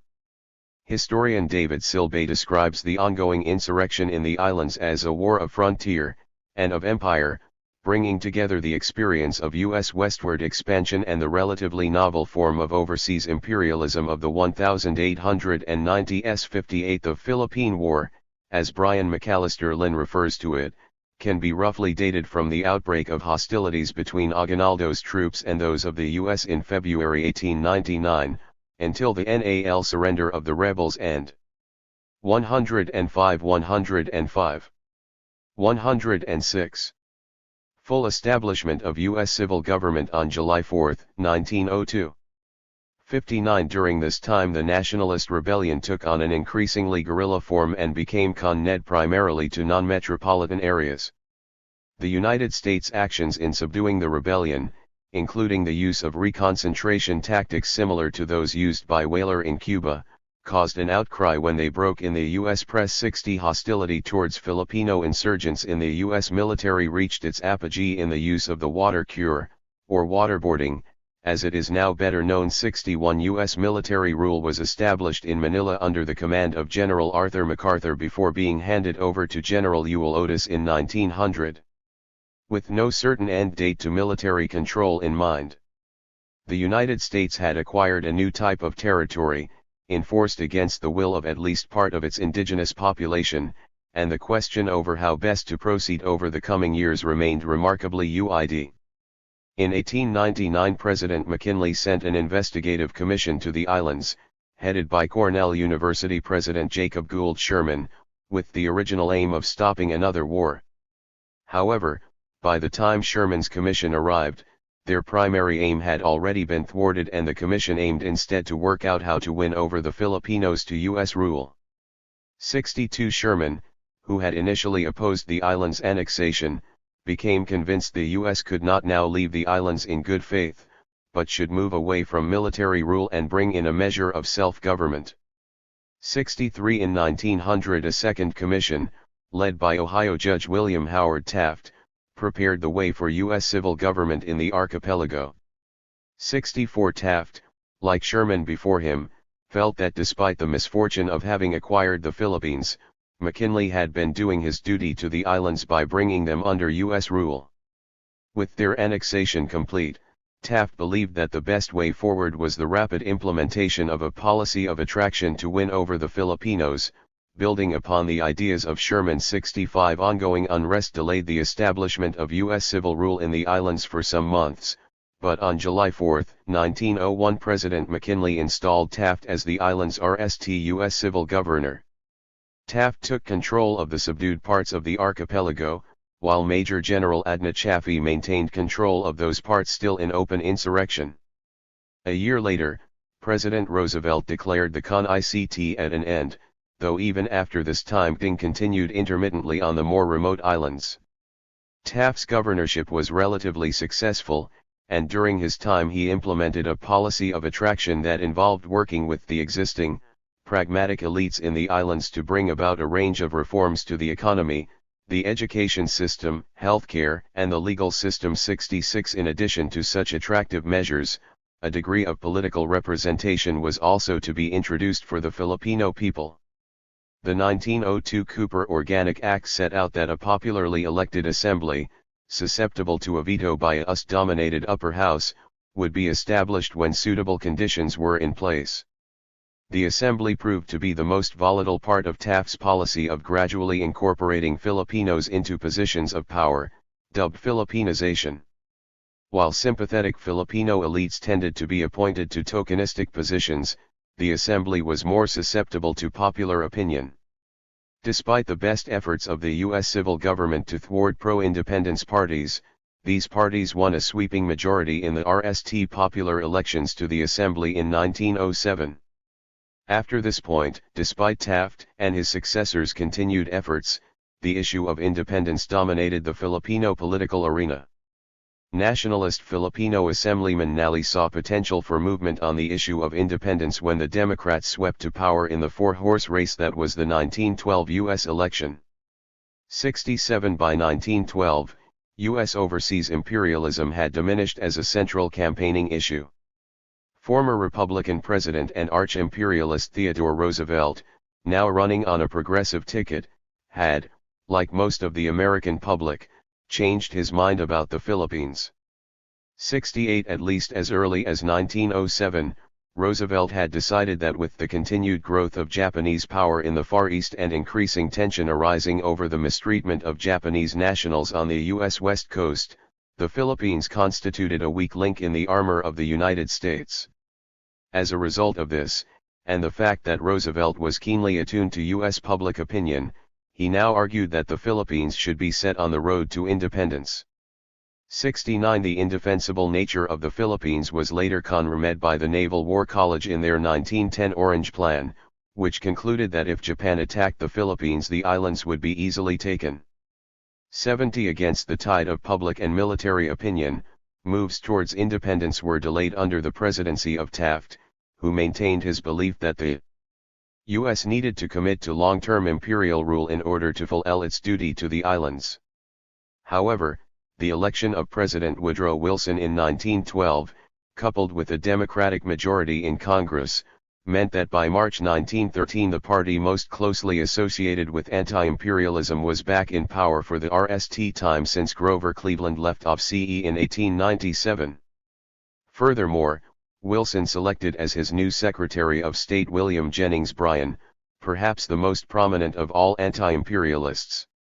Democrat William Jones led a renewed pro-independence effort in the U.S. House of Representatives and sought to pass legislation that would guarantee future independence for the islands. In 1916, despite the best efforts of a small retentionist lobby, the Jones Act made it official U.S. policy to grant the islands independence in the future.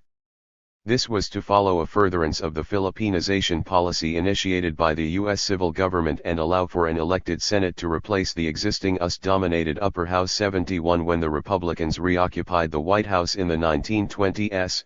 Progress towards independence slowed somewhat. Republican administrators like Philippine Governor General Leonard Wood, the former military governor of Cuba, proved reluctant to devolve further powers to the Filipino people, but Filipino Senate leader Manuel Quezon was determined to keep pushing.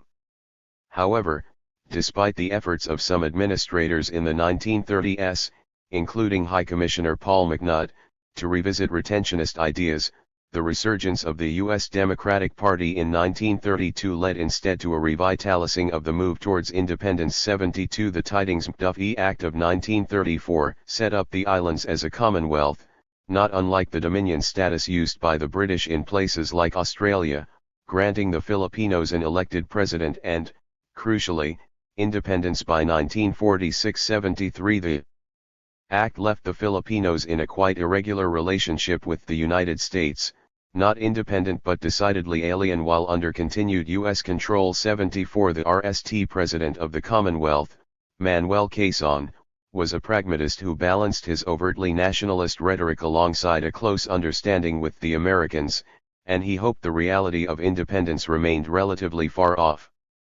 The main reason for his uncertainty over independence, other than economic concerns, was the threat Theodore Roosevelt had identified back in 1907, Japan. The Japanese expanded into northern China in the 108. Spanish plunder 109. 1930s, and, by 1937, they became embroiled in a full-scale conflict there. This Sino-Japanese situation concerned those engaged in the debate over the future of the Philippines, and their forebodings materialized in dramatic form in December 1941 when Japanese attacks on Pearl Harbor left the Philippines assuredly indefensible. By March 1942, the U.S. general in charge of the island's defense, Douglas MacArthur, son of the island's RST military governor, left the islands along with President Quezon. The Philippines returned briefly to U.S. hands following the long struggle to wrest them back from the Japanese between 1944 and 1945, but independence had already been agreed upon. Despite the ever-changing situation in the islands, on July 4, 1946 the Philippines formally gained their independence from the United States.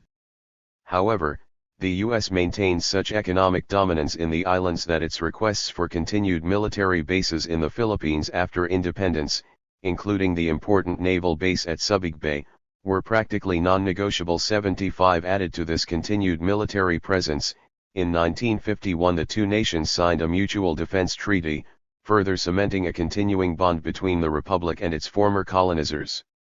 Not until 1992 did the Philippines finally achieve the withdrawal of U.S. troops from their remaining military bases, just under a century after Dewey had struck the RST blow for U.S. imperialism back in 1898.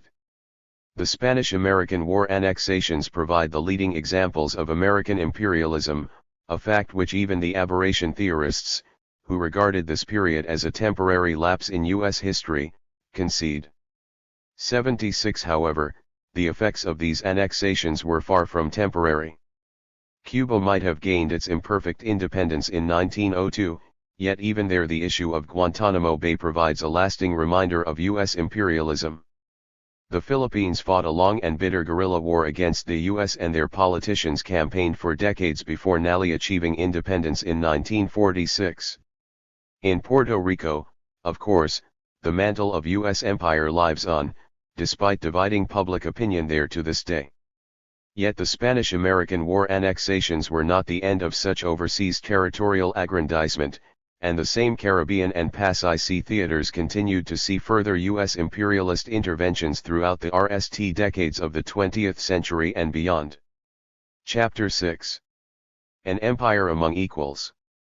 Following its sudden accumulation of territories in 1898, the United States established itself as an imperial power with island possessions in the Caribbean and the Pacific.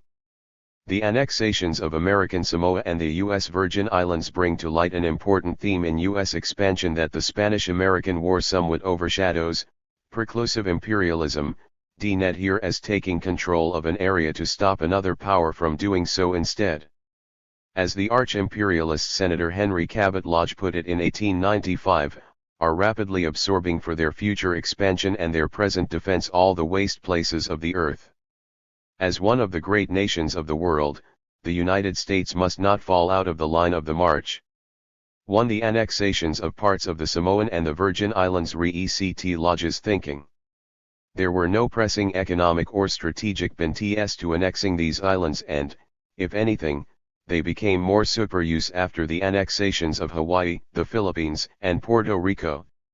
Instead, to some extent like the acquisition of the Panama Canal and its surrounding zone, the overriding impetus for annexation of parts of the Samoan and Virgin Islands was strategic, preclusive imperialism. In this regard, in Panama, Samoa, and the Virgin Islands, the most pressing rival power in the wake of the Spanish-American War was Germany. Germany came late to the imperial race, so by the late 1880s the empire built by the Iron Chancellor, Otto von Bismarck, consisted of scattered possessions in the western Pasai Sea and Central and Southern Africa, many of which had been left untargeted by the early movers such as France and Britain. 2. However, following the death of Kaiser Wilhelm I in 1888, the new Kaiser, Wilhelm II, oversaw the Chancellor's fall from grace. The young Kaiser sought a place for Germany among the other great imperial powers as part of a far more aggressive foreign policy, Weltpolitik. Wilhelm's motives display some similarity to those of Senator Lodge. Where Bismarck's Realpolitik had relied largely on diplomacy to acquire overseas territories, Wilhelm's Weltpolitik meant the very real possibility of force. As a result, German ambitions in the Pasai Sea and Caribbean led the United States to become more forthright in annexing overseas territories in this period than it might otherwise have been. American Samoa. The Samoan Islands are a group of Polynesian islands that lie 200-300 miles southeast of Hawaii, and fall into two main sections, the larger Western Islands and the smaller Eastern Islands. American interest in Samoa, like many islands in the Pasai Sea, dated back to the mid-19th century when trading agents arrived in 1839, and the U.S. certainly saw the potential of the archipelago as the base of a future Pasai Sea coaling station. The U.S. was not alone in its interest, and U.S. agents, later termed consuls, were joined by representatives from Britain and Germany in the island's principal city of Apia. 3. The Germans, in particular, sought to increase their political influence over the islands by utilizing their increased naval power, and they took the lead in the tug-of-war over Samoa that subsequently developed. 4. As well as dealing with European competition, the U.S. also had to navigate the tumultuous internal politics of Samoa, which rarely settled for long in this period. 5. In this competitive and fractious environment, one American business, the Central Polynesia Land and Commercial Company, managed to purchase territory amounting to about a third of the archipelago's total land. 6. The resulting increase in U.S. commercial investment in Samoa led to growing pressure on the U.S. government to establish some form of protectorate in the islands. However, this particular lobbying group collapsed when the CPLCC itself went bankrupt in the early 1870s. 7. Interest in Samoa was far from over, though, and shipping magnate William H. Webb moved to establish a presence in the islands for his steamers. 8. In 1872, U.S. Navy Captain Richard W. Meade came to an agreement with the Samoan chief to establish U.S. shipping rights to the harbor at Pago Pago, a town on the largest of the eastern Samoan islands, Tutuila. 9. President Ulysses S. Grant sent Albert B. Steinberger as a U.S. agent to follow up on Meade's agreement, an agent whom historian Peter Stewart singles out as, debatably, one of 12 men that expanded the United States overseas. Indeed, Steinberger proved a less than reliable representative of the Grant administration's relatively modest exploratory intentions. He sided with Samoan islanders against the U.S. land speculators and gave the Samoans the impression that the United States intended to form a protectorate in the islands. 10. On leaving the islands after 3 months in 1873, Steinberger proceeded to negotiate with German commercial interests, with a view to forming a more workable government in Samoa. When he returned in 1874 to much popular acclaim from native Samoans, Steinberger's maneuverings to create a more coherent government proved relatively successful. He helped forge a new arrangement for appointing a king, alongside a bicameral parliamentary system with himself as premier from 1875. 11. However, Steinberger's radical departure from his country's off-chale stance and equally outlandish self-aggrandizement made him a multitude of enemies in the islands, especially among non-native communities.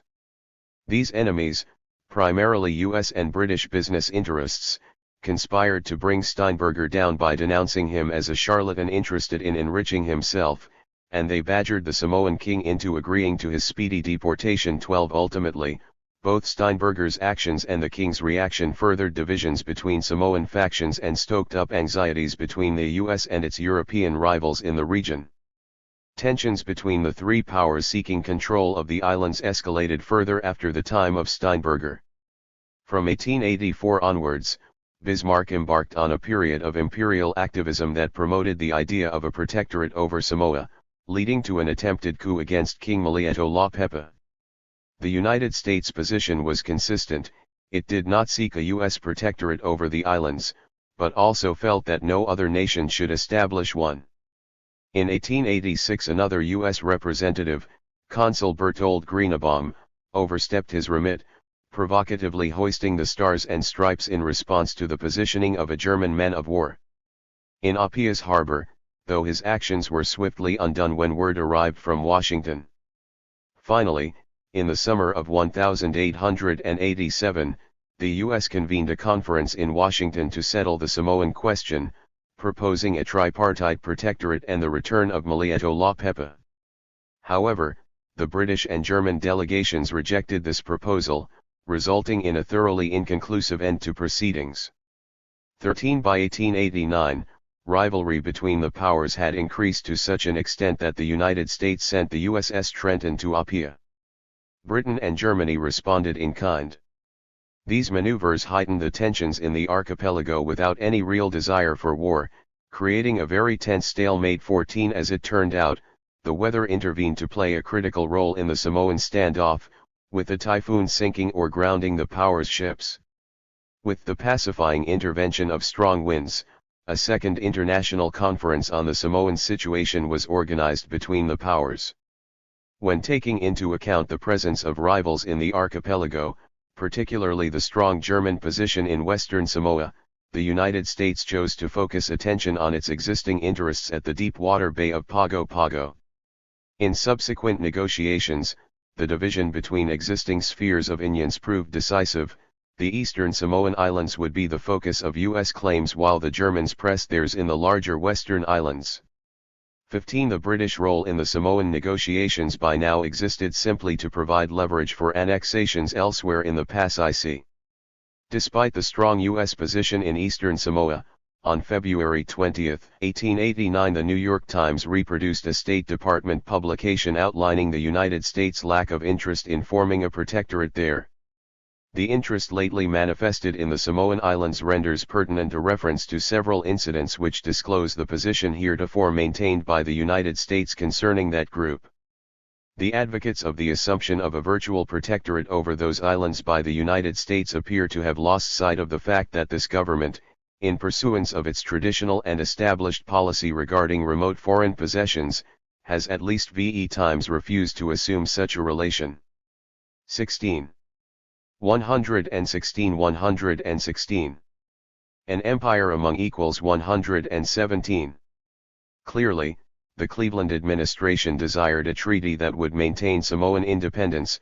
However, Cleveland had lost in his bid for re-election in 1888, and he was now a lame duck with less than a month left in office. 17. When the Republican Benjamin Harrison moved into the White House in March 1889, the Republicans swiftly drew up a new treaty. The Washington Post described the draft agreement as guaranteeing an autonomous administration of the islands under the joint control of Germany and America, England acting as arbitrator in the event of difference arising. 18. The Post also outlined a new-look Samoan government with an elected king and viceroy, along with a Senate composed of island chiefs and a chamber of elected representatives. Although this agreement moved more RMLY towards a division of the islands between Germany and the United States, it remained relatively provisional in nature. When the anti-imperialist Cleveland returned to the White House in March 1893, he clarified his disapproval of the situation that had arisen during the 4 years he had been out of office. Cleveland described the Harrison administration's pass-IC machinations as, in plain defiance of the conservative teachings and warnings of the wise and patriotic men who laid the foundations of our free institutions. Cleveland's administration believed the U.S. had already gone too far, and that the Samoans, like the Hawaiians, were quite capable of governing themselves. 19 It was not until over a decade later that the United States decided it would depart from what Cleveland's State Department had called traditional and established policy regarding remote foreign possessions. The U.S. did not establish a protectorate, but instead annexed the islands as an unincorporated territory of the United States. The position of the United States in the Pacific changed dramatically between 1889 and 1899, with the annexation of Hawaii, Guam, and the Philippines. Samoa was now no longer to be regarded as a far-distant land, but a logical link in a growing U.S. Pacific empire, by now a sensible sphere in which to engage in a spot of preclusive imperialism. In January 1899, the internal politics of Samoa led once again to a rise in imperial tensions when a rival claimant challenged the new Samoan king, Malieto Tanumalii. The U.S., fearful that a pro-German king would replace him, sent the cruiser Philadelphia to Samoa in order to represent the United States' interests there. As the Los Angeles Times put it, the nations actually came to blows in March and April, and American and British ships went so far as to shell the town of Apia.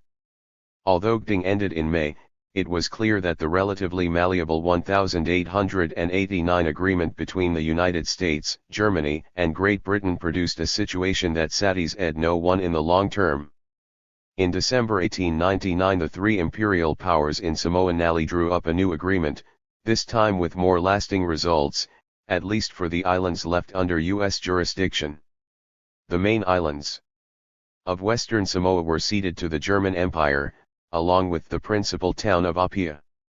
The United States took control of the 6 eastern islands, with full control of the island that was home to its existing base in Pago Pago. As for Britain, its interest in the islands ended for a time, in return for control of some Tongan islands. 21 In 1900 and 1904 the United States agreed upon articles of cession with many of the high-ranking chiefs in eastern Samoa, taking effective control of what became termed American Samoa. 22 The lack of attention thereafter shown to its newest imperial acquisition was underscored by the fact that the U.S. Congress only formally approved these cessions more than 2 decades later. In 1929-23 the U.S. had given Puerto Rico and the Philippines gradual measures of self-government in the RST decades of the 20th century, but it was not until the 1950s that American Samoa ceased being run by U.S. naval governors. In 1931, anthropologist Margaret Mead wrote an article entitled Civil Government for Samoa, giving a relatively positive presentation of U.S. naval rule there. However, Mead also supported an unsuccessful bill sponsored by Senator Hiram Bingham that aimed to provide self-government in the islands under a US-appointed governor along with dual citizenship for US-administered Samoans. 24 Bingham's bill was perhaps the closest to U.S. citizenship American Samoans ever got. In 1951, President Harry Truman issued Executive Order 10,264, shifting control from the Navy to the Secretary of the Interior, but unlike Guam, which gained an organic act in 1950, American Samoa still remains without one to this day. 25 Although since 1967 American Samoa has been governed under its own constitution, without an organic act it remains the only populous U.S. overseas territory that has a population designated as U.S. nationals rather than citizens. 26 In June 2015 a group of American Samoans unsuccessfully challenged this in a U.S. federal court, where the judges noted in their decision that the government of American Samoa itself opposed such a move, due largely to fears it would affect traditional Land ownership laws. 27. The relatively low levels of U.S. intervention in American Samoa since its acquisition in 1900 indicate that preclusive imperialism was by some distance the most compelling reason for the U.S. decision to embark upon this particular chapter in its imperial history. Panama. Even before rising to the presidency following the assassination of William McKinley, Theodore Roosevelt subscribed to a large policy that aimed to bring the United States onto a par with European nations in terms of a military and strategic presence across the globe. 28. Having penned his own work on the Naval War of 1812, lauded Alfred Thayer Mahan's influential tome, The Influence of Sea Power Upon History, and then served as McKinley's Assistant Secretary of the Navy, Roosevelt became convinced that for the United States to project power effectively it required a large navy. 29. In one recent study, historian James Holmes argues that Roosevelt sought to project U.S. power into a region of interest and exclude its great power rivals. 30. Because the United States was a transcontinental nation with imperial possessions in both the Pacific Sea and the Caribbean, a naval force capable of patrolling two oceans was required to realize this vision. To save having to circumnavigate South America to sail from California to Florida, the U.S. had long envisaged a shortcut. On becoming president, Roosevelt seized upon pre-existing plans to build a canal to improve existing rail links across the Central American Isthmus, either in Nicaragua or through the Colombian province of Panama. Roosevelt biographer Kathleen Dalton argues that the president's urgency in trying to secure an interoceanic canal also came from his reading of German intentions in Latin America. 31. Like U.S. expansion into American Samoa, however, the acquisition of the Panama Canal would involve working with people who lived in the region, whilst also negotiating with the same two imperial powers, Great Britain and Germany. For Roosevelt and his supporters, simply owning shares in a canal would not suffice. The U.S. required a canal that would always be open for U.S. military and commercial shipping, and this could only be guaranteed with a U.S. agency over the entrances to such a waterway. After all, the British had been obliged to occupy Egypt in 1882 as a result of political instability there and then form a quasi-protectorate over the entire country to secure control of the extremely valuable Anglo-French Suez Canal, which provided its main shipping route to India. Roosevelt and his administration believed a Central American canal for the U.S., just like the Suez Canal for Britain and France, could prove a vital strategic passage for interoceanic naval movements and also a long-term investment in streamlined international trading. Before the U.S. could realize its own interoceanic canal in Central America, it had to gain freedom of action from Great Britain. The existing Clayton-Bulwer Treaty of 1850 mandated that Britain would be party to any potential canal project.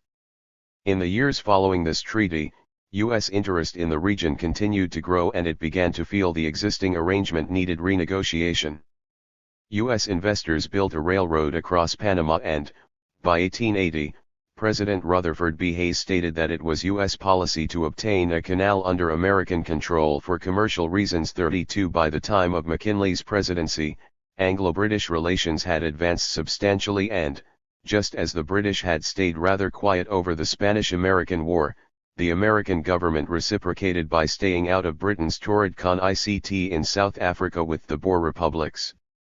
Nevertheless, despite growing and convenient bonhomie between the two empires, the U.S. Senate was, as Walter Lafebre notes, never reluctant to kick the British lion as long as it was already badly wounded. 33. Indeed, Secretary of State John Hay saw the Second Boer War as an ideal opportunity to renegotiate the issue of an Isthmian canal in the Rst Hay-Pauncefote Treaty.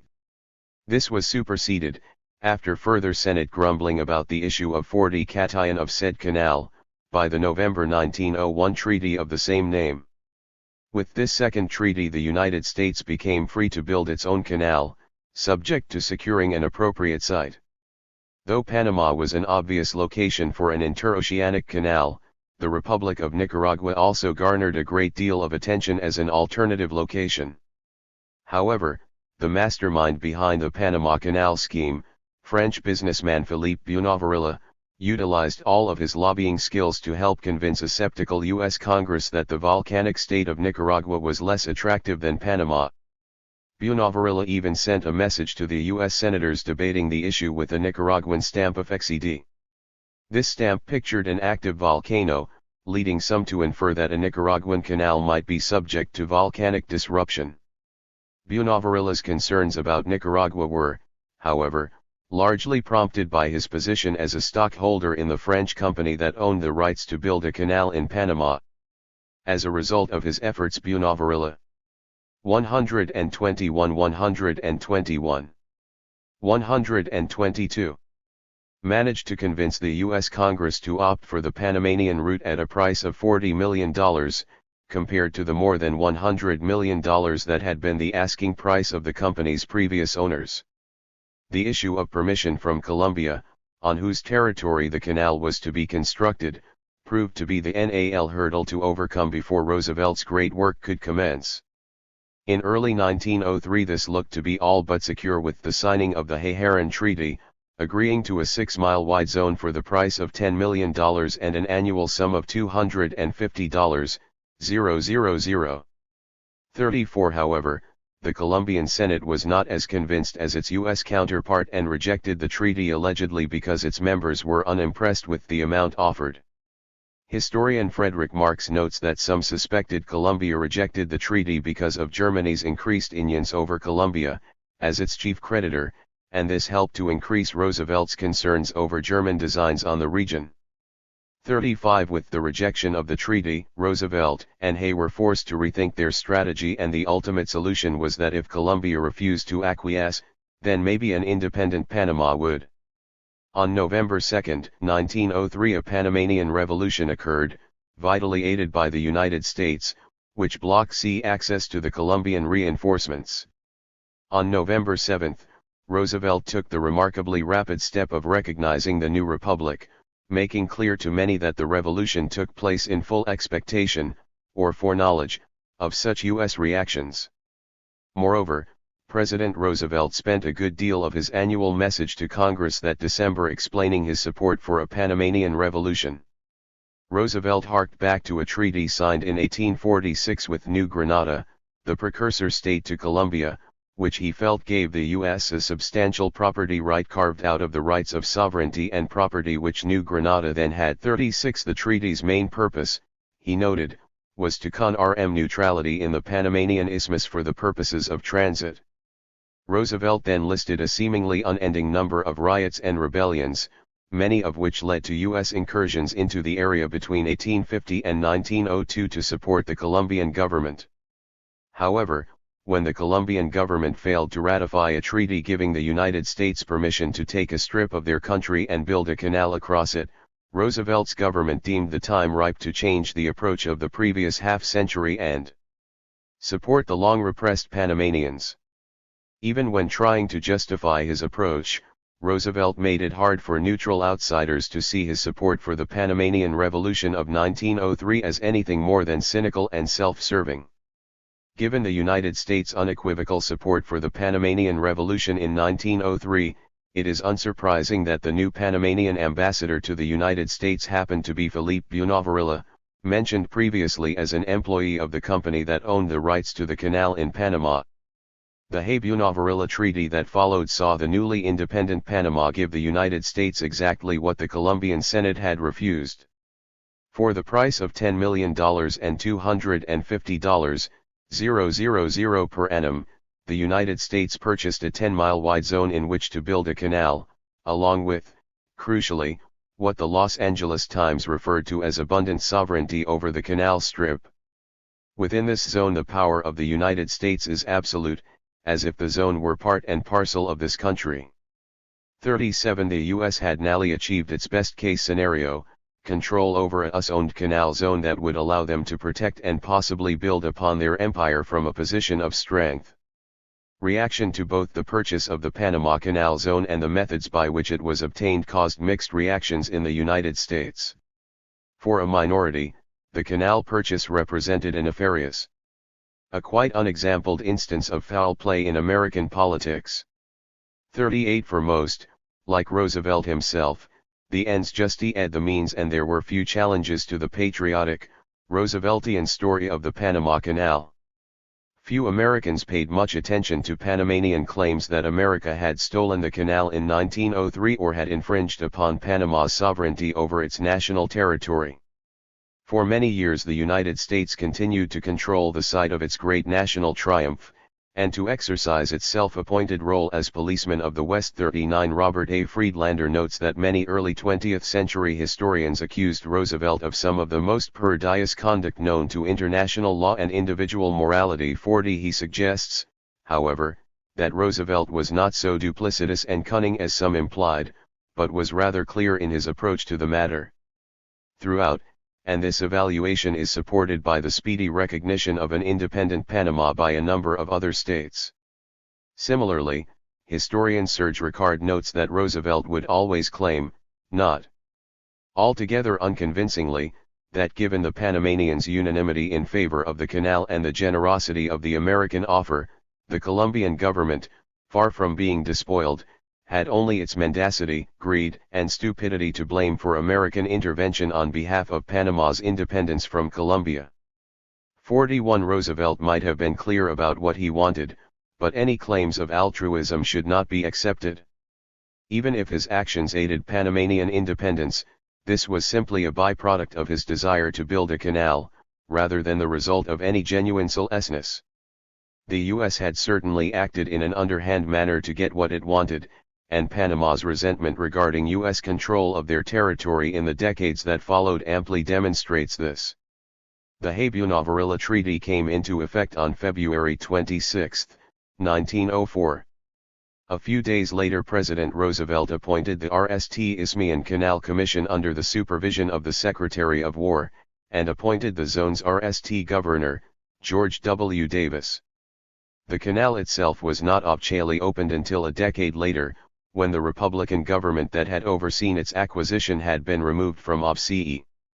From the outset, Roosevelt had made it clear that the U.S. had both the right and desire to modify the legal system within the Panama Canal Zone and, despite the Democratic Party controlling the federal government from 1913, there was no sign of a change in direction when President Wilson issued an executive order approving the nature of the permanent administration of the zone in 1914-42. It cannot go unremarked that the U.S. had spent more money on the canal project by 1914 than any public works program to that point in its history, an estimated $6.3 billion in 2006 money, according to a recent review by economic historians. 43 In short, the Panama Canal needed to be made to earn back its investment. The United States maintained control of the PCZ until the end of the century, but queries over its rights to the zone began when the ink on the 1903 treaty had barely dried. In a few short months the Panamanian government challenged the right of the United States to establish ports, customs houses and other pieces of infrastructure in the PCZ. For Panama, anything not specifically ceded in the treaty remained within its control. For the U.S., Panamanian titular sovereignty over the PCZ remained strictly limited by the treaty terms. Similar arguments over sovereignty recurred across the decades, which saw a series of new treaties, executive agreements, and readjustments to the relationship. 44.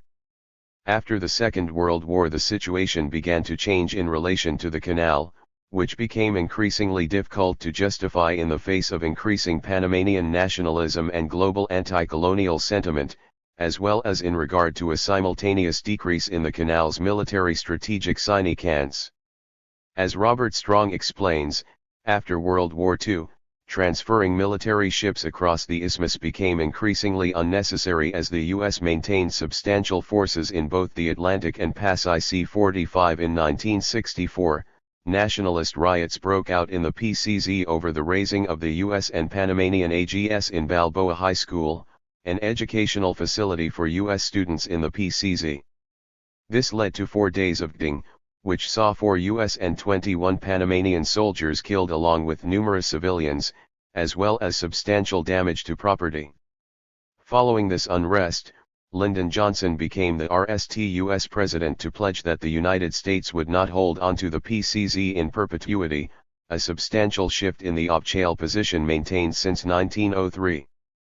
46 From the time of Johnson's pledge onwards, the trajectory of the debate over the canal turned from one of U.S. adherence to the 1903/4 interpretation of U.S. sovereignty, to the issue of when and how Panama might regain sovereignty over the PCZ. Talks continued during the Republican presidencies of Richard Nixon and Gerald Ford. Yet dissenting voices remained, such as Republican presidential hopeful Ronald Reagan, who, in 1974, raised the PCZ as a campaign issue to try and wrest his party's nomination from Ford with the argument, "We built it. We paid for it, it's ours, and we should tell Torrijos and company that we are going to keep it." 47 However, with Ford's eventual loss to Democrat Jimmy Carter in the 1976 election, the new administration built upon the groundwork of its predecessors, leading to the treaties eventually signed by Carter with the Panamanian dictator General Omar Torrijos in 1977. In 1978 the U.S. Senate ratified the Carter-Torrijos treaties that set on course what political scientist Steve C. Ropp calls a symbolic handover of sovereignty in the PCZ. Though sovereignty of the zone area returned to Panama, the U.S. maintained rights to operate and defend the canal itself, as well as continuing to exercise control over schools in the zone. The treaties came into effect in 1979 and General Torrijos described the outcome as a little pebble which we shall be able to carry in our shoe, and that is better than the stake we have had to carry in our hearts. 48 Most importantly, the treaties set a time limit on the continued U.S. presence in Panama. Panama would regain full sovereignty of the canal when the treaty expired on December 31, 1999, much earlier than previous presidents had postulated.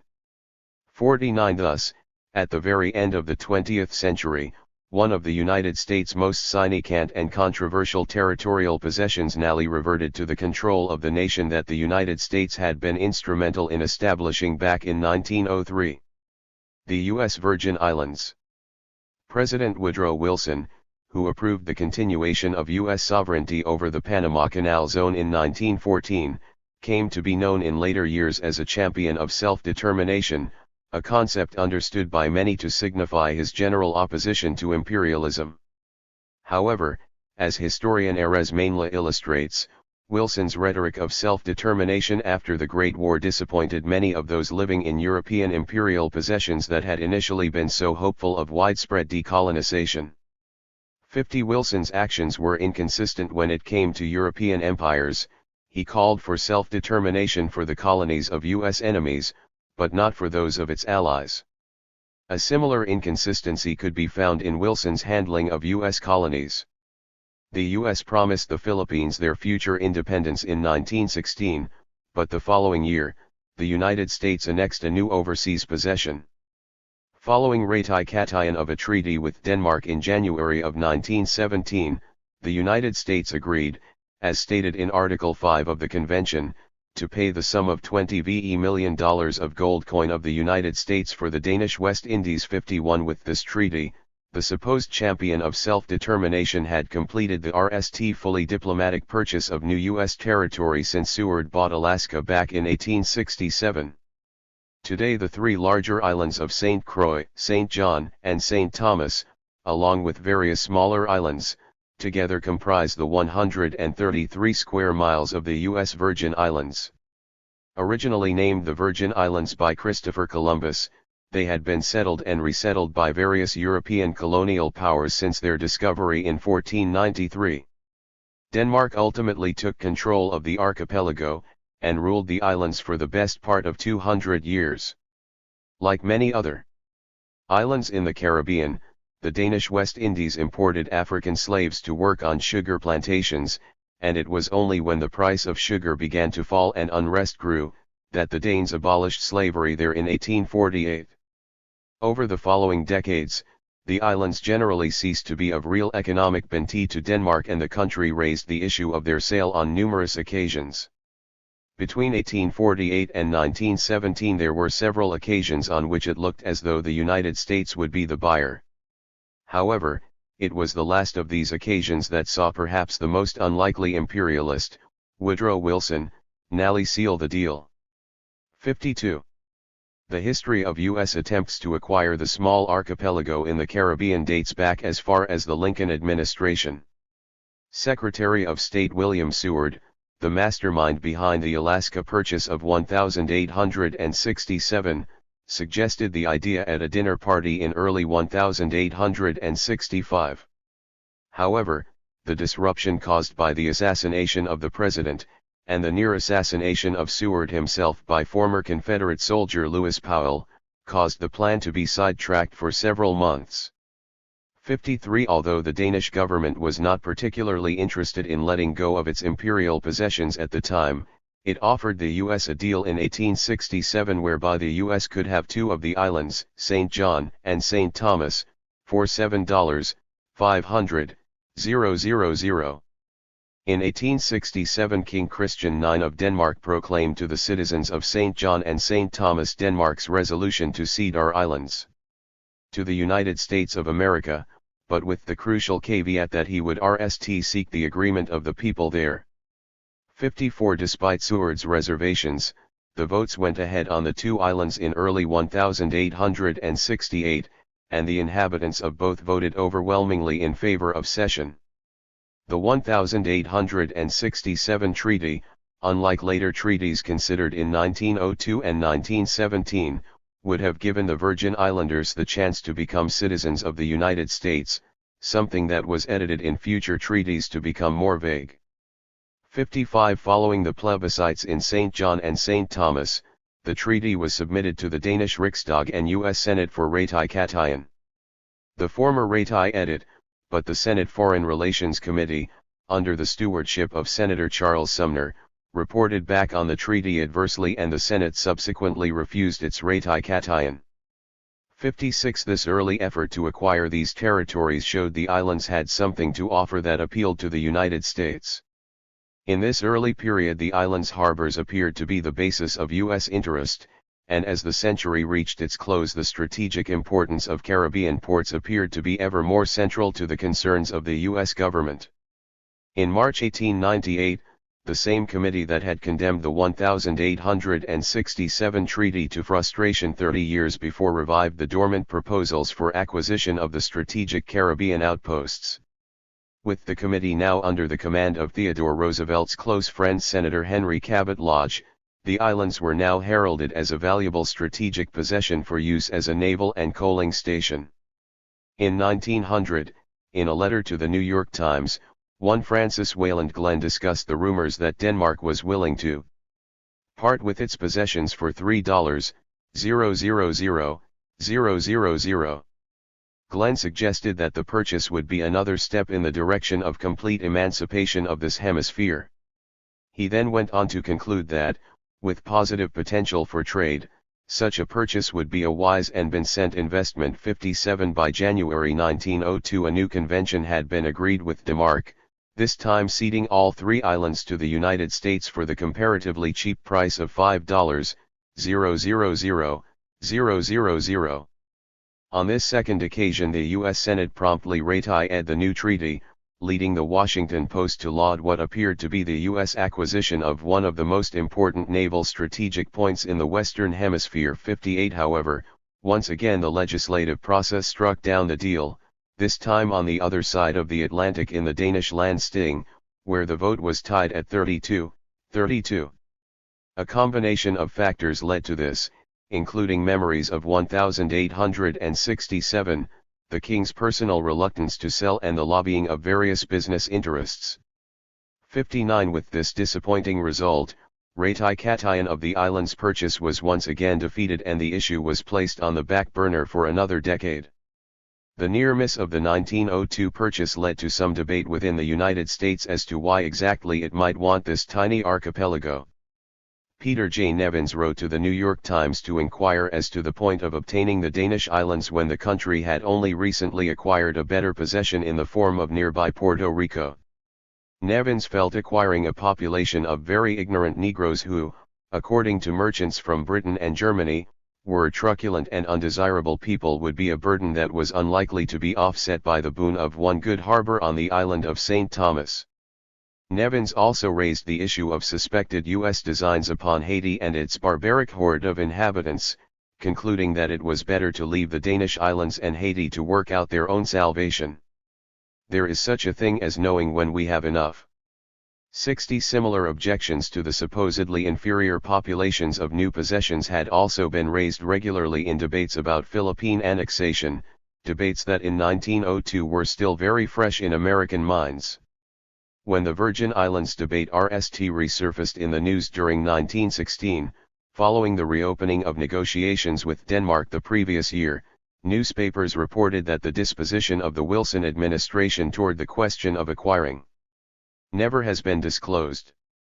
The New York Times speculated that there was some evidence that the administration had been moving in this direction, such as the supervisory treaty with Nicaragua, and pending legislation for similar powers over the affairs of Haiti. In fact, Haiti offers a particularly useful parallel, as there was concern within the U.S. over the role of the German population in that nation that had contributed to the invasion of U.S. Marines in 1915. If Wilson's administration was set on a course to intervene in other Caribbean island nations, why not the Virgin Islands that the Danes appeared to be keen to avoid by 1916?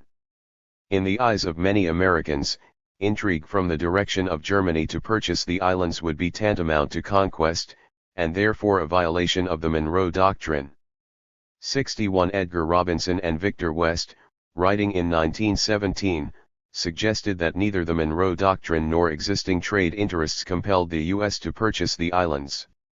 Instead, they argued that the purchase was first and foremost part of the Wilson administration's preparedness program, protecting the Panama Canal and taking useful harbors from potential European combatants. 62 Almost a century later, historian Catull Nolan characterized Wilson's policy towards the Caribbean and Latin America somewhat differently, as repeatedly, violently, and excessively without ever facing a comparable threat of European military intervention.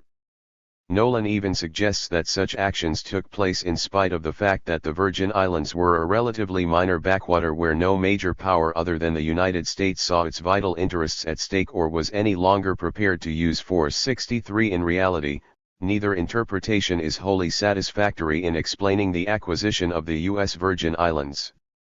Following the ratification of a third and NAL treaty with Denmark in 1917, Secretary Lansing justified the annexation of the U.S. Virgin Islands by outlining his two key explanations of their importance, RSTLY, as a naval base for military and merchant vessels and, secondly, to stop other interested powers jumping in instead, preclusive imperialism. 64 The RST element had formed the mainstay of arguments for annexation in the Civil War era and during Theodore Roosevelt's administration. However, the second element is more specific to this period in time. After all, the successful purchase was completed only 3 months before the United States entered the First World War against Germany. Nevertheless, both of the explanations for U.S. acquisition are interlinked. If the 131 132 islands had not boasted important harbors, Germany would have had little interest in them and, although the extent of the German interest in the Virgin Islands was dubious, the U.S. believed such an interest existed.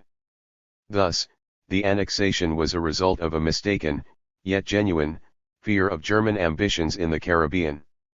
Tellingly, on February 3, 1917, Wilson broke off diplomatic relations with Imperial Germany, and in March, the famous Zimmermann telegram implicated Germany in a plot to form an alliance with Mexico in a potential future conflict with the United States. On April 6 the U.S. Congress declared war on Germany, perhaps safer in the knowledge that the Germans had no foothold in the Americas. In buying the territory, rather than allowing the islanders their independence under U.S. supervision, the U.S. stepped beyond its more tentative imperialism in Haiti and Nicaragua. For the people of the Virgin Islands at the time, the United States purchase of their territory was looked upon hopefully, especially given that for the last few decades their economy had been in steady decline. In contrast, from the U.S. perspective, this new territory became denuded by the idea that it would serve as a military base, rather than any particular interest in its economic resources. 65 The Virgin Islands were annexed American Samoa, an unincorporated territory in line with the other post-Hawaiian annexations, ruled by the United States, but not placed on the same road to statehood as territories admitted prior to the Spanish-American War. Similar to other unincorporated territories, the privileges of those who resided in the U.S. Virgin Islands rested with the U.S. Congress, which did not grant U.S. citizenship rights to most Virgin Islanders until 1927. 66 The U.S. Department of the Navy controlled the islands until 1931, when they were nally transferred to the Interior Department. However, unlike American Samoa, the U.S. granted the Virgin Islands an Organic Act in 1936, which gave the islands a largely autonomous government. 67 In 1970, after more than half a century under U.S. rule, the U.S. Congress granted the islands their own governor, and in 1976 it passed legislation allowing the Virgin Islands legislature to draft their own constitution. The Virgin Islands remain, to date, the most recent formal U.S. territorial acquisition in the Caribbean. However, as Chapter 7 shows, the U.S. Virgin Islands proved the exception rather than the rule for 20th-century U.S. imperialism in the Caribbean, which continued in a different form well beyond 1917. Chapter 7. Occupation over Annexation. This chapter explores the nature of U.S. imperial intervention in the Caribbean and how it developed in the early 20th century. Although in 1917 Woodrow Wilson took the step of formally annexing the U.S. Virgin Islands, his administration also oversaw the apogee of U.S. long-term occupation of other islands in the Caribbean. This form of imperialism came to characterize U.S. interventionism overseas in the later 20th century. To illustrate this, the latter half of the chapter looks at the second phase of medium to long-term occupations that occurred in the wake of the Second World War, particularly those of the U.S. sector of West Germany and the nation of Japan. Caribbean occupations. The impact of Germany's aggressive expansionism was not limited to the preclusive imperialist annexations by the United States detailed previously. During the early 20th century, the United States began a series of long-term Caribbean occupations that were also, at least in part, motivated by a preclusive attitude towards European intervention, particularly that of Germany.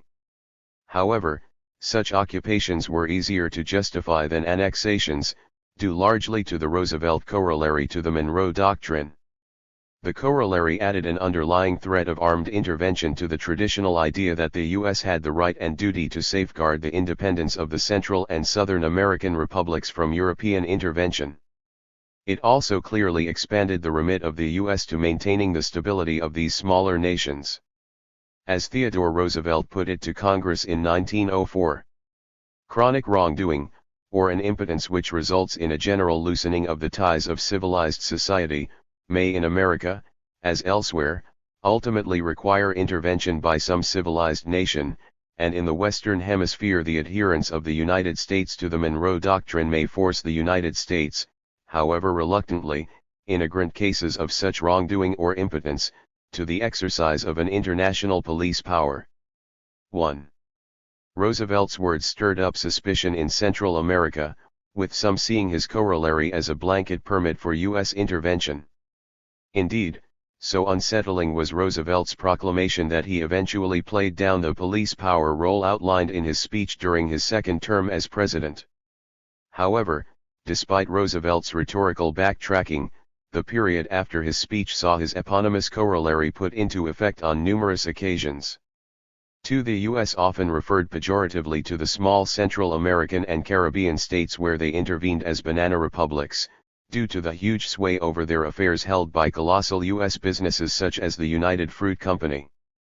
Some historians hence refer to this period of U.S. interventions and occupations as the Banana Wars. 3. There were certainly very marked economic motivations for U.S. intervention, either to stabilize these countries and protect U.S. investments, or to stave off European debt collectors with their own gunships.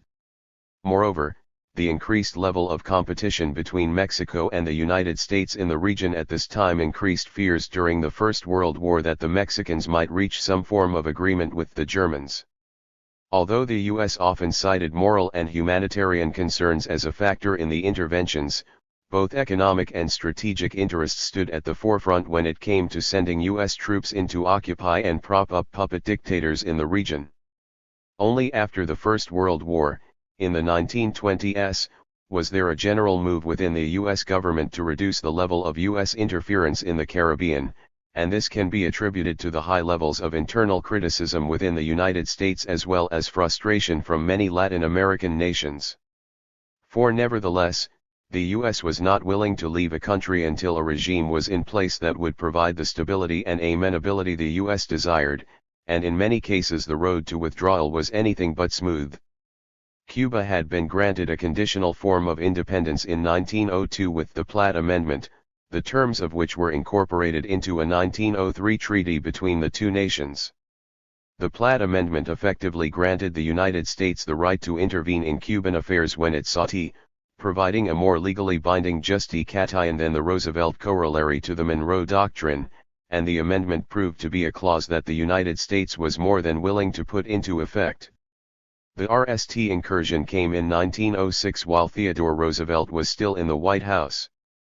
Secretary of War William Howard Taft led this second occupation, becoming the provisional governor of Cuba, and his leadership, as Luis Perez notes, resulted in the wholesale displacement of Cubans from the upper reaches of political CE5. The U.S. anticipated a short-term intervention in order, as the Platt Amendment intended, to secure peace and stability in Cuba following a revolt against the fraudulent re-election of President Tomás Estrada Palma VI following Taft's return to Washington. Charles E. Magoon, a Nebraska lawyer, maintained what Roosevelt wanted to be seen as a temporary civil, not military, U.S. administration on the island until the end of the occupation in 1909. 7. Following a short military intervention in 1912 to quell a rebellion led primarily by black Cubans who felt the Cuban government discriminated against them, the second major post-Platt intervention in Cuba came between 1917 and 1922 and is known as the Sugar Intervention 8 as in 1906. Widespread discontent following a corrupt election sparked events, on this occasion causing the Cuban Liberal Party to rebel. Although exercising more restraint than during the 1906 intervention, President Woodrow Wilson still felt the need to intervene in 1917 to guard the U.S. sugar plantations on the islands. 9. This desire to protect the plantations was both economic and strategic, as the First World War reached ever closer to the North American continent following the German announcement of unrestricted submarine warfare in February 1917. This NALUS occupation of Cuba lasted through until 1922, but the intervention was just the RST of many U.S. occupations following Theodore Roosevelt's announcement of his corollary to the Monroe Doctrine. Similar U.S. incursions followed in Nicaragua, Haiti, and the Dominican Republic. Like Cuba, all three of these republics had a history of U.S. interest, but it was only in the early 20th century that the United States actually occupied them.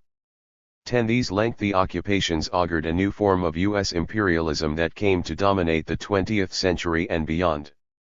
Nicaragua. U.S. interests in Nicaragua can be traced back as far as Thomas Jefferson, who earmarked the territory in 1788 as the ideal place for a transisthmian canal. However, it was the nation's instability following its independence from Spain in 1821 that led to the RST real U.S. occupation in the 1850s. This incursion was the result of a libustering mission headed by an expansionist former newspaper editor from the United States, William Walker. Walker intervened in an internal Nicaraguan political dispute, and then usurped control of the nation for several months. Ultimately, U.S. businessman Cornelius Vanderbilt undermined Walker's grip on power in order to frustrate leading business rivals who had supported the libusterer. This episode constituted Nicaragua's RST dramatic encounter with U.S. imperialism. 11. However, 1912 proved to be the truly pivotal year for US Nicaraguan relations when a short civil war in the Central American state led to the RST full-scale U.S. invasion, one that lasted longer than any other U.S. intervention in Central America during the 20th century. Prior to the renewal of U.S. interventions from 1910 onwards, Mexico had acted as the main external power broker in Nicaragua. The Mexican dictator of the era, Porfirio Diaz, provided both political and diplomatic support to Nicaraguan leaders who preferred stronger ties with Mexico to interference from the United States. 12. Anti-US sentiment was also evident in the efforts of the Nicaraguan liberal leader, José Zelaya, to attract European investors into building a new canal to rival the U.S. efforts in Panama. 13. By 1906, Zelaya had further frustrated the United States by canceling a U.S. lumber business contract in the region, but the real problems arose with a change at the U.S. State Department, when the less interventionist Elihu Root was replaced with the more hawkish Philander C. Knox following the election of President William Howard Taft. 14. In 1909, in response to death sentences being served on 2 U.S. citizens who had led liebusters to the region, the U.S. severed diplomatic relations with Nicaragua and threatened intervention, leading 139 140 to Zelaya's resignation. Months of high tension in the country followed. The United States ultimately intervened by sending troops to help revolutionaries seeking to overthrow Zelaya's elected successor, José Madriles, under the premise of protecting American lives. By 1910, the U.S. intervention had placed Juan Estrada in control as a seemingly more amenable puppet leader. However, the unpopular Estrada soon stepped down from the presidency after proving unable to provide his internally divided country with adequate leadership. 15. This continued civil disruption led President Taft to give the go-ahead for Marines to head in and support the pro-US regime of yet another leader, Adolfo Diaz, in 1912. 16. Taft likened the situation to the Boxer Rebellion in China a decade or so earlier, and would have sent in infantry units if the Marines had not secured key assets so quickly. 17. This occupation, unlike the short-term 1909-10 intervention, lasted effectively until the early 1930s. In 1911, Secretary of State Knox negotiated the Knox-Castillo Treaty, which would have linked secured loans from U.S. banks with a customs receivership agreement, but the U.S. Senate refused to ratify the treaty, as senators believed this would create a quasi-financial protectorate over Nicaragua. 18. However, banks implemented the loan regardless, and by 1912 the U.S. banking houses were in near control of Nicaraguan finances. In February 1913 the Taft administration made its NAL attempt to increase control over Nicaragua with the Chamorro-Wyatt Cell Treaty, through which the U.S. would buy the option to construct an interoceanic canal and naval bases in Nicaragua. For similar reasons to the defeat of the earlier Knox-Castillo Agreement, however, this treaty failed in the U.S. Senate. When Woodrow Wilson arrived in the White House in March 1913, he signaled to many that Roosevelt and Taft's interference in the region would come to an abrupt end. Wilson appeared to offer clear opposition to both Roosevelt's big stick diplomacy and Taft's dollar diplomacy in Latin America. 19. Instead, Wilson proposed a Pan-Americanist good neighbor policy that suggested a new sort of relationship with Latin America with a decidedly less imperialist tone. 20. Both Wilson and his Secretary of State, William Jennings Bryan, disliked the economic hold the U.S. had on Latin America, but they ultimately struggled to end an alternative way forward in Nicaragua. When the failed Chamorro-Wyatt Cell Treaty was resuscitated as the Bryan-Chamorro Treaty, anti-imperialist Republican Senator William Borah described the situation thus: "We took some battleships and went down to Nicaragua and put a certain faction in power, and now we are making a treaty with that faction. In other words, we are making a treaty with ourselves." 21. Bryan similarly saw the banking houses that dominated Nicaraguan finances as thieves, but Wilson rejected his suggestion that the U.S. government provide loans directly to Nicaragua, and Bryan's other idea of a Platt Amendment for Nicaragua faced unyielding opposition in the Senate Foreign Relations Committee. 22. Nevertheless, with increasing fears over the Great War in Europe and German interests in a Transisthmian canal, the U.S. nally signed the Bryan-Chamorro Treaty, without a Platt-style amendment, in 1914 and reti-edit in 1916.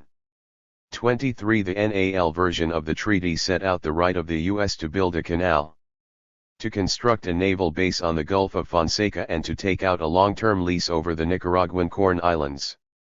24. The passage of the treaty was greeted with disgust by many Latin American nations and led to the dissolution of the Central American Court of Justice, as the U.S. had simply ignored its decisions over Nicaragua.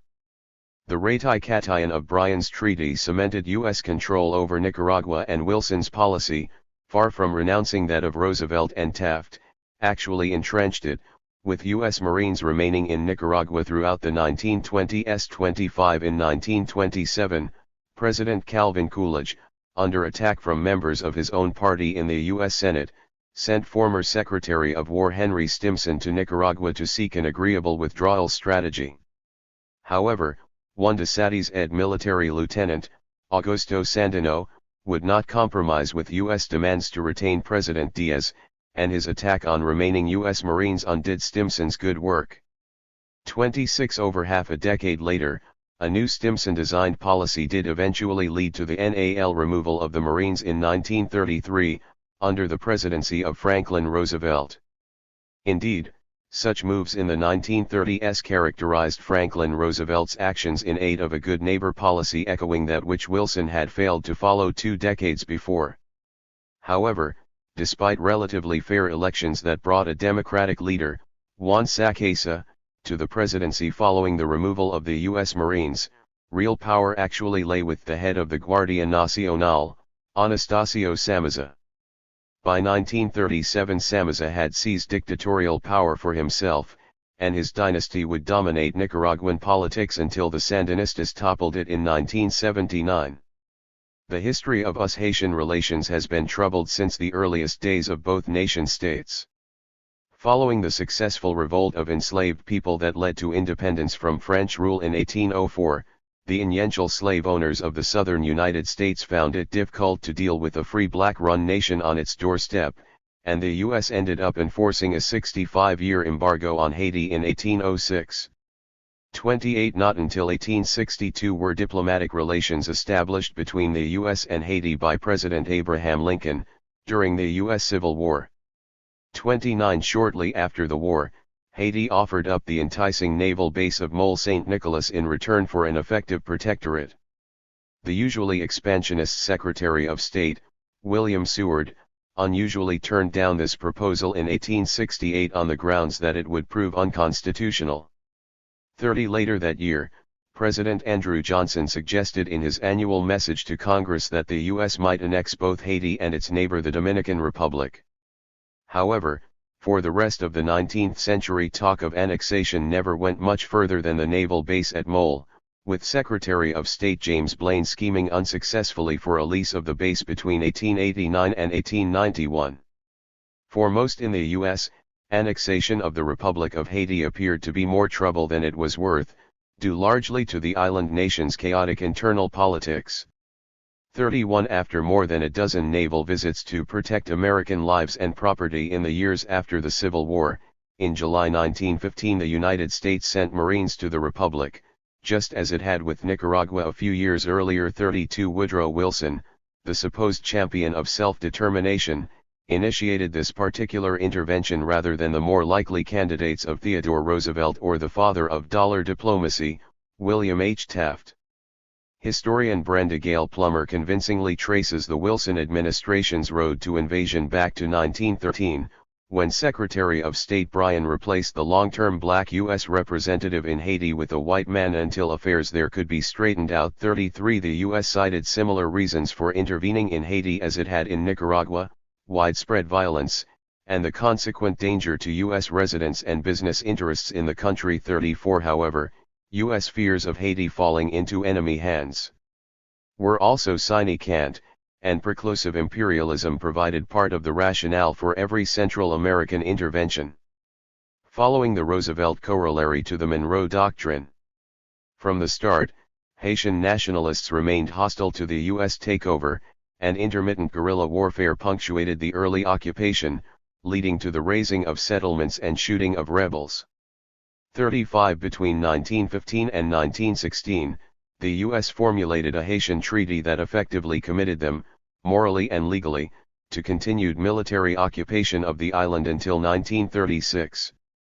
36. However, the treaty negotiations made Wilson's second Secretary of State, Robert Lansing, remarked that it was more or less an exercise of force and an invasion of Haitian independence. 37 The U.S. took control of Haitian Nanses, created a gendarmerie that was controlled by the U.S. Marines, and installed a US-friendly president who, in short order, dissolved the elected Haitian legislature. Historian Mary Renda contends that the occupation of Haiti was one of several important arenas in which the United States was remade through overseas imperial ventures in the RST third of the 20th century, and this was certainly the case across the Caribbean. 38 During the occupation, U.S. Marines put down various insurgent guerrilla groups, introduced Jim Crow-style segregation laws, and even instituted forced labor. African Americans in the United States became some of the foremost critics of the Wilsonian occupation, including members of the National Association for the Advancement of Colored People. African American intellectual W.E.B. Du Bois even wrote directly to the president urging him not to act without the cordial support of the Haitian people. 39 On a political level, the U.S. propped up an unpopular regime that suspended the Constitution and free speech, introduced curfews, and censored the press. 40 The U.S. also used its control over Haitian Nanses to intervene in areas that were far outside of its remit, such as education and schooling. 41 The American occupation of Haiti came in the period after a number of hostile U.S. encounters overseas, and therefore, by 1915, it certainly had a good deal of experience to call upon regarding imperial interventionism. 42 In January 1918 President Wilson released his 14 points for the post-Great War world, peddling the idea of self-determination for the oppressed.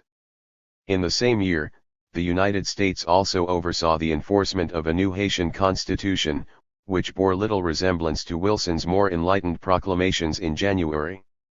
The most important provisions of the Constitution were the legalization of foreign land ownership, indefinite suspension of the elected Haitian legislature, temporary suspension of the irremovability of judges, and the legalization of all acts of the U.S. military occupation.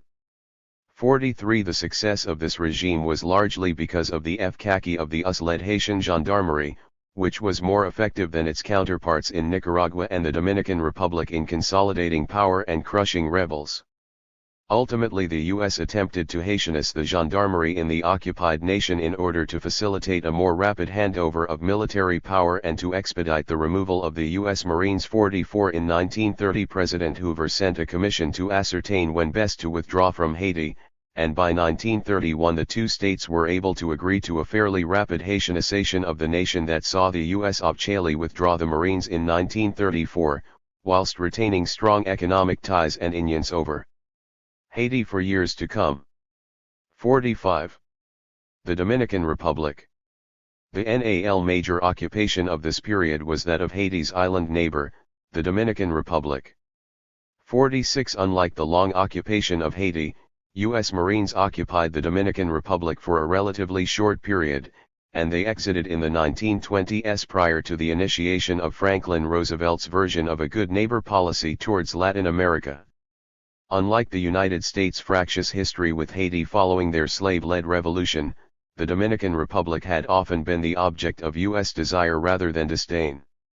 In the antebellum period, the United States involved itself in a number of tentative steps to secure rights over Samana Bay in the Dominican Republic, but anti-imperialists in the U.S. Senate and media rejected an approach made by President Franklin Pierce's administration in 1854. Following a brief period between 1861 and 1865, when the Republic was re-annexed by Spain, Dominican presidents routinely attempted to convince the United States to annex their nation in a form of proactive preclusive imperialism of their own. After the Civil War, the expansionist Secretary of State William Seward touted the idea of leasing a naval base in the Dominican Republic or establishing a formal protectorate, and, as noted above, in 1868 President Johnson proposed the annexation of both Haiti and the Dominican Republic. However, the decisive move came in 1869 when President Ulysses S. Grant attempted to purchase the Dominican Republic and incorporate it into the United States.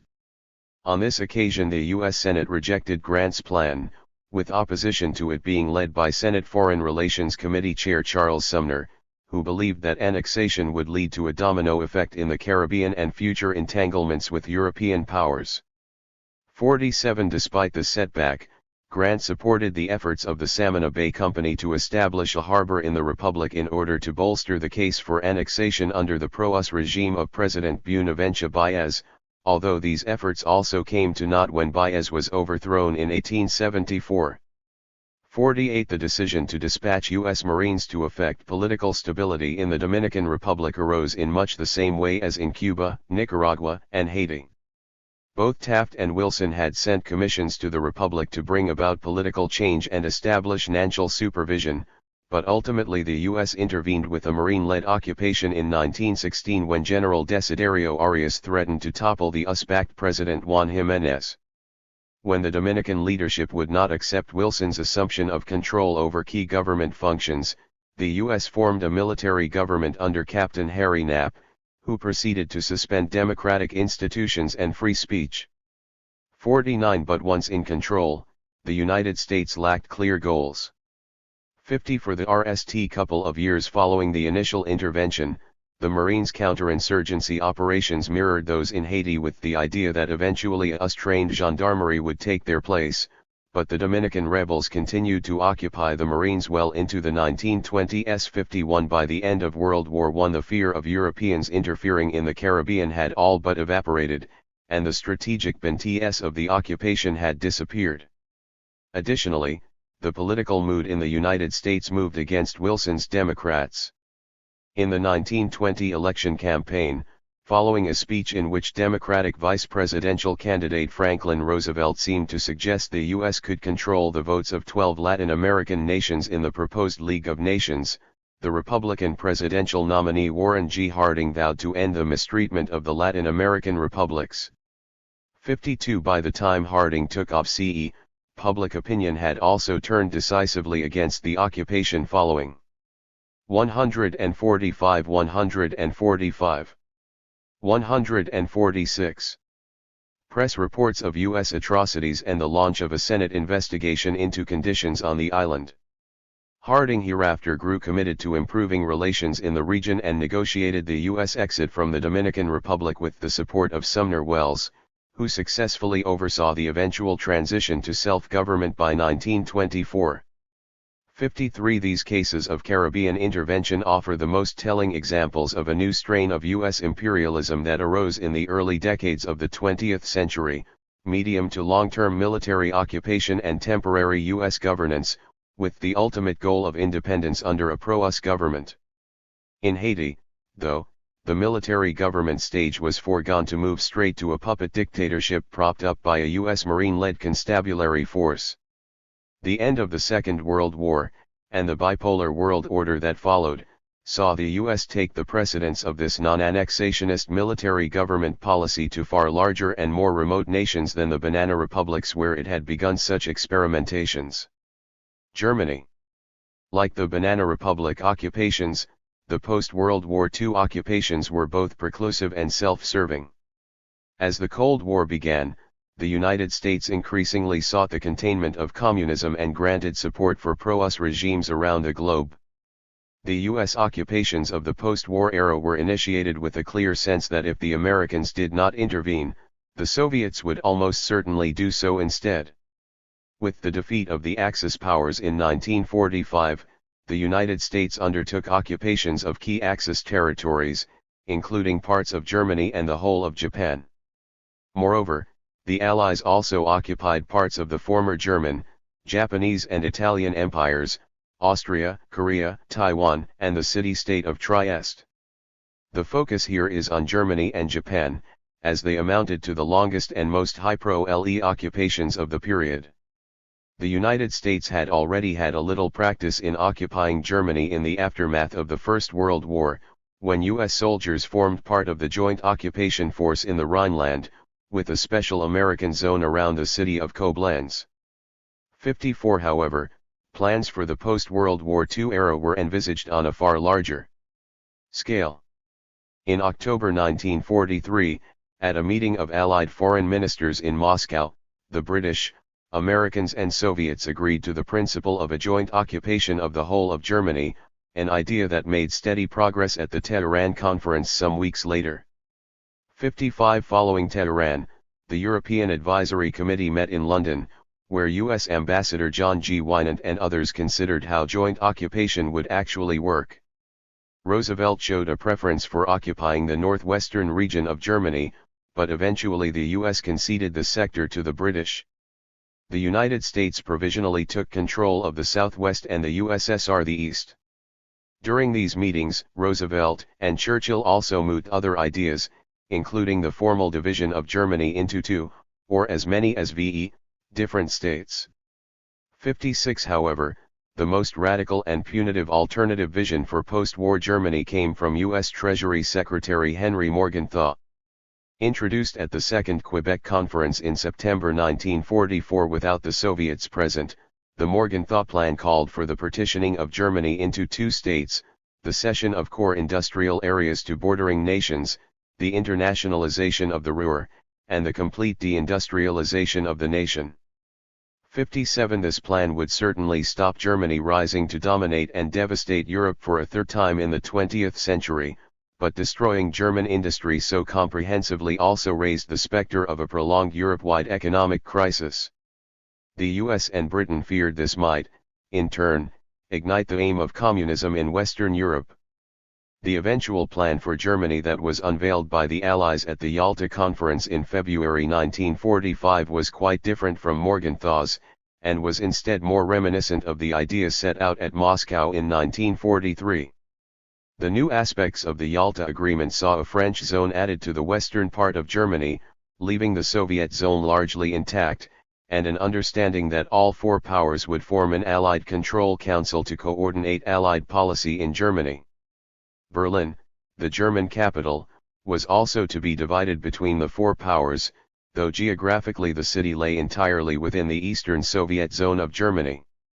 However, despite Yalta's seeming show of unity between the powers regarding an Allied policy towards Germany, the United States actually drafted its own directive on U.S. policy for occupied Germany several months earlier. This directive, issued in September 1944, outlined the occupation and partial deindustrialization of Germany as a defeated rather than a liberated nation and, for historian Michael Beschloss, had much the sound of the Morgenthau Plan. 58 JCS 1067 also gave the proposed U.S. military government in post-war Germany supreme legislative, executive, and judicial authority in order to achieve its aims. 59 As a result of the existence of JCS 1067, the essence of the Morgenthau Plan, if not its totality, was not truly rejected. Until July 1947, when the directive ceased to be in effect. 60 However, as shown below, when the military government took control, it soon found that any entirely punitive plan for Germany was impractical on a number of levels. After Germany's surrender on May 8, 1945, the Potsdam Conference formally established the four zones of occupation and set out Allied aims to disarm, partially deindustrialize and democratize Germany. The ACC, made up of the four occupying powers, would run Germany for an unspecified amount of time until a suitable German-run government could be re-established. 61 The key changes effected at Potsdam were for U.S. administrators in Germany to be given more latitude in two key areas, the economy and the political sphere.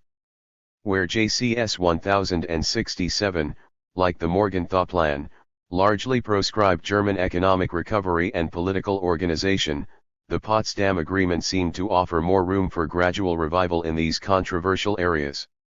62 Rebecca Baling puts a somewhat different emphasis on this change, arguing that the prioritization of economic reconstruction soon trumped policies such as denazification and democratization. 63 The conisting projections of U.S. policy in JCS 1067 and at Potsdam re-ECT the dual desires among Americans for some sort of punishment for Germany, and to stop the spread of communism into Western Europe. However, it was the economic arguments that ultimately prevailed in determining U.S. policy.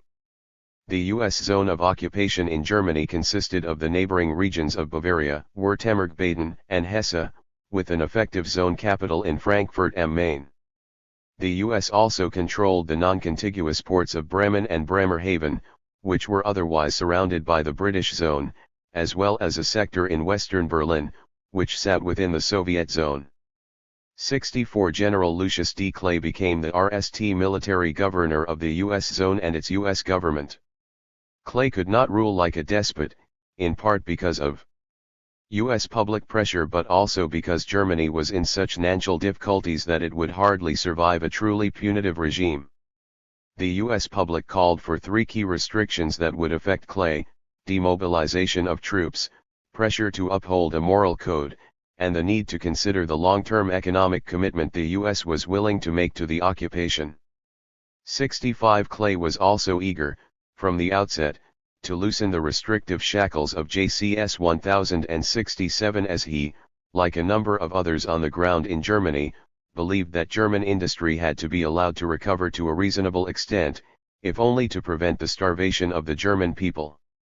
66 With the US zone RMLY established, the American occupation regime set about imposing a policy of political democratization, complemented by a secondary policy of re-education led by social scientists, which would promote democratic values in the post-Nazi era. 67 Between 1945 and 1946 German political parties began to reform, but there emerged marked differences between those that organized in the Western zones and those permitted to act freely in the Soviet zone, leading early on to a divergence of the political destinies of the four zones.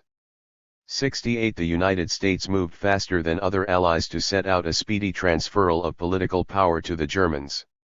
When Secretary of State James Burns announced such plans publicly during a speech in Stuttgart in September 1946, it led to staunch criticism from Poland. 69 Burns also outlined the need for a higher level of German economic recovery, if only to meet its own needs and its reparation obligations, and stressed the ultimate goal of U.S. policy as being the economic union of the Allied zones and a common national policy.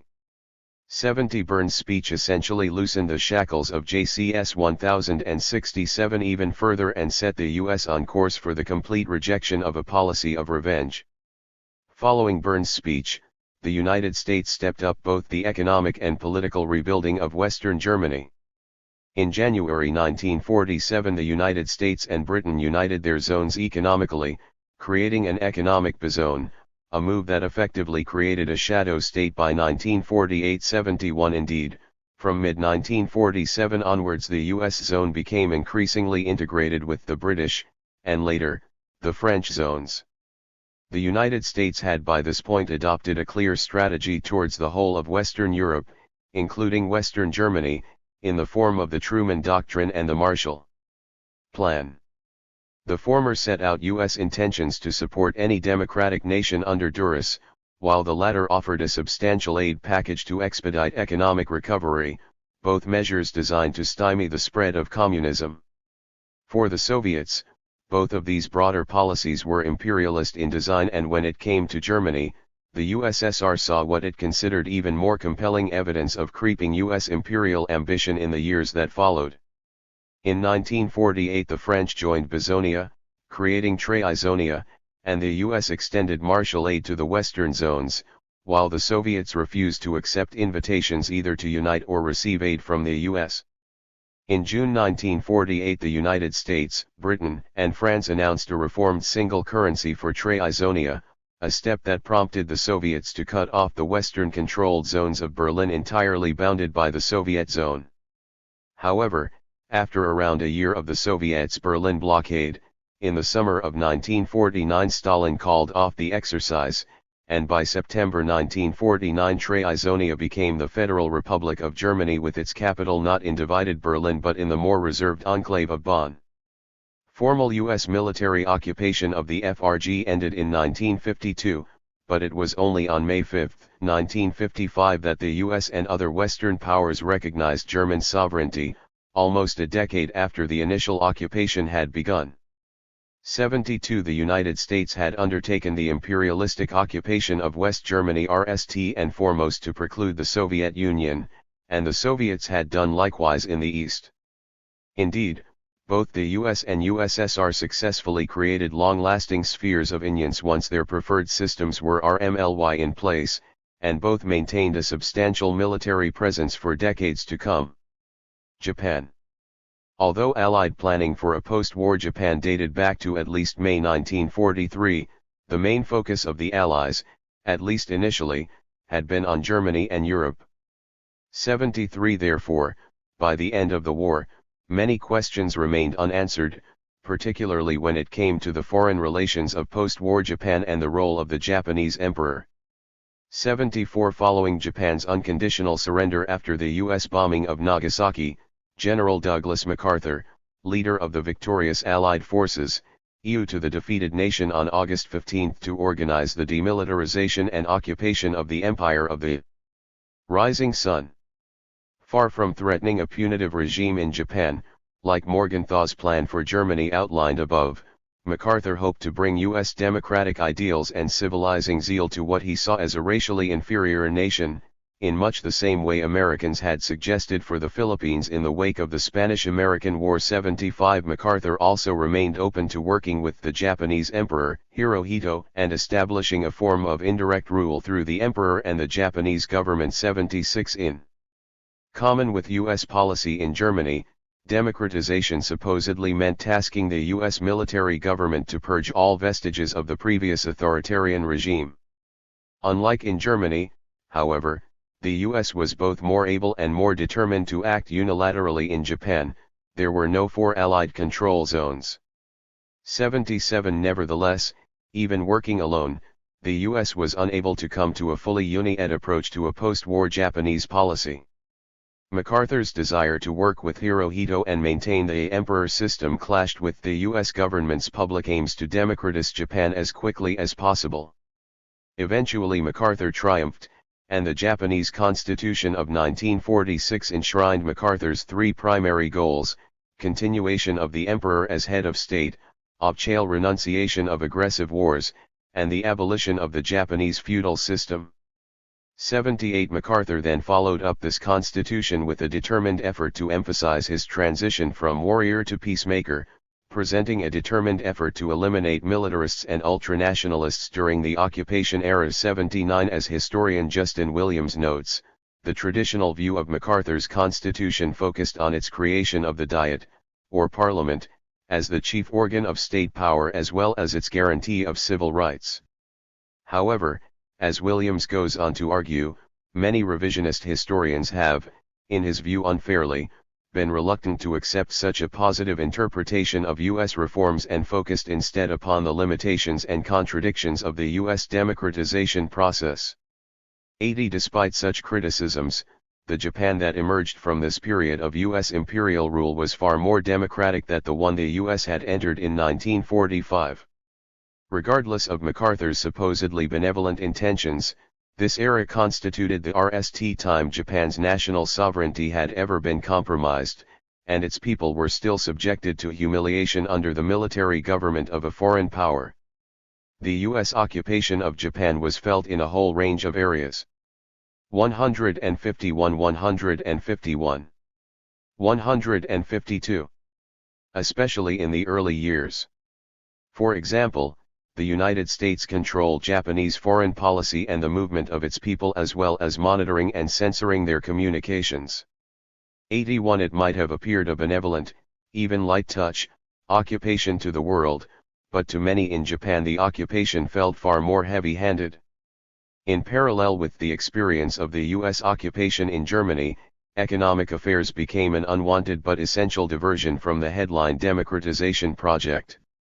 Although MacArthur was keen to leave the economy to the new Japanese government to handle, an economic crisis and the widespread strikes that followed it saw the new regime threaten to undermine MacArthur's vision of a peaceful and stable democratic Japan. MacArthur was therefore forced to intervene against the Japanese labor movement on a number of occasions. 82 As well as strike breaking, the occupation period saw the enactment of other radical but less autocratic interventions that altered the Japanese economy, most notably agrarian reforms and the dissolution of the zaibatsu, powerful business conglomerates of Imperial Japan. 83. One notable side effect of the U.S. occupation of Japan was that it provided opportunities for second-generation Japanese Americans in the U.S., many of whom had been interned as a potential menace to the United States during the war following President Roosevelt's infamous Executive Order 9066 of 1942. As historian Ichiro Azuma notes, for many Nisei the occupation was a godsend, providing a range of interpreting and translating jobs. The Nisei acted as useful intermediaries between the Americans and the Japanese and utilized their position to re-emphasize their allegiance to the United States. 84. Another positive side effect of the U.S. occupation of Japan relates to the liberation of Japanese women.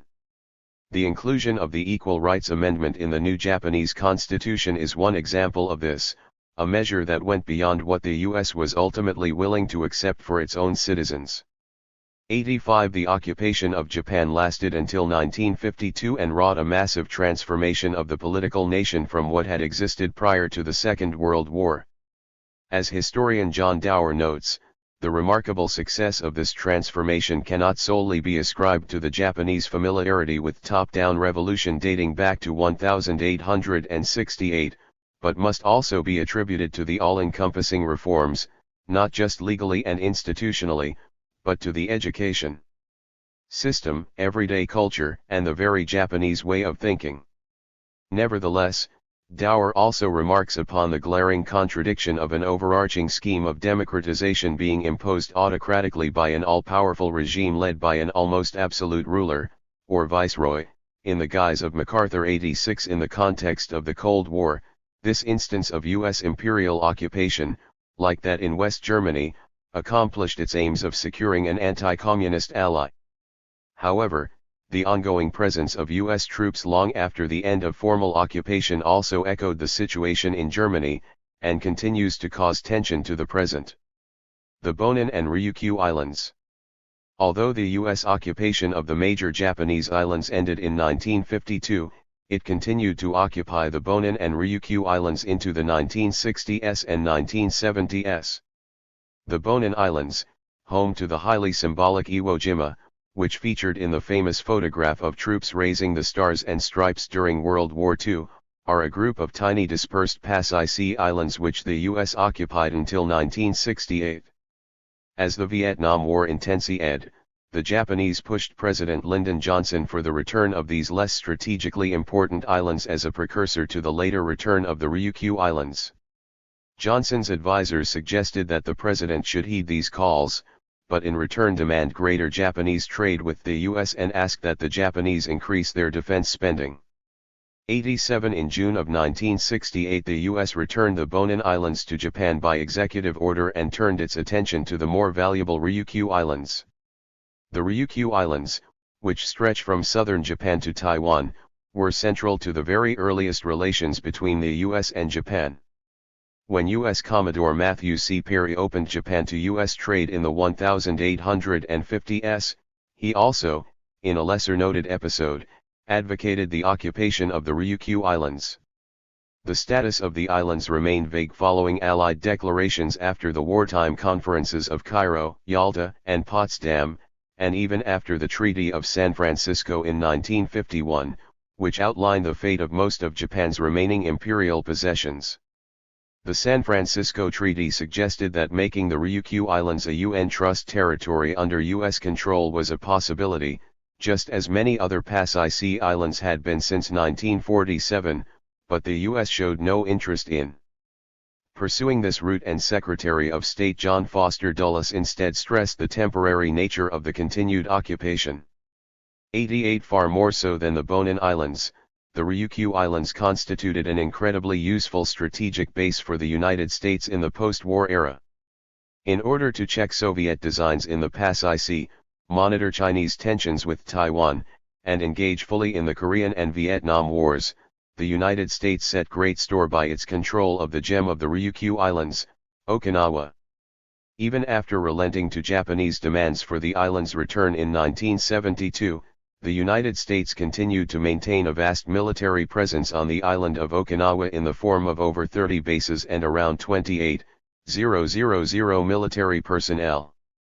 89 Its presence there continues to offer the U.S. an important strategic presence in the western Pasai Sea, but has in recent years caused friction with Japan and, even more recently, with China, which has claimed that Okinawa and the rest of the Ryukyu Islands should lie under their sovereignty. 90 The policy of occupation rather than annexation became the favored policy of the United States after the experiments in Germany and Japan. A comparison can be drawn, for example, between the post-Second World War occupations and the US-led occupation of Iraq between 2003 and 2004, though the differences are quite marked in terms of both U.S. pre-planning and in the level of internal armed opposition the U.S. occupations faced. 91 In some respects, increasingly indirect and diluted versions of the post-Second World War occupations came to characterize U.S. interventions overseas throughout the 20th century. However, rather than look at the ever-decreasing circles of formal U.S. imperialism, the NAL chapter shows how the story of U.S. imperialism has continued on in other forms. Indeed, the U.S. annexed the last vestiges of its formal empire in the 1970s and it has continued to expand its presence overseas, through military bases, and even below the ocean, well into the 20th century. Chapter 8. Continuing Imperialism. In the course of the 20th century, the United States empire certainly evolved and adapted to changing domestic and global situations. However, ideas about formally taking control of distant places or simply maintaining a military presence in those places on an indefinite basis have persisted. In the Pasai Sea, the U.S. continued to expand its formal empire after annexing Guam in 1898, formally taking control of the Northern Mariana Islands in the 1970s. The Cold War period also saw a huge increase in the number of U.S. overseas military bases, a form of strategic and semi-formal territorial acquisition that has continued apace to the present. Finally, the Cold War competition between the U.S. and USSR/Russia continues to see a form of preclusive competition for control of the Arctic that the fall of the Soviet Union has done little to impede. Guam and the Pasai Sea Trust Territories. The Pasai Sea region of Micronesia comprises four main island groups, the Marianas, the Carolines, the Marshalls, and the Gilberts. Prior to the late 19th century, Spain had ruled over the Marianas and Carolines, along with the Philippines, as the Spanish East Indies. The remaining Micronesian islands were annexed by other European powers, the Marshalls by Germany in 1885, and the Gilberts by Britain, as a protectorate in 1892 and a colony from 1916. The largest of the Mariana Islands, Guam, was annexed by the United States in the aftermath of the Spanish-American War, along with the Philippines. Although the U.S. did not annex the remaining islands of the Marianas when it took on Guam, by the 1940s the United States was in control of almost all of Micronesia. The main reason behind the United States not annexing the rest of the Spanish East Indies in 1898 was the existence of a secret treaty between the Spanish and Germans signed just 2 weeks after GDing in the Spanish-American War had ceased. Germany had coveted these Spanish islands since at least a decade earlier, seeing them as a natural extension to the existing German possessions of Kaiser Wilhelmsland and the Bismarck Archipelago.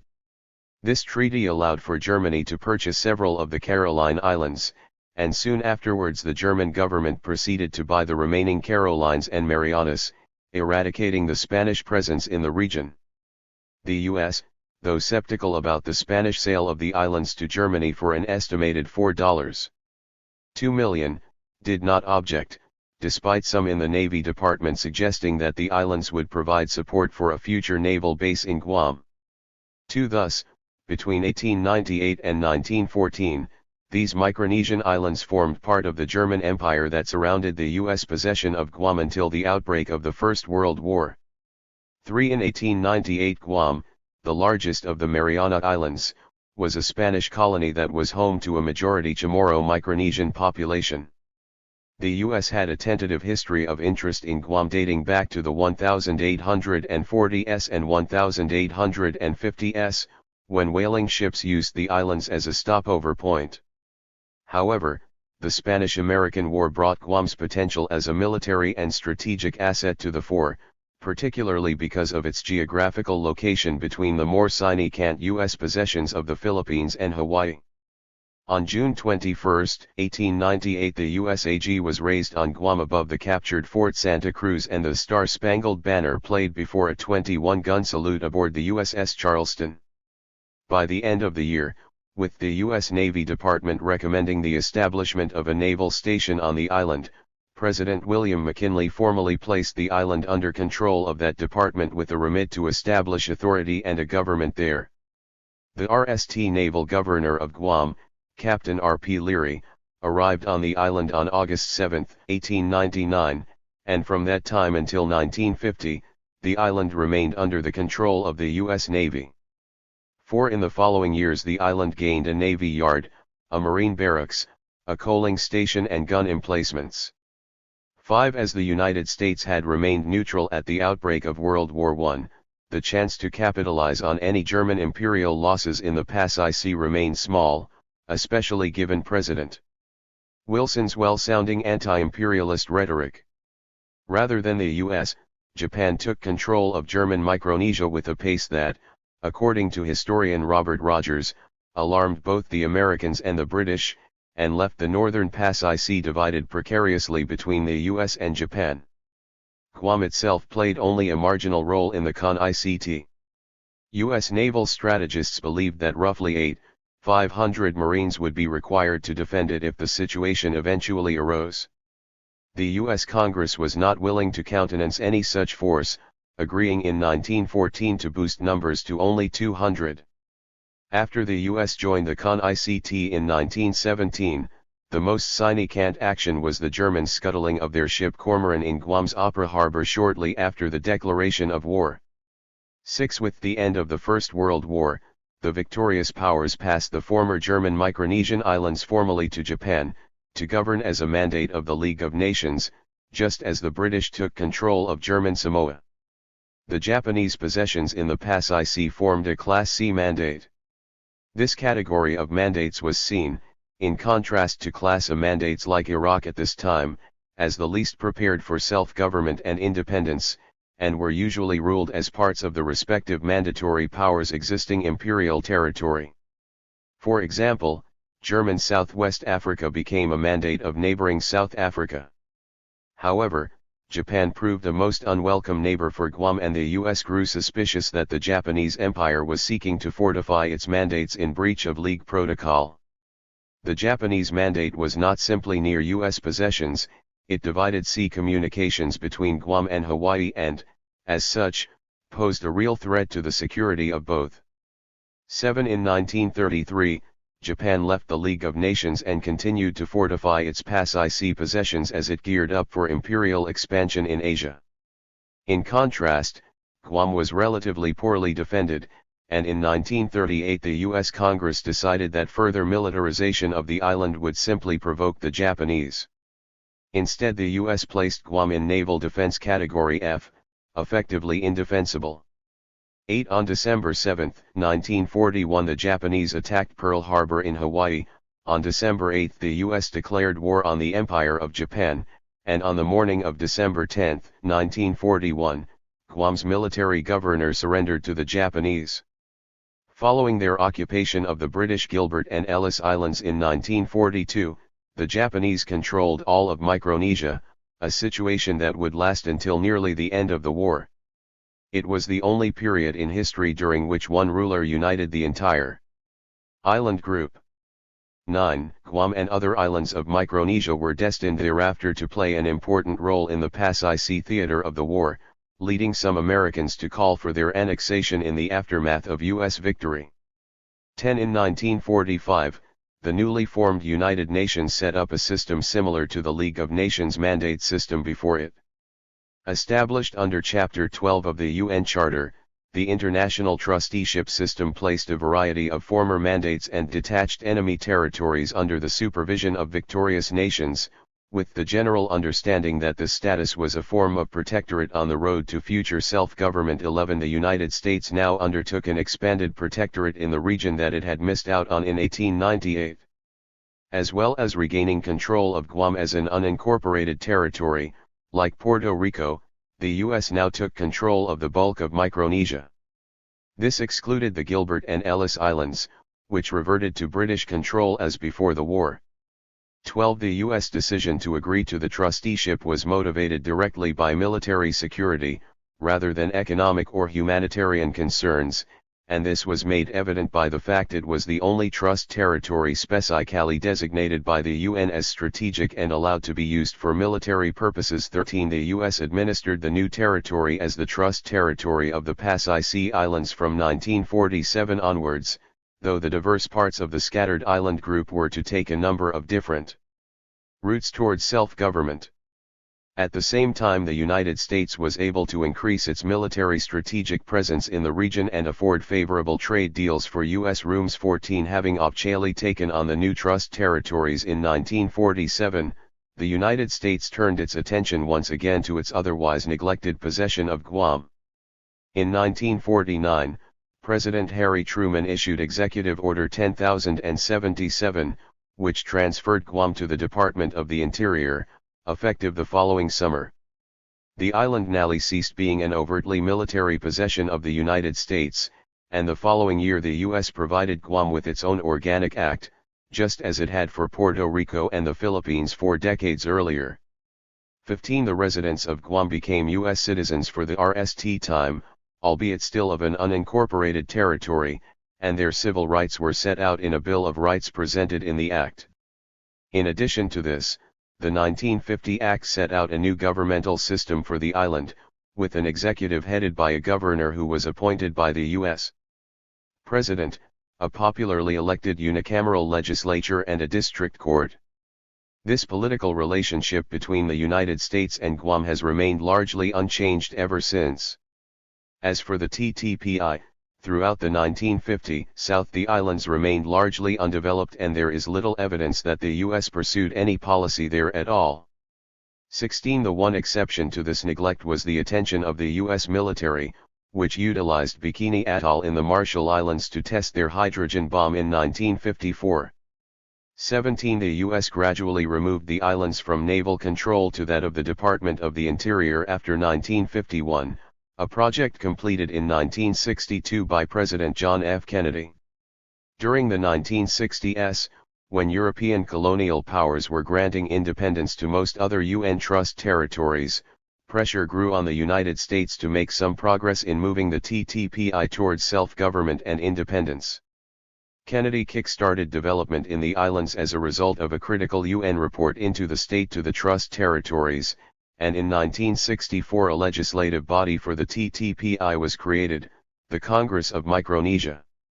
18. In 1966, the U.S. dispatched Peace Corps workers in an effort to speed up the improvement of the islands. 19. However, the sudden boom in U.S. interest after such a long period of neglect led UN inspectors to question U.S. motivations, with some feeling that the U.S. government was motivated primarily by a desire to maintain control after a plebiscite to be held by the end of the decade. 20. Eventually, the Congress of Micronesia set up a commission to consider 4 options for the TTPI's future: free association, independence, integration, and a continuation of the status quo. The commission recommended the RST option in 1969, echoing an agreement made between the Cook Islands and New Zealand, but the United States had other ideas.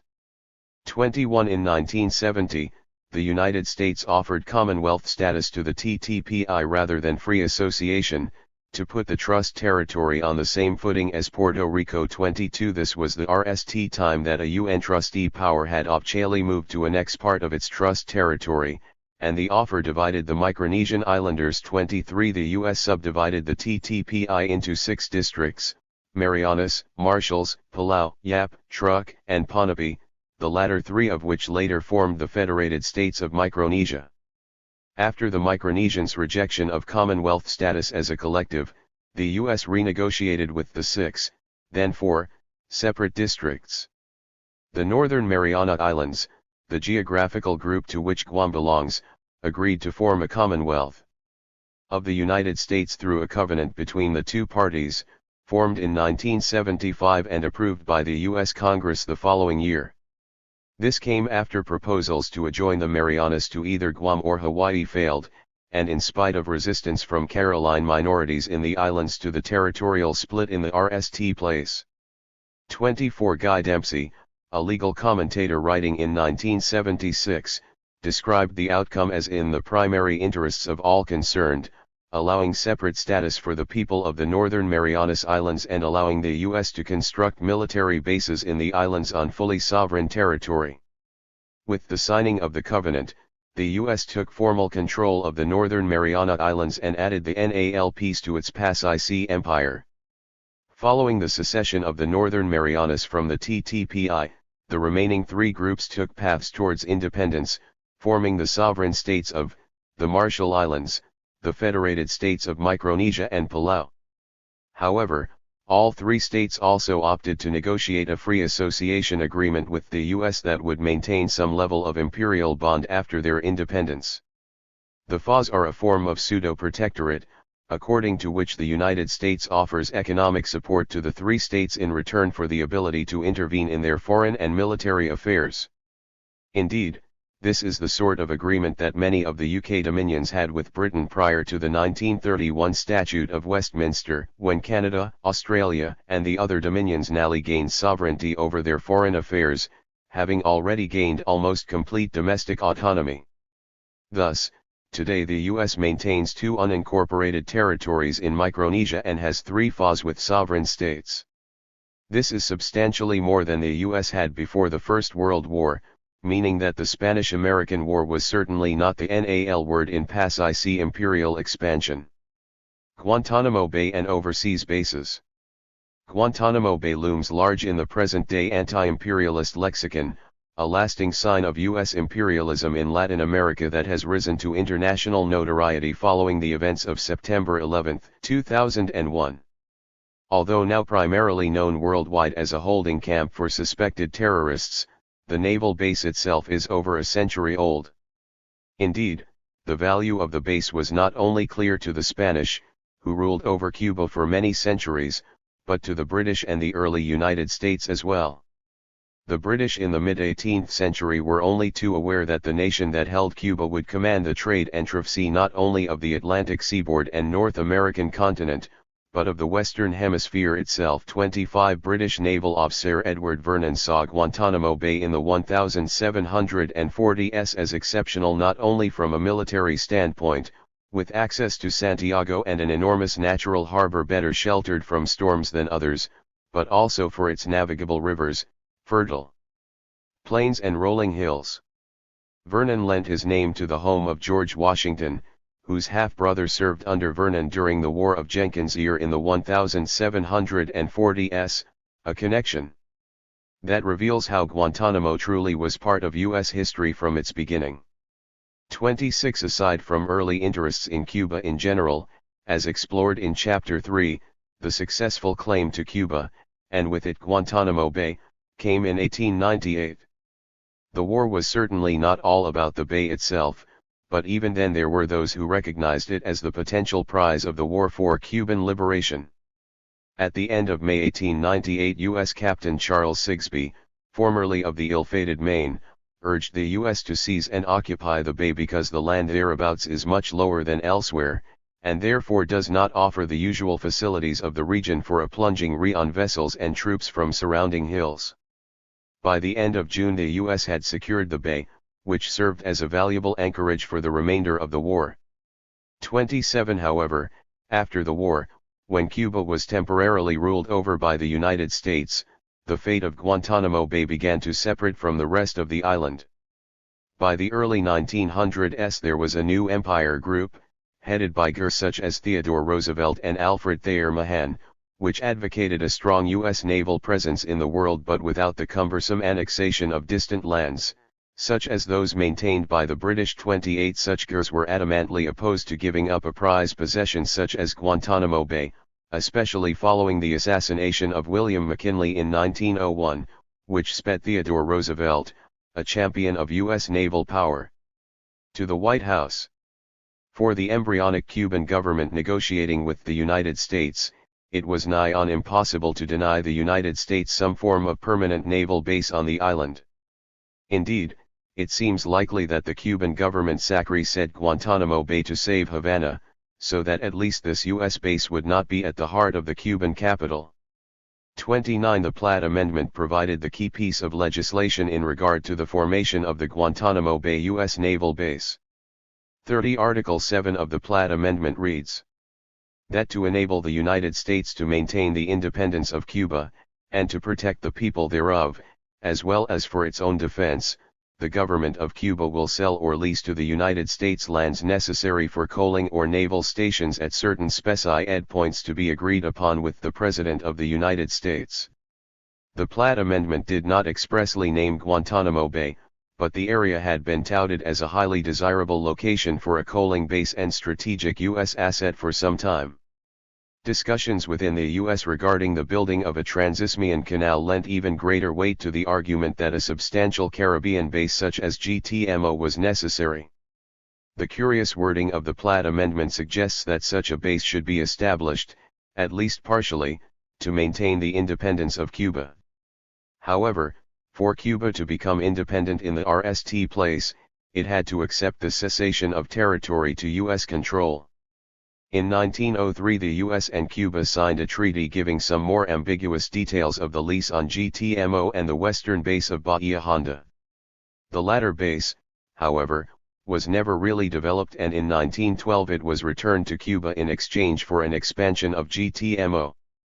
32. The third article in the 1903 treaty, written in very vague legal terminology, allowed for U.S. occupation of the GTMO site to the present.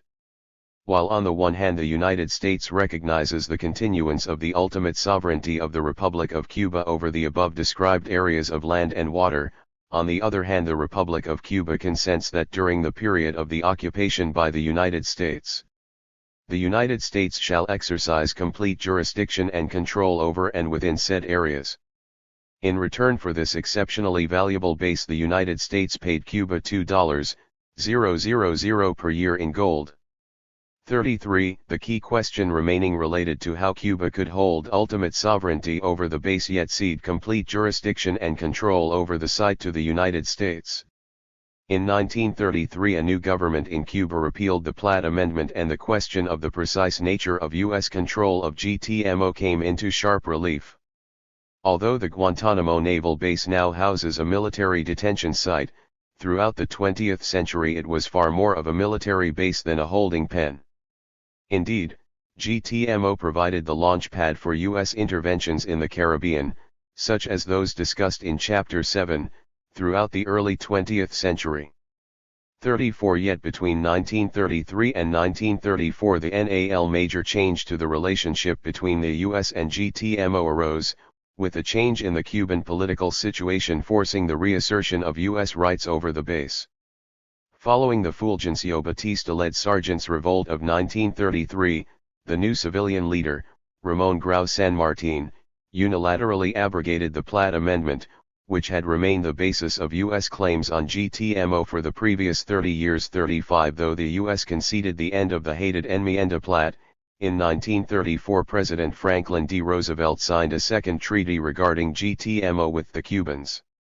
The 1934 treaty reiterated the 1903 agreement, but also stated that the base should remain in U.S. hands until the two contracting parties agree to the modification or abrogation of the stipulations. 36. Put simply, under the new treaty the United States could keep possession of GTMO until it decided otherwise. Historian Amy Kaplan describes GTMO as, if not a formal colony, a social space that has long resembled a colonial outpost, a little America that has altered little since the Cuban Revolution except in the replacing of Cuban laborers with those from elsewhere. 37. In 1960 President Dwight Eisenhower announced there would be no change in the U.S. lease of GTMO, because of its importance to the defense of the entire hemisphere, particularly in the light of the intimate relations which now exist between the present government of Cuba and the Sino-Soviet bloc. 38. The Cuban Revolution seemed certain to put the GTMO site under pressure, and the U.S. military feared revolutionaries would attack the base's Achilles heel, its water supply. 39. Such a circumstance arose in 1964, when Fidel Castro cut the supply following the U.S. seizure of 4 Cuban Qing vessels. 40 However, as Castro stated on a number of occasions in the 1960s and early 1970s, Cuba would not consider any measures to take possession of the base beyond the diplomatic. Following the US-backed Bay of Pigs invasion in 1961, Cuba was only too aware that the United States would not need to look too far for an excuse to remove the Castro regime. During the period running up to the Cuban Missile Crisis, GTMO was under close scrutiny from Cuban intelligence gatherers seeking to ascertain U.S. intentions. 41 In the midst of the crisis itself, those who sought a diplomatic solution, such as the U.S. ambassador to the United Nations, Adlai Stevenson, considered withdrawal from GTMO in return for Soviet dismantling of their missile sites. 42 As the Cold War progressed, naval experts began to question the purpose of continuing the lease of GTMO, especially as the Puerto Rican base of Roosevelt Road seemed to have duplicated GTMO's merits. 43 Nevertheless, as one military expert noted in 1966, during the Cold War the base's political and psychological value far outweighed its military value, existing as a symbol of U.S. power and prestige. 44 In 1996, the issue of negotiating the cessation of GTMO was inserted as one of a number of measures aimed at persuading Cuba to move towards a more democratic form of government in the Helms-Burton Act, a measure primarily designed to strengthen U.S. sanctions against the island. 45 Despite a great deal of national and international attention focused on GTMO in the years since 9/11, even President Barack Obama's executive order of January 2009, which aimed to close the detention facilities down, proved difficult to realize, largely due to congressional opposition and the issue of where to relocate the remaining detainees. Despite all the political and media attention focused on GTMO, it is not the only controversial or long-term U.S. base. At least in part due to growing interest in GTMO, a number of scholars have, in recent years, begun to reconsider the proliferation of U.S. bases overseas and their role in exerting and supporting a visible U.S. imperial presence across the globe. As Alexander Cooley notes, not surprisingly, some commentators refer to this vast overseas network of bases and troop deployments as the U.S. empire and compare it to the peripheral holdings of previous imperial powers. 46 The remainder of this section explores the growth in these overseas bases and this dimension of American imperialism. Scholars such as Catherine Lutz and David Vine date the U.S. culture of base formation on foreign soil back to the forts that sprang up along the western frontier in the 1780s. 47 However, such early bases were designed to be temporary, and the explosion of U.S. extraterritorial bases only really began in 1940. It was in September of that year that President Franklin Roosevelt struck the Destroyers for Bases deal. The agreement was part of a US-UK arrangement that saw the officially neutral US transfer FTY vintage destroyers to the beleaguered UK after the fall of France. However, this was not quite the open embrace of UK-US unity and aid that Prime Minister Winston Churchill publicly hailed it to be. In return for some obsolescent destroyers, the United States was given a relative jackpot of 99-year leases to key military bases across UK imperial possessions, particularly those in the Caribbean. The resultant U.S. bases were, in the words of historian Thomas Howard, colonies within colonies, American bases, airstrips, and service facilities constructed on British colonial soil, all with vast potential for discord and the spread of American Indians. 48 For Howard, Franklin Roosevelt did not simply lend Britain a symbolic hand in its war with Nazi Germany, he also secured useful strategic bases and planted the seeds of anti-British colonial sentiment.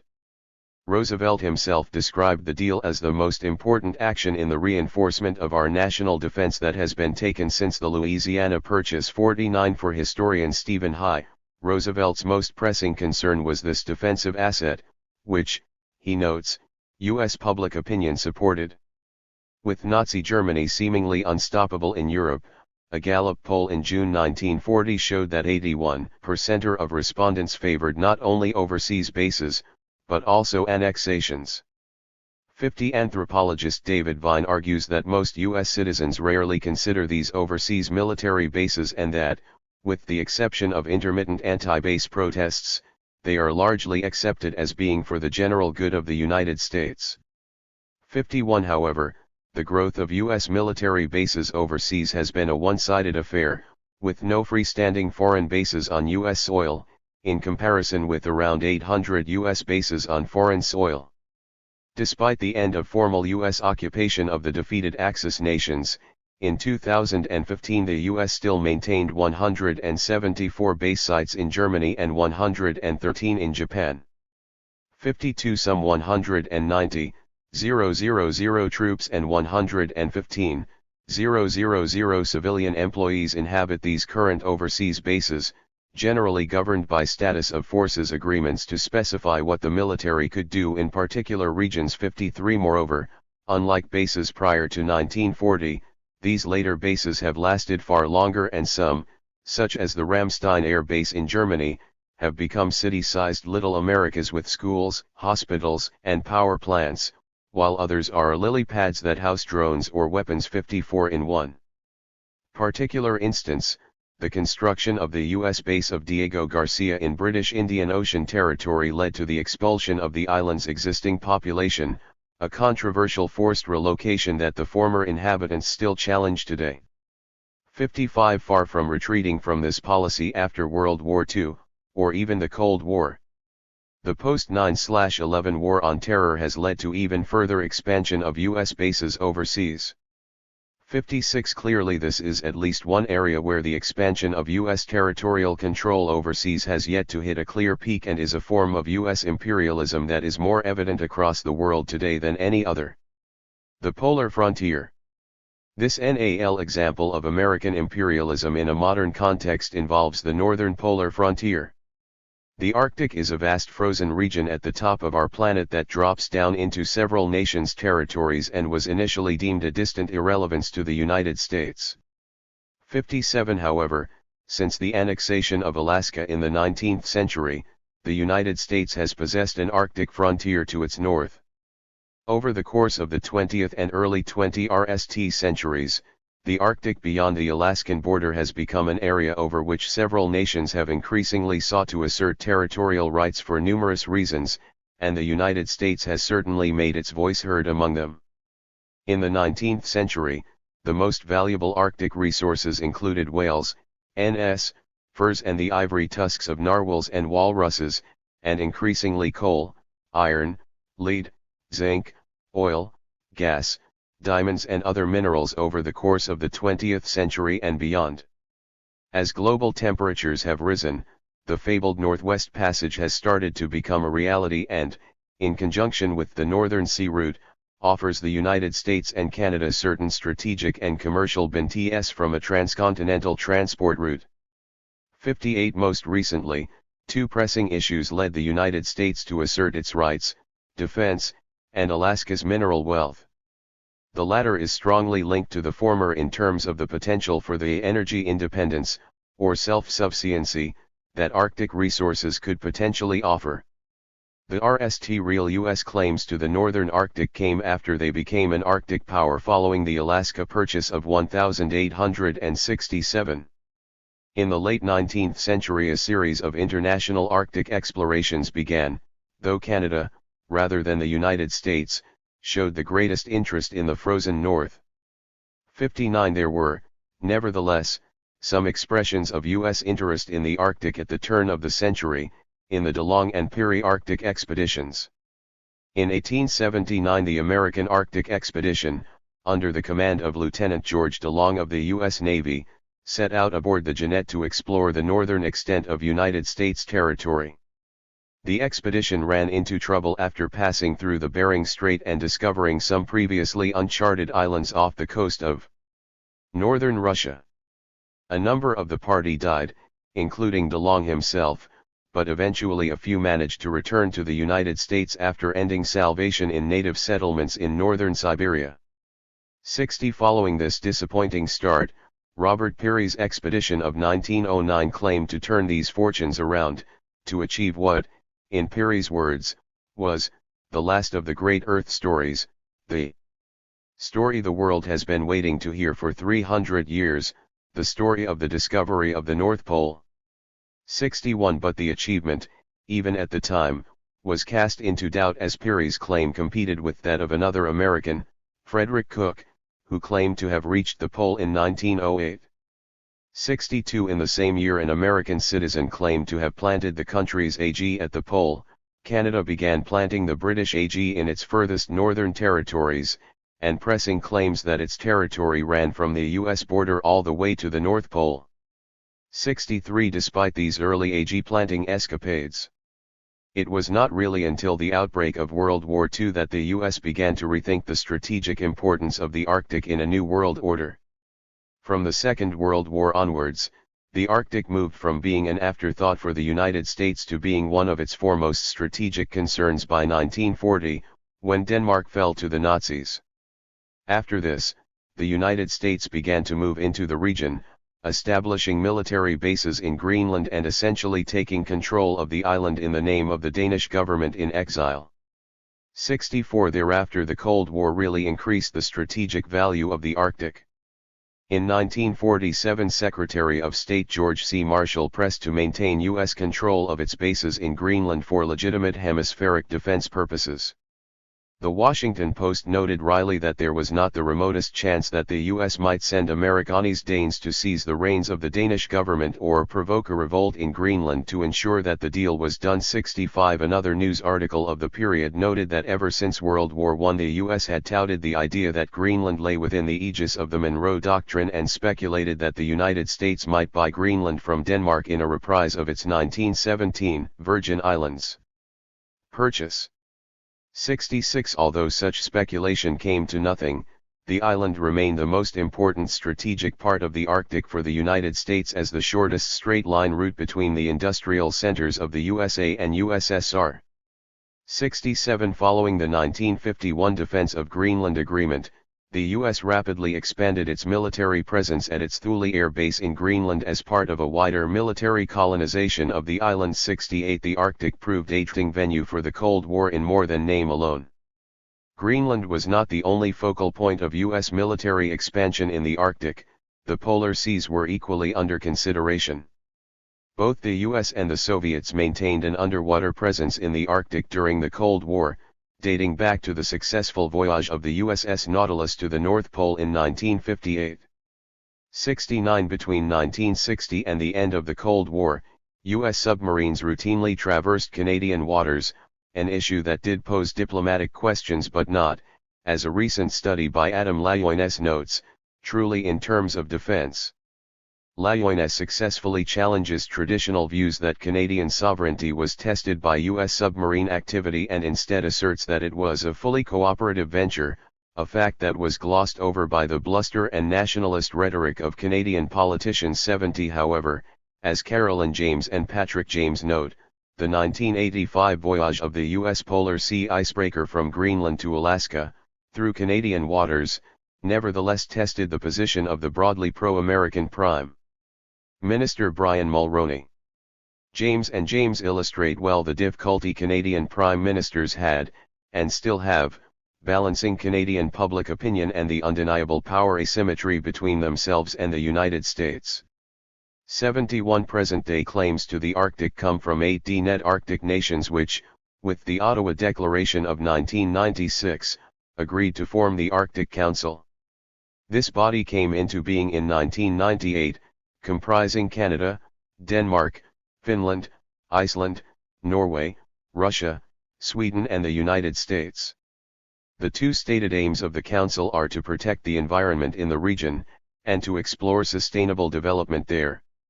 The Council also gives a non-voting voice to native peoples across the Arctic nations, as permanent participants in the Council. According to one U.S. legal advisor, Canada initiated the formation of the Council, with the United States a more reluctant party to proceedings.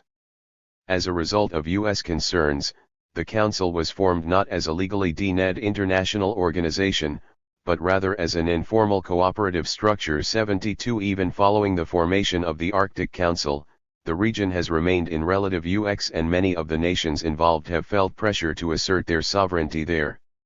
The Arctic might well prove to be the NAL frontier of U.S. continental expansion, and it is a frontier that is still an ongoing concern. 73. A 2009 Bush administration report on U.S. interests in the Arctic noted the broad and fundamental national security and homeland security interests of the U.S. in the region. The report suggested that the Arctic was key to U.S. missile defense, early warning systems, strategic deterrence, and particularly maritime security.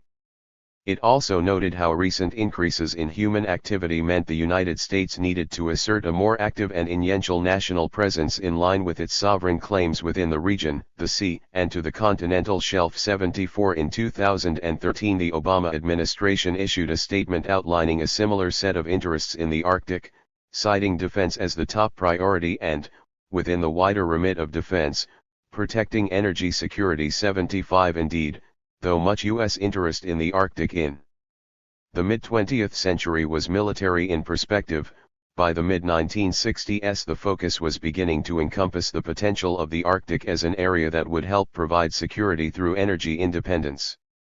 The region offered much in terms of oil, if it could be economically transported either by pipeline or by transportation via the Northwest Passage. This led to a protracted diplomatic joust between the United States and the then Canadian Prime Minister, Pierre Trudeau, over whether the Northwest Passage should be considered internal Canadian waters or an international asset.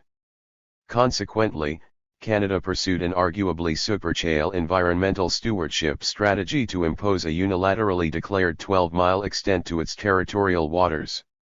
Trudeau's actions projected Canadian sovereignty in the face of the ever-expanding global reach of the United States in the post-1945 period. 76. Where Canada has been perhaps the most outspoken in its claims to North American territory stretching all the way to the pole, the United States has taken almost the opposite view.